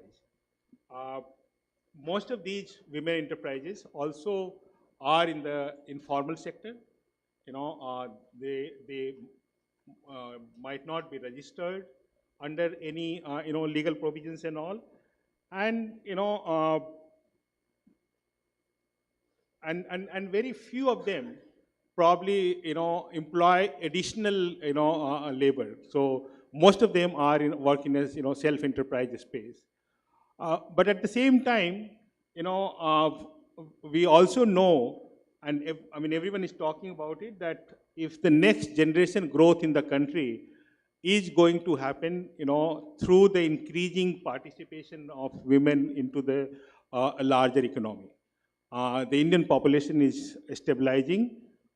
So if India has to continue to grow by 7 to 8% growth, it would not happen unless until we get more women into the either enterprise ecosystems or in the labor ecosystems and all. We have also know, that women entrepreneurs employ more women. I think there is a study which says that women entrepreneur employ 3x more women than the male enterprises. So with that context, I would start with Sharon and request Sharon. Sharon, you have a deep interest in this whole space. You have been writing, you have been talking about, about the women enterprises. Can we hear from you in terms of who are these women entrepreneurs? What are their persona, what are their archetypes, and how these understanding of these women entrepreneurs would help us in scaling up these women enterprises and all. If you could throw some light on that, I think that will be very, very helpful. Yeah. Thanks a lot, Anjali, and thanks for inviting. This is one of my favorite topics. I'm always at a loss to what to answer the questions because often the crowd probably knows even better than me actually how to answer this. And I think there are a lot of implementers often in these events and they're on the ground doing the work. So I'll respond to best to my knowledge per my understanding. But what I would say is that this ideal of segmentation has been repeated for several years. So what I would say is that, yes, we can segment, we can have bold ideas, but we need bold action to go with it. So segmentation is a fine thing. The other thing is the topic itself, scaling up, how do we scale up enterprise? First, I just wanted to go back to the definition of entrepreneur. An enterprise is made to address a market gap, no? So the ideal is to create enterprises. You need to figure out where is a gap, where an entrepreneur can fill in. So while the ideal of having a lot of women occupied, like entrepreneurship doesn't come in a toolkit per se. So we tend to mix a little bit the livelihoods that goes ahead and say, okay, let's scale up this thing.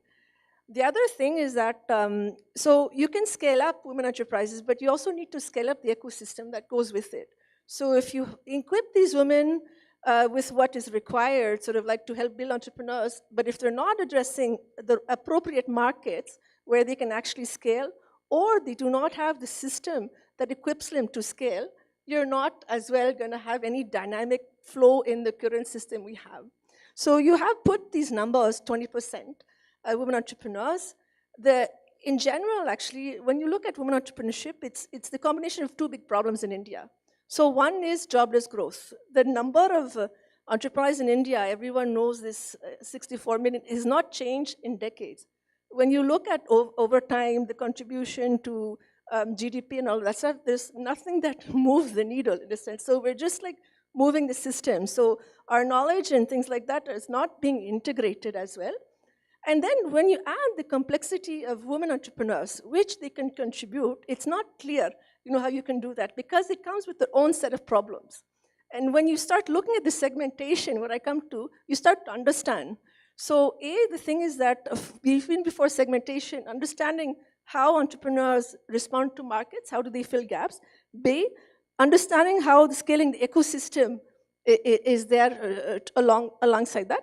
And understanding as well, the role of women in society and how they can grow. So coming back to your 20%. So when you look at those 20%, most of the women are really at the tail end of the thing. Like they're really below 10,000 rupees a month turnover. And when you look at a lot of the data, it's concentrated, it's pretty stable, no? And I've done that in several cases where you try to understand how women flow in ecosystems. So one thing is that, there's a problem that's even particular to women compared to men, because men are able to, even if enterprises don't grow, when they're very tiny, they're able to grow to a certain level. They stagnate, but at least they go up the chain. For women, they start like this. About 40% of women start like that, and then you see they're not able to grow. And so maybe some 15% of women are not able to stabilize. So the characteristics of the women who are in this small cluster below 10,000 rupees, they're invisible. Most of them, because of social norms, and I think Yami will tap into that, they're at home. They don't have a shop. They're inside. They're working hard. They're multitasking. But they're not visible. So how can you help them? So the first segment is invisible. It's at home. It's the one where we're trying to layer on e-commerce platforms. But a platform won't solve the problems for these women. So I would say 40% of the women are home-based business, trying to be occupied, trying to revive their career, or kind of like thing. And then you have another category, which actually is the dominant one when you look at the micro-enterprises, is the sole entrepreneurs. I would say that's about 25%. So you have 40% below 10,000 rupee turnover, home-based business, some make things just to become occupied. Then you have a little bit solopreneur. They might help, they might be doing business with their husband and things like that. Still, the turnover is very low. And then you have very few that graduate that actually create jobs for people. So in terms of segmentation, I think it's more dichotomic almost, no? You have a bunch of women who are invisible that we need to bring at the forefront, that have many ideas. We need to understand how really leveraging technology, how to really tackle issues that are systematic for them, how to also fix the entrepreneurial systems this way everyone can grow, and how to also tackle at the national level this issue of jobless growth and stagnation for small businesses. So there's many challenges there, but I would say in terms of segmentation, it's like women have to go over that slump, that start not being invisible. I think that would be it. And when you start being visible, then you tap into the other challenges, like you're solopreneur, how do you get one other employee, etc. So I hope I answer your question on a grander, on a scale like that. I hope that's useful, yeah. I think that's very helpful to understand who are these women entrepreneurs. They're not like a monolithic group. Within that, there are a lot of segments, and each segment would require a different kind of a incubation on acceleration support and all. And that's why this segmentation, this persona and archetype is very, very helpful to understand which are these women entrepreneurs and all. Yeah, and let me go to the now another end. My ex-colleague Yamini, again, she has been working on these issues. I don't know from lifetime, mission in terms of understanding the various social norms that these women face. And again, when it comes to the women entrepreneur, they face additional challenges and all. So I would request Yamini to highlight in terms of the various barriers and norms related challenges that the women interface, and then how, especially Yamini, if you could also highlight in your experiences, how we can deal with those and how entrepreneurs can, deal with those norms and all. If any insights on that would be really helpful. Thanks, Anjani. I'll try to respond to that universe of questions in 2.5 minutes. But I think just building on what Sharon said, it's really critical to take whether it's segments of entrepreneurs, segments of revenue of the enterprise, or even life cycle of women, right? Like, I think that's the piece that we often miss out in that, even as we break the homogeneity of what makes up a woman entrepreneur or a self-employed woman. I think all these definitions are kind of now collapsing a little bit. I think this understanding that gender norms actually delineate and underline how women are able to engage livelihoods, are able to engage markets, are able to engage access to finance, etc., etc. So I think those institutional structures are very, very life cycle specific. Whether you're a young woman, you're a woman in the reproductive age group, when you're a mother, etc. So I think those economic lives and the social and gender, those lives kind of collide sometimes. That's number one. I think number two, there are very common factors that are barriers to both male and female entrepreneurs, such as working capital, initial capital, working capital, market access, what's the right sort of capacity that they need, the skills that they need, the confidence, the sort of negotiation skills and so on. But I think this group does not need to be sort of convinced that I think women entrepreneurs have additional both disadvantages as well as certain kinds of advantages when it comes to certain sectors.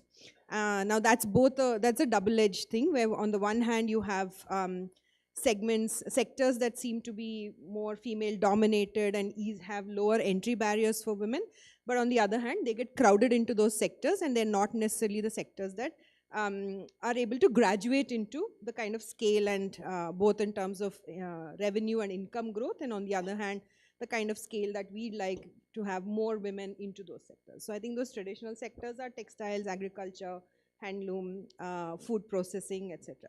Now the barrier there is that digital and fintech are graduating those sectors into more interesting spaces. So you're seeing these new generation kinds of cloud kitchens, etc. Now, where do they come from? They come from the basic skill and the capacity to cook and run a kitchen and to sell that in the market, right? And so the variables are very similar, but then because you have digital platforms, you're able to actually then graduate into another segment of that economy. And as I think Sharon rightfully pointed out, just creating more platforms is not going to solve for that gap, right? So then how do you take women along to these newer versions of those traditional sectors is something we should solve for. And I think there are both normative as well as just institutional barriers to that.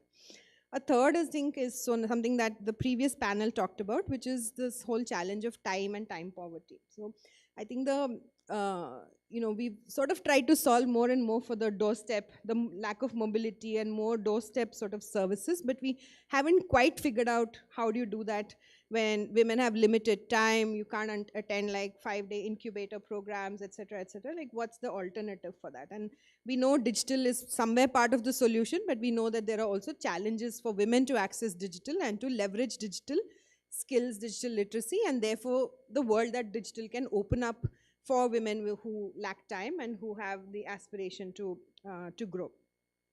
The fourth, I think I would say, is service provision. So I think we've done less on that. I think we work more and more on empowering women, but then that's only half the story. I think the providers of services, the finance, the banking system, the entire ecosystem, the market system, they have to meet women halfway, or maybe 75–80% of the way, and that's simply not happened.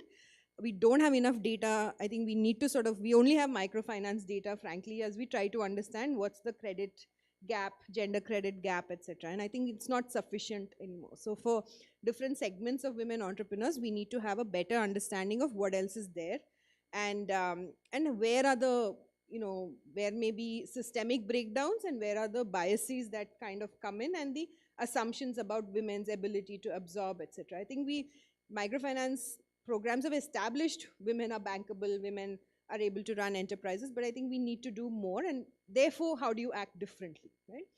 And the final point on this is just the whole question of formalization itself has many, many challenges. And so I think we have to really unpack all the different pathways to formalization and see what are the desirable parameters there, and where do things break down, and how do you actually bolster those kinds of breakdowns so that you actually have women able to access more. And I think the challenge of scaling, therefore, is twofold. One is, how do you get more women into this so that there's less instability and that more women are able to do this?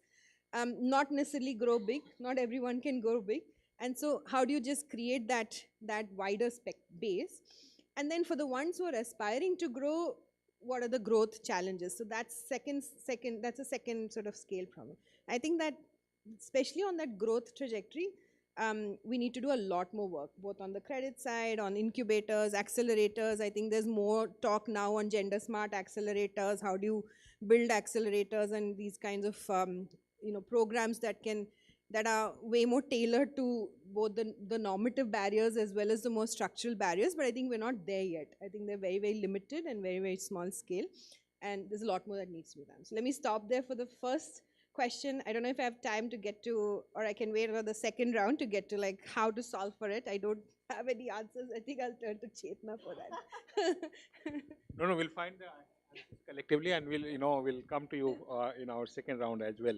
But I like this whole idea of gender smart incubator and accelerator. I think that should be should go and become viral in the in the social media.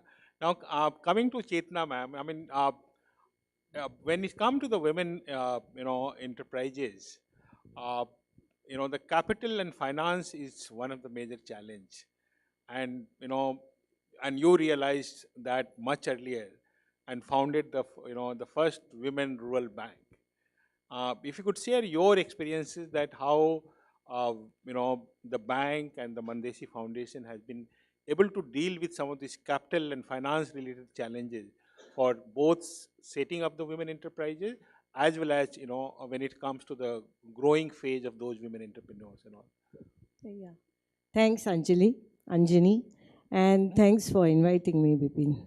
So regarding, as you questioned about the challenges of finance and capital, from my own experience of setting up the bank, and actually when we set up the Mandeshi Bank, it was in a rural area, and it was not for microcredit actually, or not for JLG also. It was for lending for individual, savings and lending for individual women. And when we did that, and when we started this, the challenge was not that women were not knowing. The challenge was bankers were not knowing. Bankers did not even realize that if we lend to women and women who are owning the enterprise, what should be the product? What should be the credit product for that? Because they don't know the cash flow of those businesses. So I saw that it was important for me to train up bankers to understand the cash flows of women who are doing businesses, women who are running enterprises, women who are, so because in India, in banking sector, the bankers know the cash flow of salary earner, bankers know the cash flow of labor force, because those cash flows are much formal, easy, very stable. Whereas when it comes to business, the cash flows are very different. That is number one. The second challenge I saw again was that in business, you require a working capital. In business, your capital is changing daily, right? So how do you design the credit product? So that was another challenge.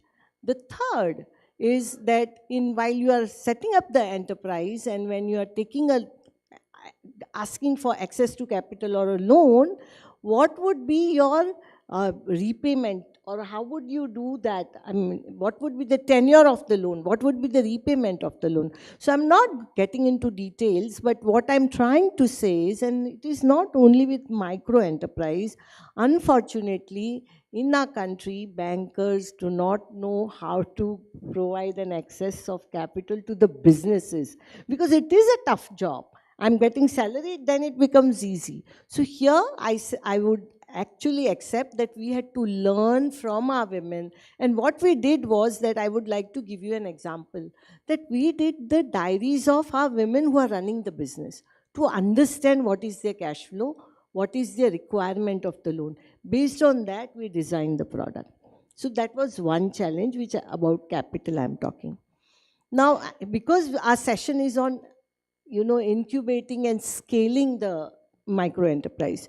So I would just like to share one very recent thing which we are addressing that challenge, and it has been very fascinating learnings from that, is that when women set up the business and when they start the business, generally what happens is that as Yamini, you mentioned about the social norms.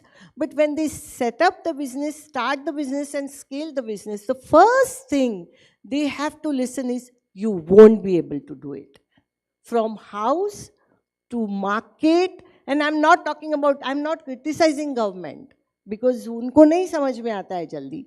But घर से, in house, in market, everywhere, where that lady is setting up the business, the family will say, if there is any losses, we are not going to bear it. The doors are open for you. So it's not just that she has to take a risk, but she has to overcome that fear of losses. Nobody is going to support me. Then the market, we have so many women at Mandeshi Bank, Mandeshi Foundation, where they want to scale the business. They have actually sorted their quality control and everything. They want to buy a machinery. The machinery vendor will say, you won't be able to handle the machinery, bring your husband. And she's telling that I am running the business, not my husband. I know my business, what it is. But still the vendor will say that. And we have supported our women and created that whole ecosystem, that where to see the machinery, how to handle it, because they know quality control. So that is the approach what are the experiences when she starts the business. And lastly, I will just say that it is not only access to capital, it is not only access to market, it is access to machinery. And we were surprised that in India, when we found out that if these women want to scale their business, scale their production, and if want to buy machinery, which are the locations, where do they get it? It was only 4 locations in India, these type of machineries, which has a micro enterprise or a small enterprise. Coimbatore, Rajkot, in Maharashtra, Ichalkaranji, and in Punjab, which are agro-based machineries. So it clearly also indicates that the whole ecosystem is so weak that if they want to scale, you don't even get the machineries. And Mandeshi had to actually tell vendors, we will provide you loan to scale your business to sell the machinery. Create that system. And also we will provide you the clients to sell the machinery, but you do this business, otherwise our women will not go towards the journey of climbing the scaled enterprise. So I would just stop here, and I would just say that I am fascinated by women in such a situation also. You will see our women in last 3 years, 7,000 women bought the machinery and scaled their business. And they took that risk in the fear of that you may bear losses. So आखिर में मैं इतना ही कहूँगी कि अगर महिलाएं, if you want women to scale the business, provide your shoulders to them. अगर losses हुए तो we will be there to support you. Count on us. We will be there every time you need us. Thank you. Thank you, ma'am, for sharing such a inspiring, a story. And that's a good segue to move to, our next panel member. Samik, you have been again working in this space from quite some time. And, the organization that you represent, the World Bank, is a big investor, in building the women's enterprises. So one side is, while building the individual and collective enterprises, but it's not that, just they need one thing, there are challenges at the social norm level, gender norms, the access to finance. So how do we, banks thinking around building the whole ecosystem, for promoting large scale women enterprises and all? I think you also lead several World Bank projects in different states at the national level. If you could share your thoughts and experiences around that. Thank you, Anjani, and good afternoon, everyone, and good to see you all again, friends, here on the panel. I think a couple of things, statements in the beginning. First of all, we need to see, as a country, our economy is, if you see the structural changes that are happening, is huge in terms of the agriculture, how agriculture is contributing, and 61% of our labor force are still in agriculture, and that's a huge challenge that we are seeing how they're moving out. In terms of labor force market, job markets, the situation is very different than what it has been over the years.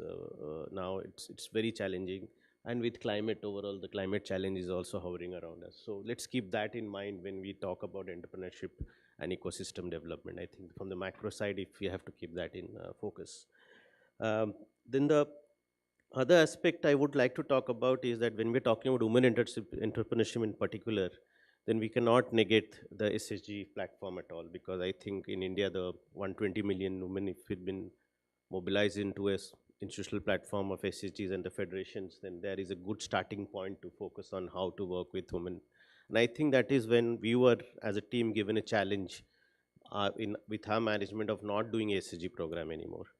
We're getting away to do something which is beyond SSG, and then which will create localized jobs, which will build entrepreneurship and work on enterprise ecosystem development. And most of the issues, problems that we have discussed about are the similar things we were also thrown at to work: access to finance, social norms, business development services, mentoring support, and how do you bring about growth in enterprises that you can create localized jobs. That was the challenge that was put to us, and keeping that in mind, we started developing some project, which is the National Rural Economic Transformation Project with MORD, or the Tamil Nadu Rural Transformation Project with the Department of Rural Development, Tamil Nadu. So all these projects are trying to address various of these problems that we are looking at. The question of scaling up is in two fronts. Is it scaling up of number of enterprise, or 20% to 40% of entrepreneurs who have got registered in the Udyam portal, or it is about the business volume expansion of individual businesses that we are working on. So you have to look at scalability from two perspectives. One is from individual business perspective, and another is from number of enterprise that are getting formalized. So I think we are trying to work on both sides. Basically, if that is the way you want to contribute to the growth and economy and create jobs, you need to look at both sides of it in terms of numbers you want to grow with and the volume of business you want to grow with. So with that, we try to, let me take the example of a project to basically explain how we are trying to achieve, because it's more important to understand what are the pathways and what are the problems we are facing in the strategies we are developing in our projects. So particularly in the Tamil Nadu case, we thought that it is very important to understand local economy before we start enterprising. So we did this overall exercise of understanding something called a district level. We did some district diagnostic studies to understand what are the priority sectors, priority commodities which we need to work with. Then we did some very participatory exercise at the panchayat level called the participatory growth plans, which converted into village investment plans. For each business, each village, we have a business investment plan there, exactly knowing what is the potential of entrepreneurship development in this village and what are the other things we can do. What challenge we faced was to move out of a SHG group-based finance to a individual enterprise financing, which is a huge shift in our approach we have been working with. We have never been doing individual financing and always been doing group-based financing through SHG or through. So that entire systemic shift we have to do and explain to both the public sector players as well as banks, the private sector also, that you need to shift away from this group-based finance. And that is already established now. The SHG-based bank linkage program is established, and the CIF-based community financing is already established. Now you tell them, now you move to go international, to go to individual enterprise, what you spoke about, it's a huge shift, and that required a lot of capacity aspects, skill aspects to be brought in, understanding of business and all that. So that's what a major challenge for us, but we could come up with a kind of a financial product called the matching grant program, and we have been working with various formal financial institution, and this program has taken off in the last 6 to 7 months. Unfortunately, madam, we would like to know that the bankers have positively responded to it. Around Ganesh is here, who is managing the part of the program from Tamil Nadu. Around $10 million have already flown into the system with a 3 million support of matching grant. So that's the way it started happening. So that's access to finance address we are doing.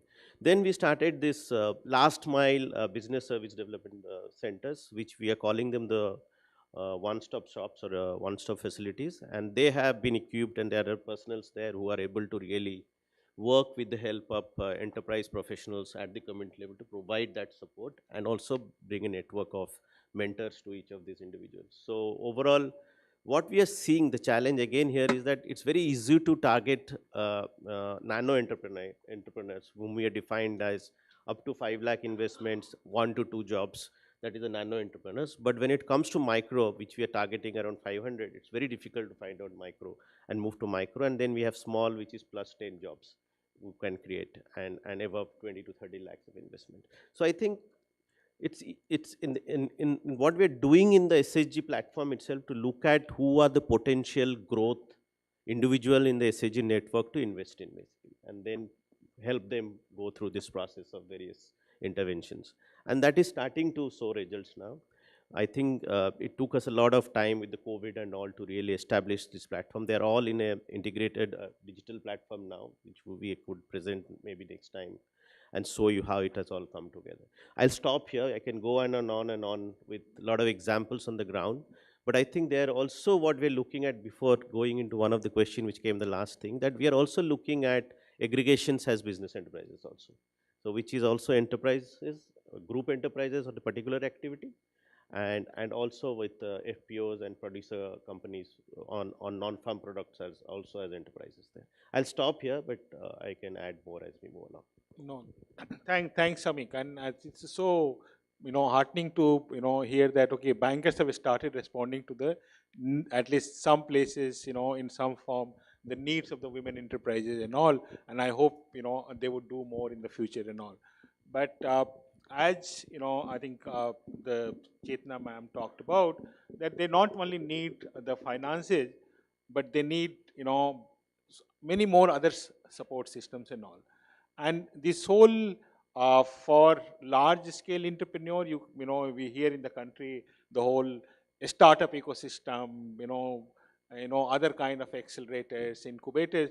But when it comes to the the grassroots women entrepreneur, the business development services, the market support, business planning, I think that ecosystem is completely missing.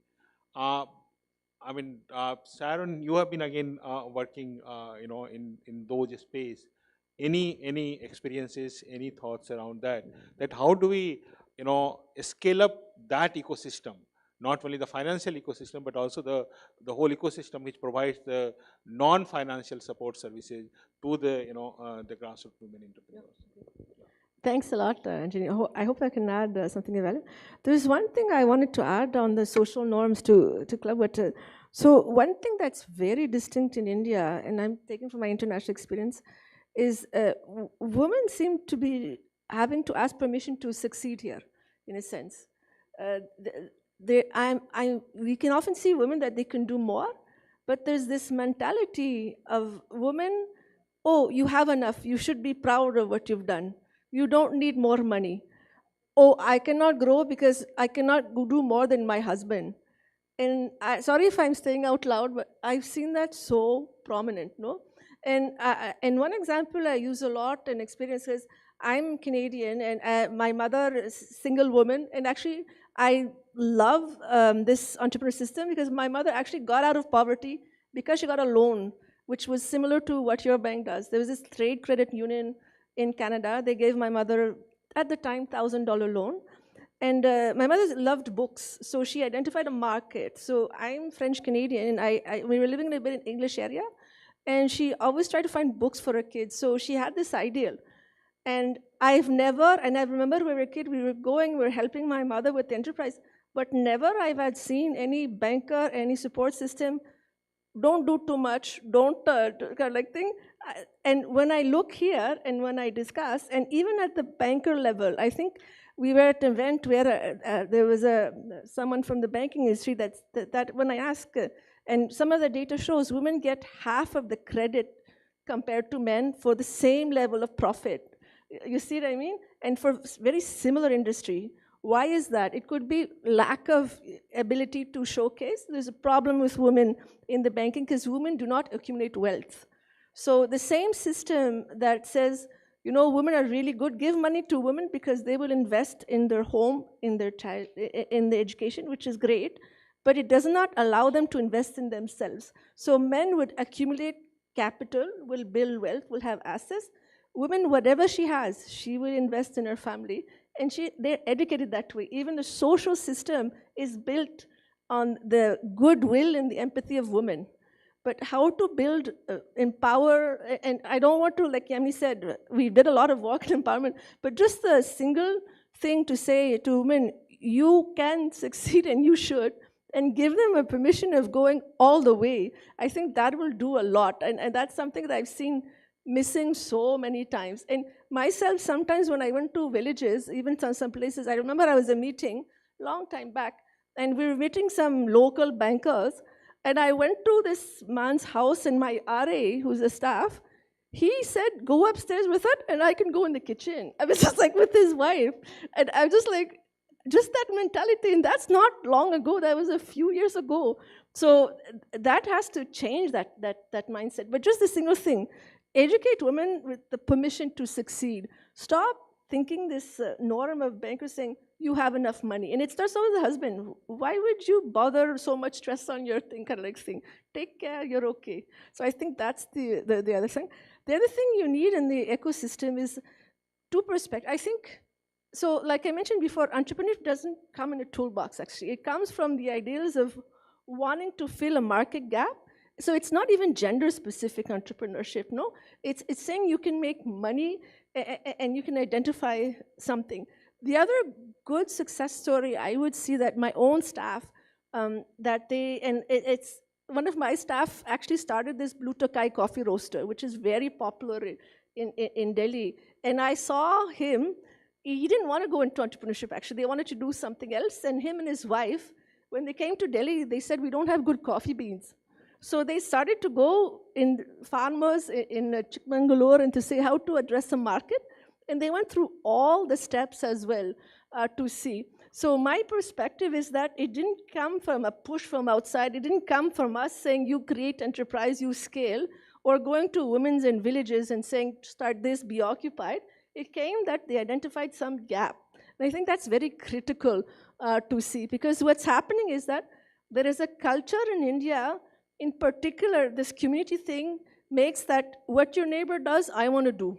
So if you go in a village, and you might notice that, if one neighbor is making money to buy goats, the other neighbor will buy goats. So you have villages full of goats.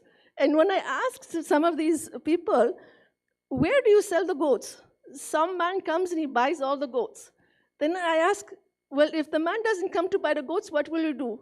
We didn't think of that yet. So the whole ideal is that systems have to be embedded, not from a welfare perspective or not just for doing good. It has to be a true entrepreneur system. You have to figure out what markets, and I think you would do favor for that. So there's one thing that you can do, and I understand scaling up on a lot of people, gainful employment, that's something that's required in India. Having women just succeed taking baby steps and doing something like entrepreneurial activity. That is very good. Even if they're part of a supply chain, like Rangsutra has that, where they have their own collectives as well, and they have women take on a piece of work. That empowers them. I wouldn't say that's an enterprise. They're not able to scale up, things like that. That's not the ideal of doing that.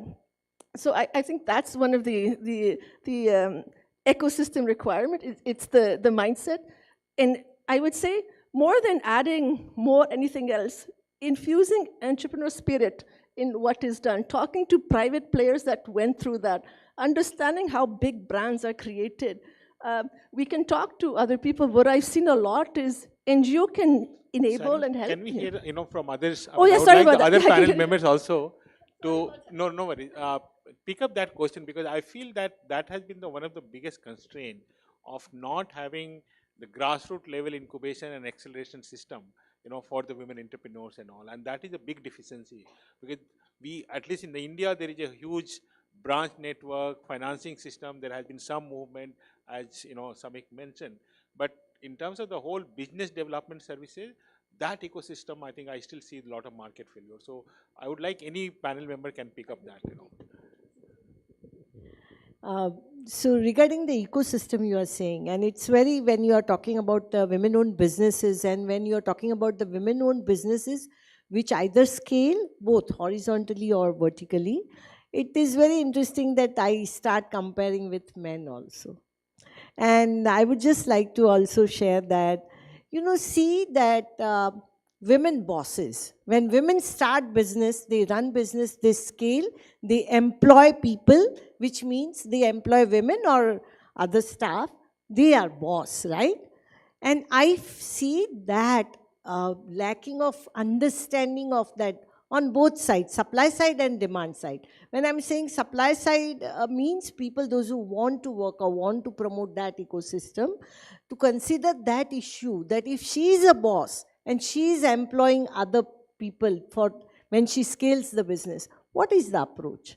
And when men is the boss. And we saw with our women, we had to tell them, as you mentioned, that you are a boss, you are going to employ other 4 women. That does not mean that you are going to do bossing, right? But you are going to run a business which will require a labor, which will require a particular kind of labor, which may drop out, which will require quality, etc., etc.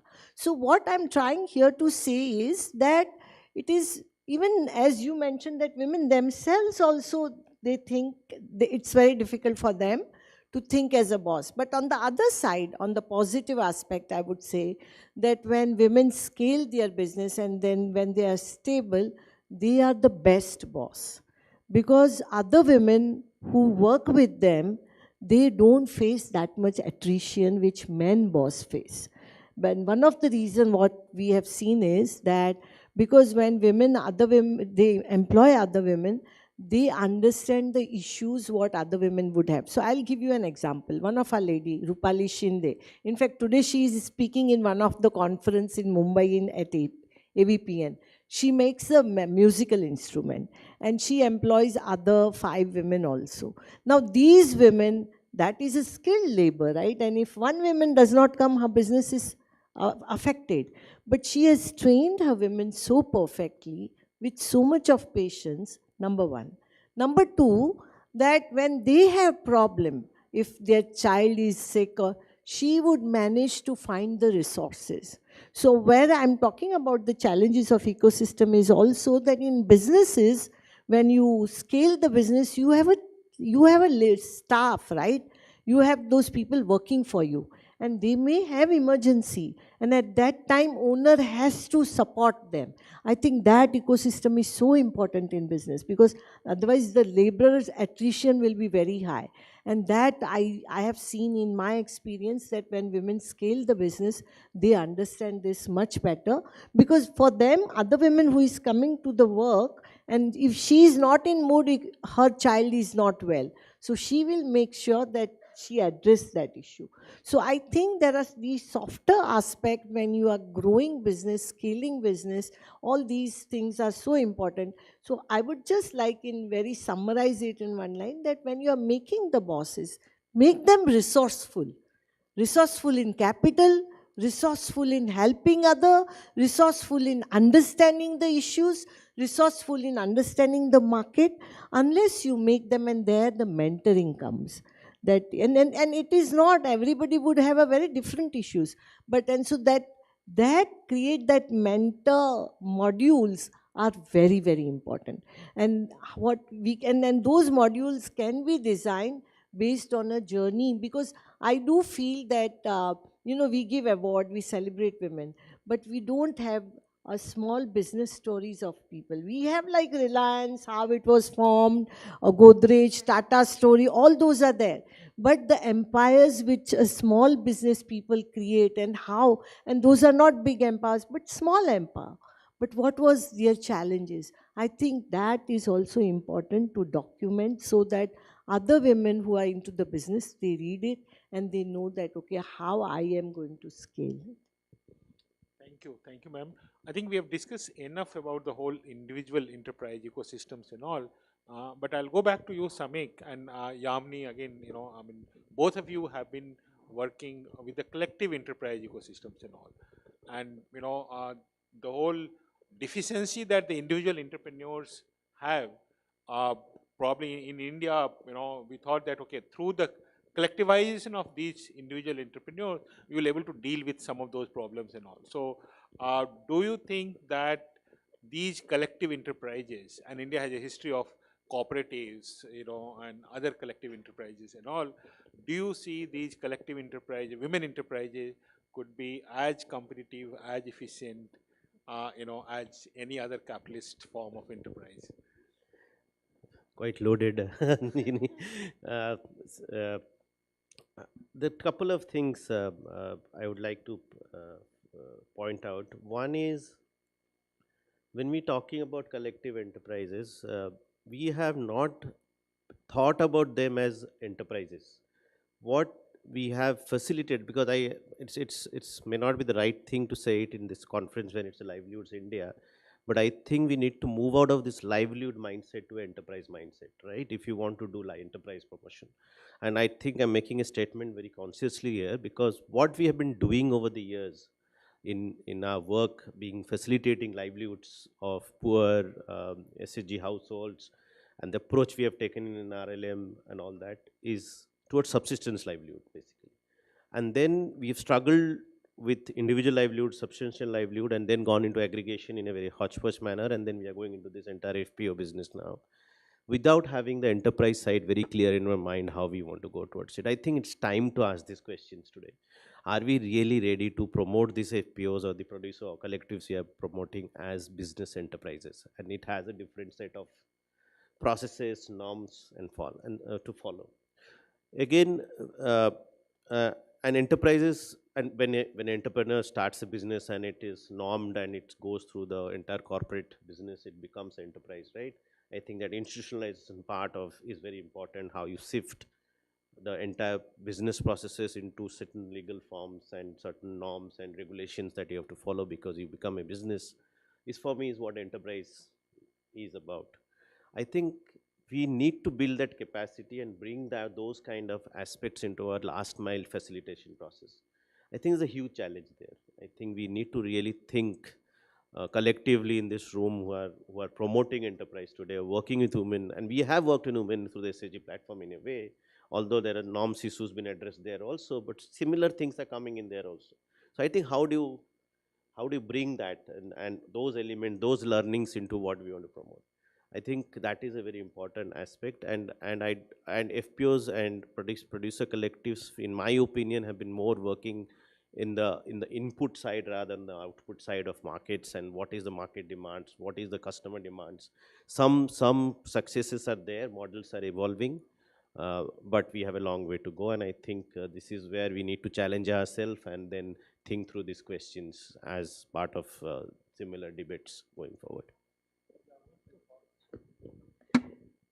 Hard to build on so many so many things that Chetna and Samik have covered. Maybe I'll change it a little bit to institutional mechanisms, right? Because I think what we think are collectives, I think we have this image that it's going to be like a manthan, it's going to be that we operate with very singular, homogeneous kind of ideas of what a collective enterprise or a collective approach to businesses should be. And I think it's quite diverse. So one is to recognize the diversity of that. A collective can be like an SAG, like the way to access finance. A collective can be a group enterprise.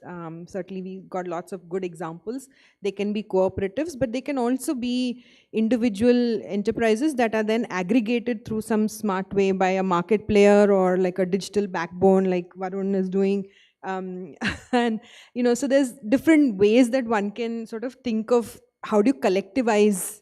There's a collectivization that either precedes the business model or collectivization that follows the business model, right? So I think there's different ways that one can see, and the goal is really the important one, which is it about reducing costs? Is it about bringing efficiency? Is it about collective market access that then makes it more possible for more women to succeed and successfully link to this? So I think that's the sort of framing that one has to just refresh, hit a refresh button on our whole idea around collectives, that it's not just about, a set of shareholders, accessing a certain kind of market. That's one. And I think therefore, as we start to look at what that mix of models look like, the principle is one of diversity. That you just have to have what in another field we call method mix, but I think you need a method mix and a set of strategies that will work differently for different segments, different groups. And the idea would be to take either a cluster approach, a spatially bound approach that you're working in a particular geography, and let's bring all the diversity of strategies there, and there's a aggregator or an institutional mechanism, whether it's a block incubator, block development services, or a digital sort of aggregator.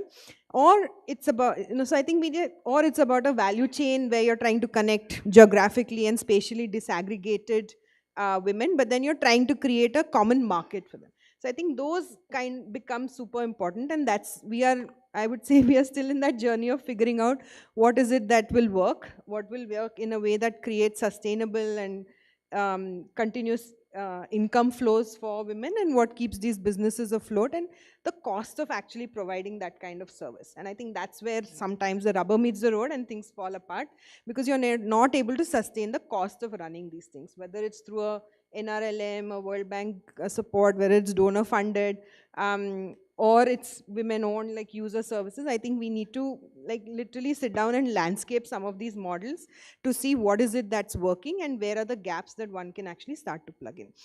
And I think that wisdom has to flow into what the gender incubators or smart accelerators we want to create at the whether a block level or a again at a as a digital thing, but then you have connections to Mandeshi, etc., who will actually then bring in the bottom up approach. So I think that to me feels like where the gap filling has to happen as we think of scaling and moving to this next generation, and happy to sort of share some work later. Thanks, Yamini. I think we are hardly left with around 15 minutes, even if I take 10 minutes that we started late. But before I go to the to the audience, can I just everyone take 30 seconds to just talk about one suggestion, recommendation, and not necessarily to the government, but also to the donors, to the people who are involved in business of promoting these women enterprises. So if anyone everyone can just take half a minute to just suggest, pick one thing that they feel that they should be doing it. No, go ahead. No. I just wanted to say one suggestion or something is, one is that not government, but otherwise, in business, there can be failures. That is one which one has to, that is, and one additional suggestion I want to say, talk, that if horizontally and vertically, if we really want to scale, no, two things are very important. Structure of the business. Either it is proprietorship company or it is private limited. Private limited is too complex for the last mile population. And the second is my business plan. Thank you. I think that's a, failure is not a sin. Yes, sir. I'll talk quickly this time. Market-based approach. Enterprise is enterprise, like you mentioned. Integrate market approaches very strongly, yeah. I was hoping to have the last word. I would say two things. One, there's good programs. There's lots of things available for women entrepreneurs, but there is a gap even for the middle class urban entrepreneurs. There's underutilization of what's available. So figure it out and close that gap. And second, I think mentoring, we all talk about mentoring as really critical. I don't know what's the model that will work. And so I think invest and figure out what is that mix of mentoring and how does mentoring fit in, because we continuously talk about mentoring, but we are very unclear about what is it that's working. Two things, 30 seconds only. One is don't experiment with human life on business through subsidy, because it's not, you get a subsidy, you as a facilitator think you are doing a great job by experimenting on a business with a person who may not be ready. So please be aware about that. Yeah, if you put your own money, will you do that business or not, if you're getting into any enterprise? So that's one advice. Second advice is co-creation. I think we need to really work in partnership. And we're trying our best to see how we co-create.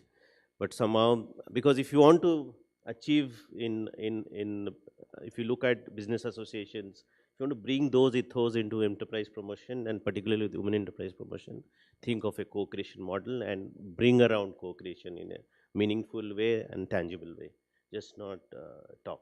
Thank you. Thank you so much. I think as a practitioner, I have enjoyed this conversation. I hope the audience would have also enjoyed it. Now we can go to the audience, and see if they have any questions. Yes, please. Hope we have a mic or.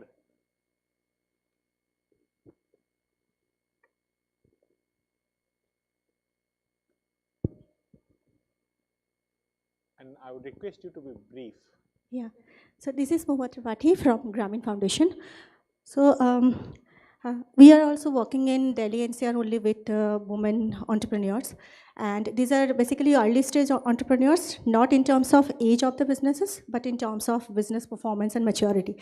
So when it is coming towards upscaling and upgrading these women entrepreneurs, women enterprises, so apart from the access to market, technology, finance, scaling, we are facing very, challenges in very basic three aspects. What is at the personal front, that is the sharing of responsibilities in the household work and the other related burdens and the business work. So while we are talking about with the women, why you are not expanding your businesses, so that the first thing is we don't have time.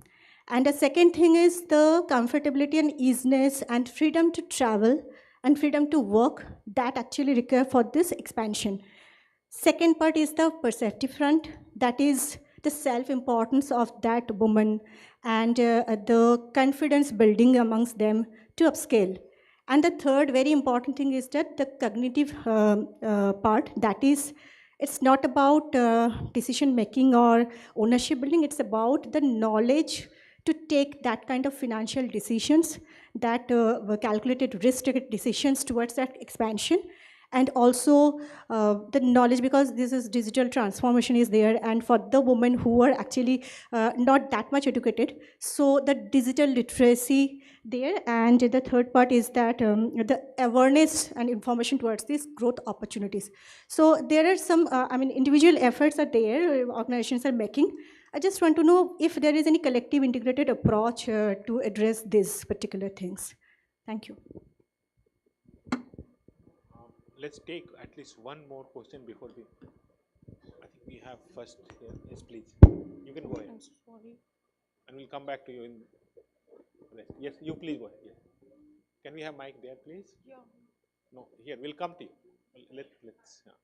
I wanted to draw attention to Sharon's really interesting comment that women need to ask permission to succeed, and also that while it may be more justifiable for her, it's loud, no? Oh, sorry.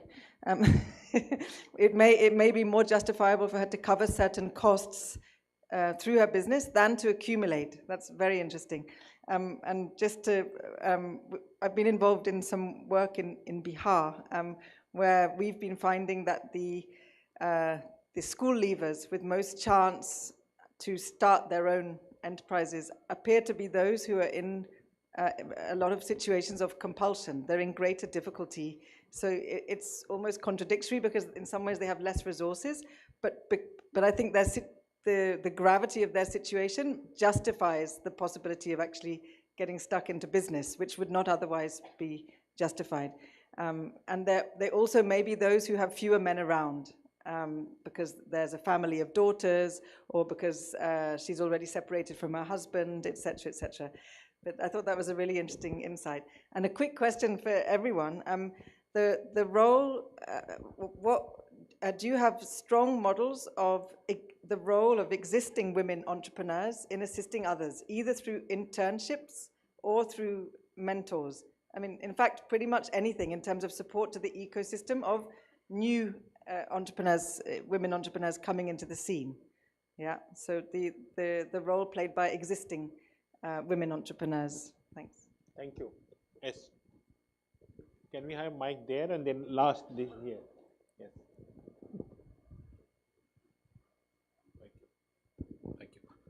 So I truly enjoyed the conversation. I think there couldn't be a better panel with the World Bank, Mandeshi, and of course Sharon from Reed Kriya research side and BMGF, and of course the new foundation, Aditi. I want to basically talk about the credit worthiness of women. I think last 15, 20 years, when I was again back at college days, the narrative by the Grameen Bank and the research said poor, particularly women, are the most credit-worthy people. And they had some fantastic numbers to talk about in terms of the repayment.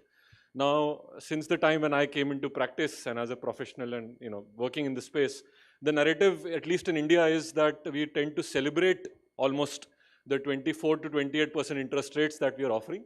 And the narrative around that again is that the cost of money is very high, the creditworthiness is not there, so risk is very high, and the cost of servicing is very high.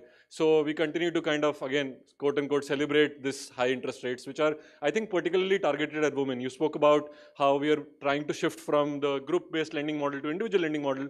My worry is that we will continue to kind of burden women particularly now because they are the targets. We are selecting women out of the SHG today, 1 or 2 per SHG, let's give them individual loans, but at what cost, right?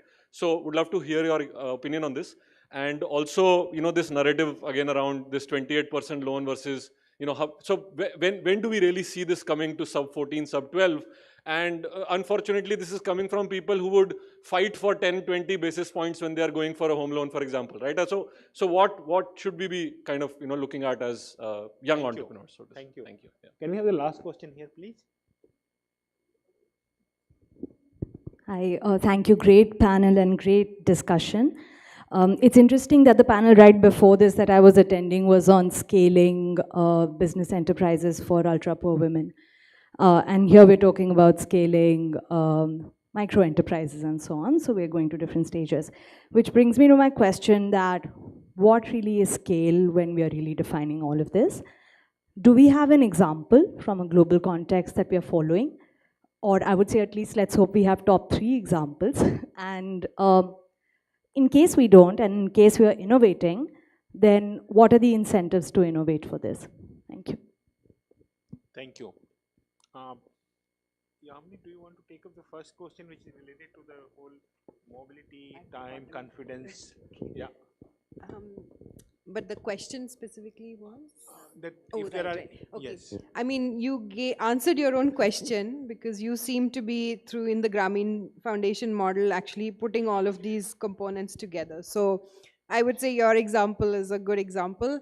But I think they're very few and far between, and the onus actually falls on women's organizations who seem to do this, rather than mainstream organizations, mainstream financiers, mainstream incubators who should do it. So in some ways, the unpaid labor of actually providing for this is also falling on women's organizations. So my very limited point is, I think the missing two components I see are the digital literacy, digital empowerment as a way for women to, I mean, now that has to become a very base skill one has to build into anything one wants to do with entrepreneurs or education or in, other sort of training and education sort of fields. And I think the time component, so you talked about it, I think we've all sort of hinted at it, that women don't have time, and entrepreneurship requires time, commitment, and in some ways it becomes a filter, right? It becomes a filter to say you're not committed because you're not giving time.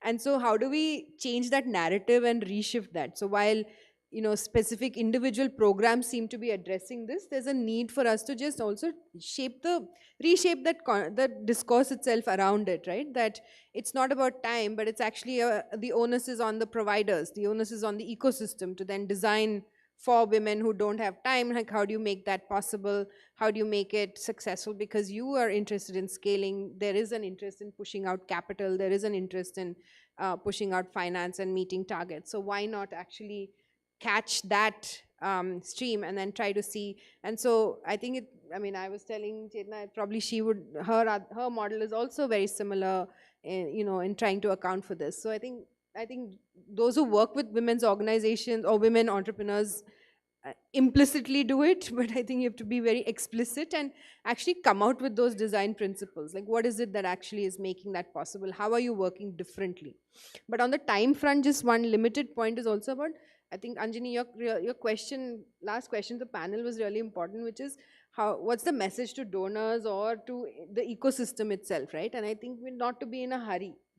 I think I know we say that, but I think we have to say it again and again, that you need patient capital, you need to wait, and businesses go through cycles of failure and success, and one judges women's businesses way more harshly, and women judge their own businesses way more harshly. So I think, again, just plugging that into this element, that it's not just about saying, okay, do better, try again, try something else, but to just make it part of, normalize that discourse. So that's how I would say. Thank you, Amni.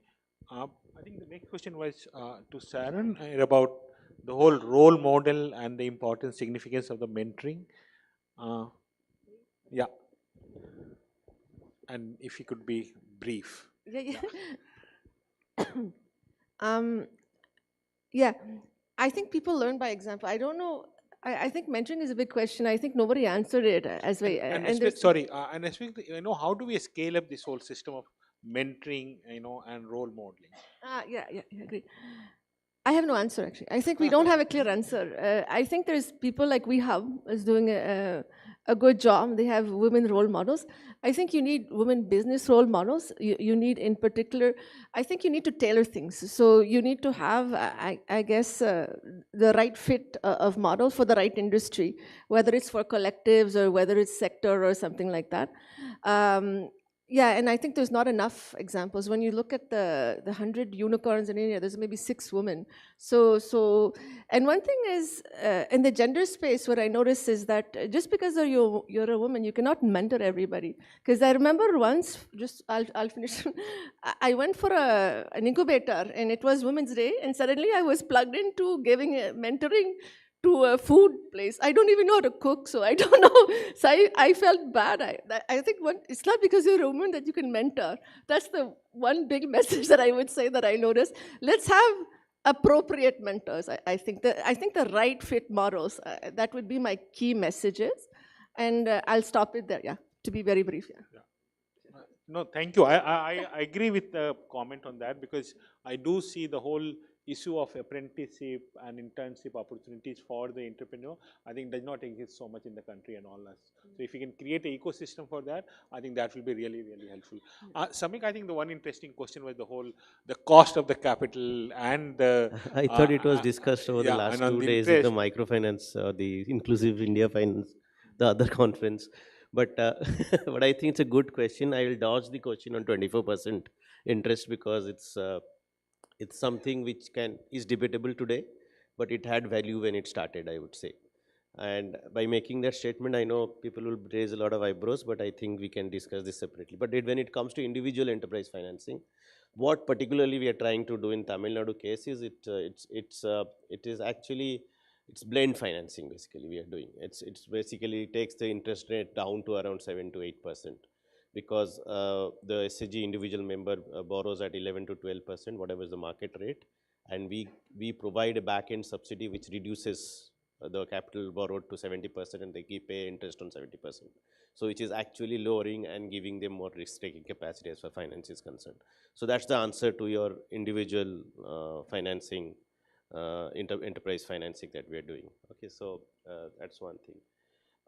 As for your question, on the mentoring side, one more thing we are trying to do is what we are doing in Tamil Nadu, which is worth going and seeing if you have time, is the community skill schools.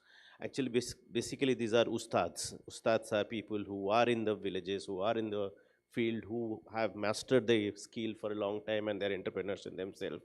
They run a school of 15 to 20 people for interested youth, women, to come and get trained in the school itself, in locally, and then once that 1 month, 2 month training program is completed, they can start their own business as a welding shop, or it may be grafting, a florist, or a ornamental fish shop, or wholesale. So whatever they want to do, so we are doing that. It's coming out very well, and it's provided with finance and business development service. Second thing also I want to add that when new kind of individual enterprise financing, we are not just doing it in isolation. We are definitely making sure there is a package of business development services that comes with it. And the business planning, the orientation with the bankers, the entire value chain of financing a business is taken care of. If you bring that in, the risk goes down is what we feel, what we think, and that is what is the approach we are trying to follow, so that the risk of taking a loan is much lesser, is our assumption at that stage, till the time the business is successful and brings back returns. On the questions, can I take that question on? I think there are various models across the world that has been working on, if not at scale, but there are successful models. You can look at, like, I have a list of things that I cannot go through everything. There are nine kind of international examples I'm holding in my mind, because I knew this question will come. So, and one is one of the famous one is Vinci in Caribbeans, which you can see, which is World Bank supported project. There is peer-to-peer learning, which we are working out in Uganda. There is also the Building Trust Network, which is Mekong Women's Entrepreneurship Challenge project, which is in Cambodia, Laos, and Vietnam. So there are various things which is done and which is backed with evidence of how these programs are working. You can look at them and see to that. But in India, definitely we are in an experimental stage. We are bringing in knowledge. We are working around scaling up, because we have not yet scaled up in any state, and we are learning through the process. And as somebody said, it's not a time-bound project. It has to be looked at from a long-time horizon to look at success in these areas. I would. Please go ahead. Okay. I would just like to say one thing about mentoring and all. I do think it is the way we talk about vocational skills and all that. So in Mandeshi, what we do is that we have a special 1-year mentoring Deshi MBA program, where after that you become a Deshi MBA, you scale your business, or you start the business or scale the business. And I think it requires a little bit of structured program. It's not like if I'm mentoring, that becomes a bit loose. So no, it has to be structured. It has to be something like how you have an MBA program, but especially here you are set up. So that was one which I wanted to, and I want to address the interest rate issue. You know, Varun, you are coming from the market background. I always think that the market is best to bring down, if you really want to bring down the interest rates, at Mandeshi Bank, we never gave individual lending to micro entrepreneurs at 28%. And why? Because it was both. It was not that just earning the interest, but they will not be successful.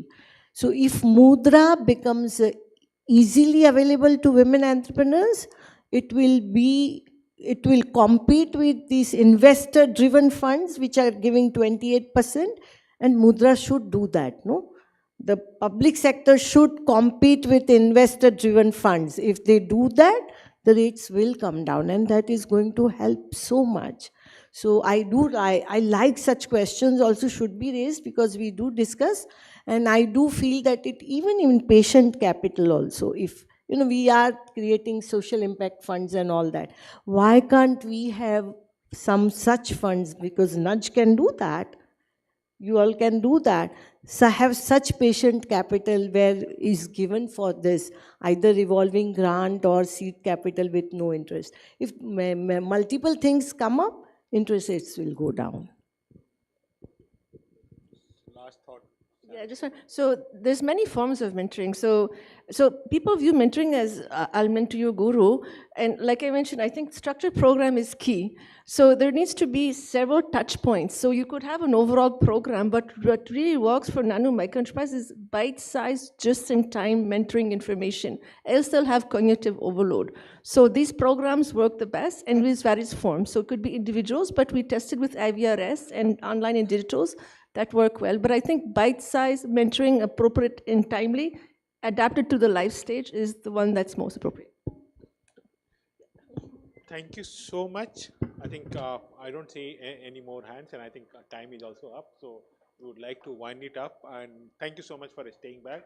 We had a fantastic conversation. We all enjoyed it. Thank you, all the panel members, for being part of this very interesting and insightful discussion.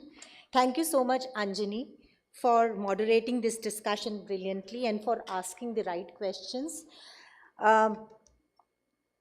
In terms of the takeaways, I would say that the session has reinforced the need. There is no quick fix when it comes to scaling up women's enterprises. It has reinforced the need for systematic strengthening at the ecosystem level when it comes to scaling up women's enterprises, whether financial or non-financial services, so that the system responds better to the needs of women and have supportive mechanisms in place with integrated market approaches, investment in appropriate mentoring, and move beyond subsidies, and also to work in partnerships to co-create in a meaningful manner. Thank you so much.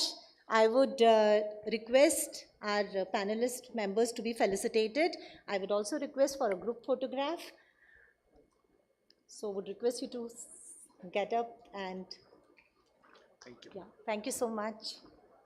I have two quick announcements to make. One is that we have Development Catalyst Award Felicitation Ceremony happening in Inspire Hall at 6:15 p.m. So we would request you to join in.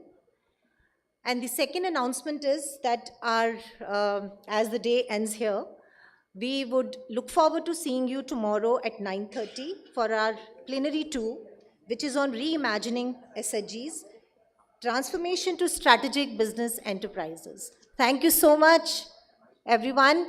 May we have a quick round of applause for our panelists.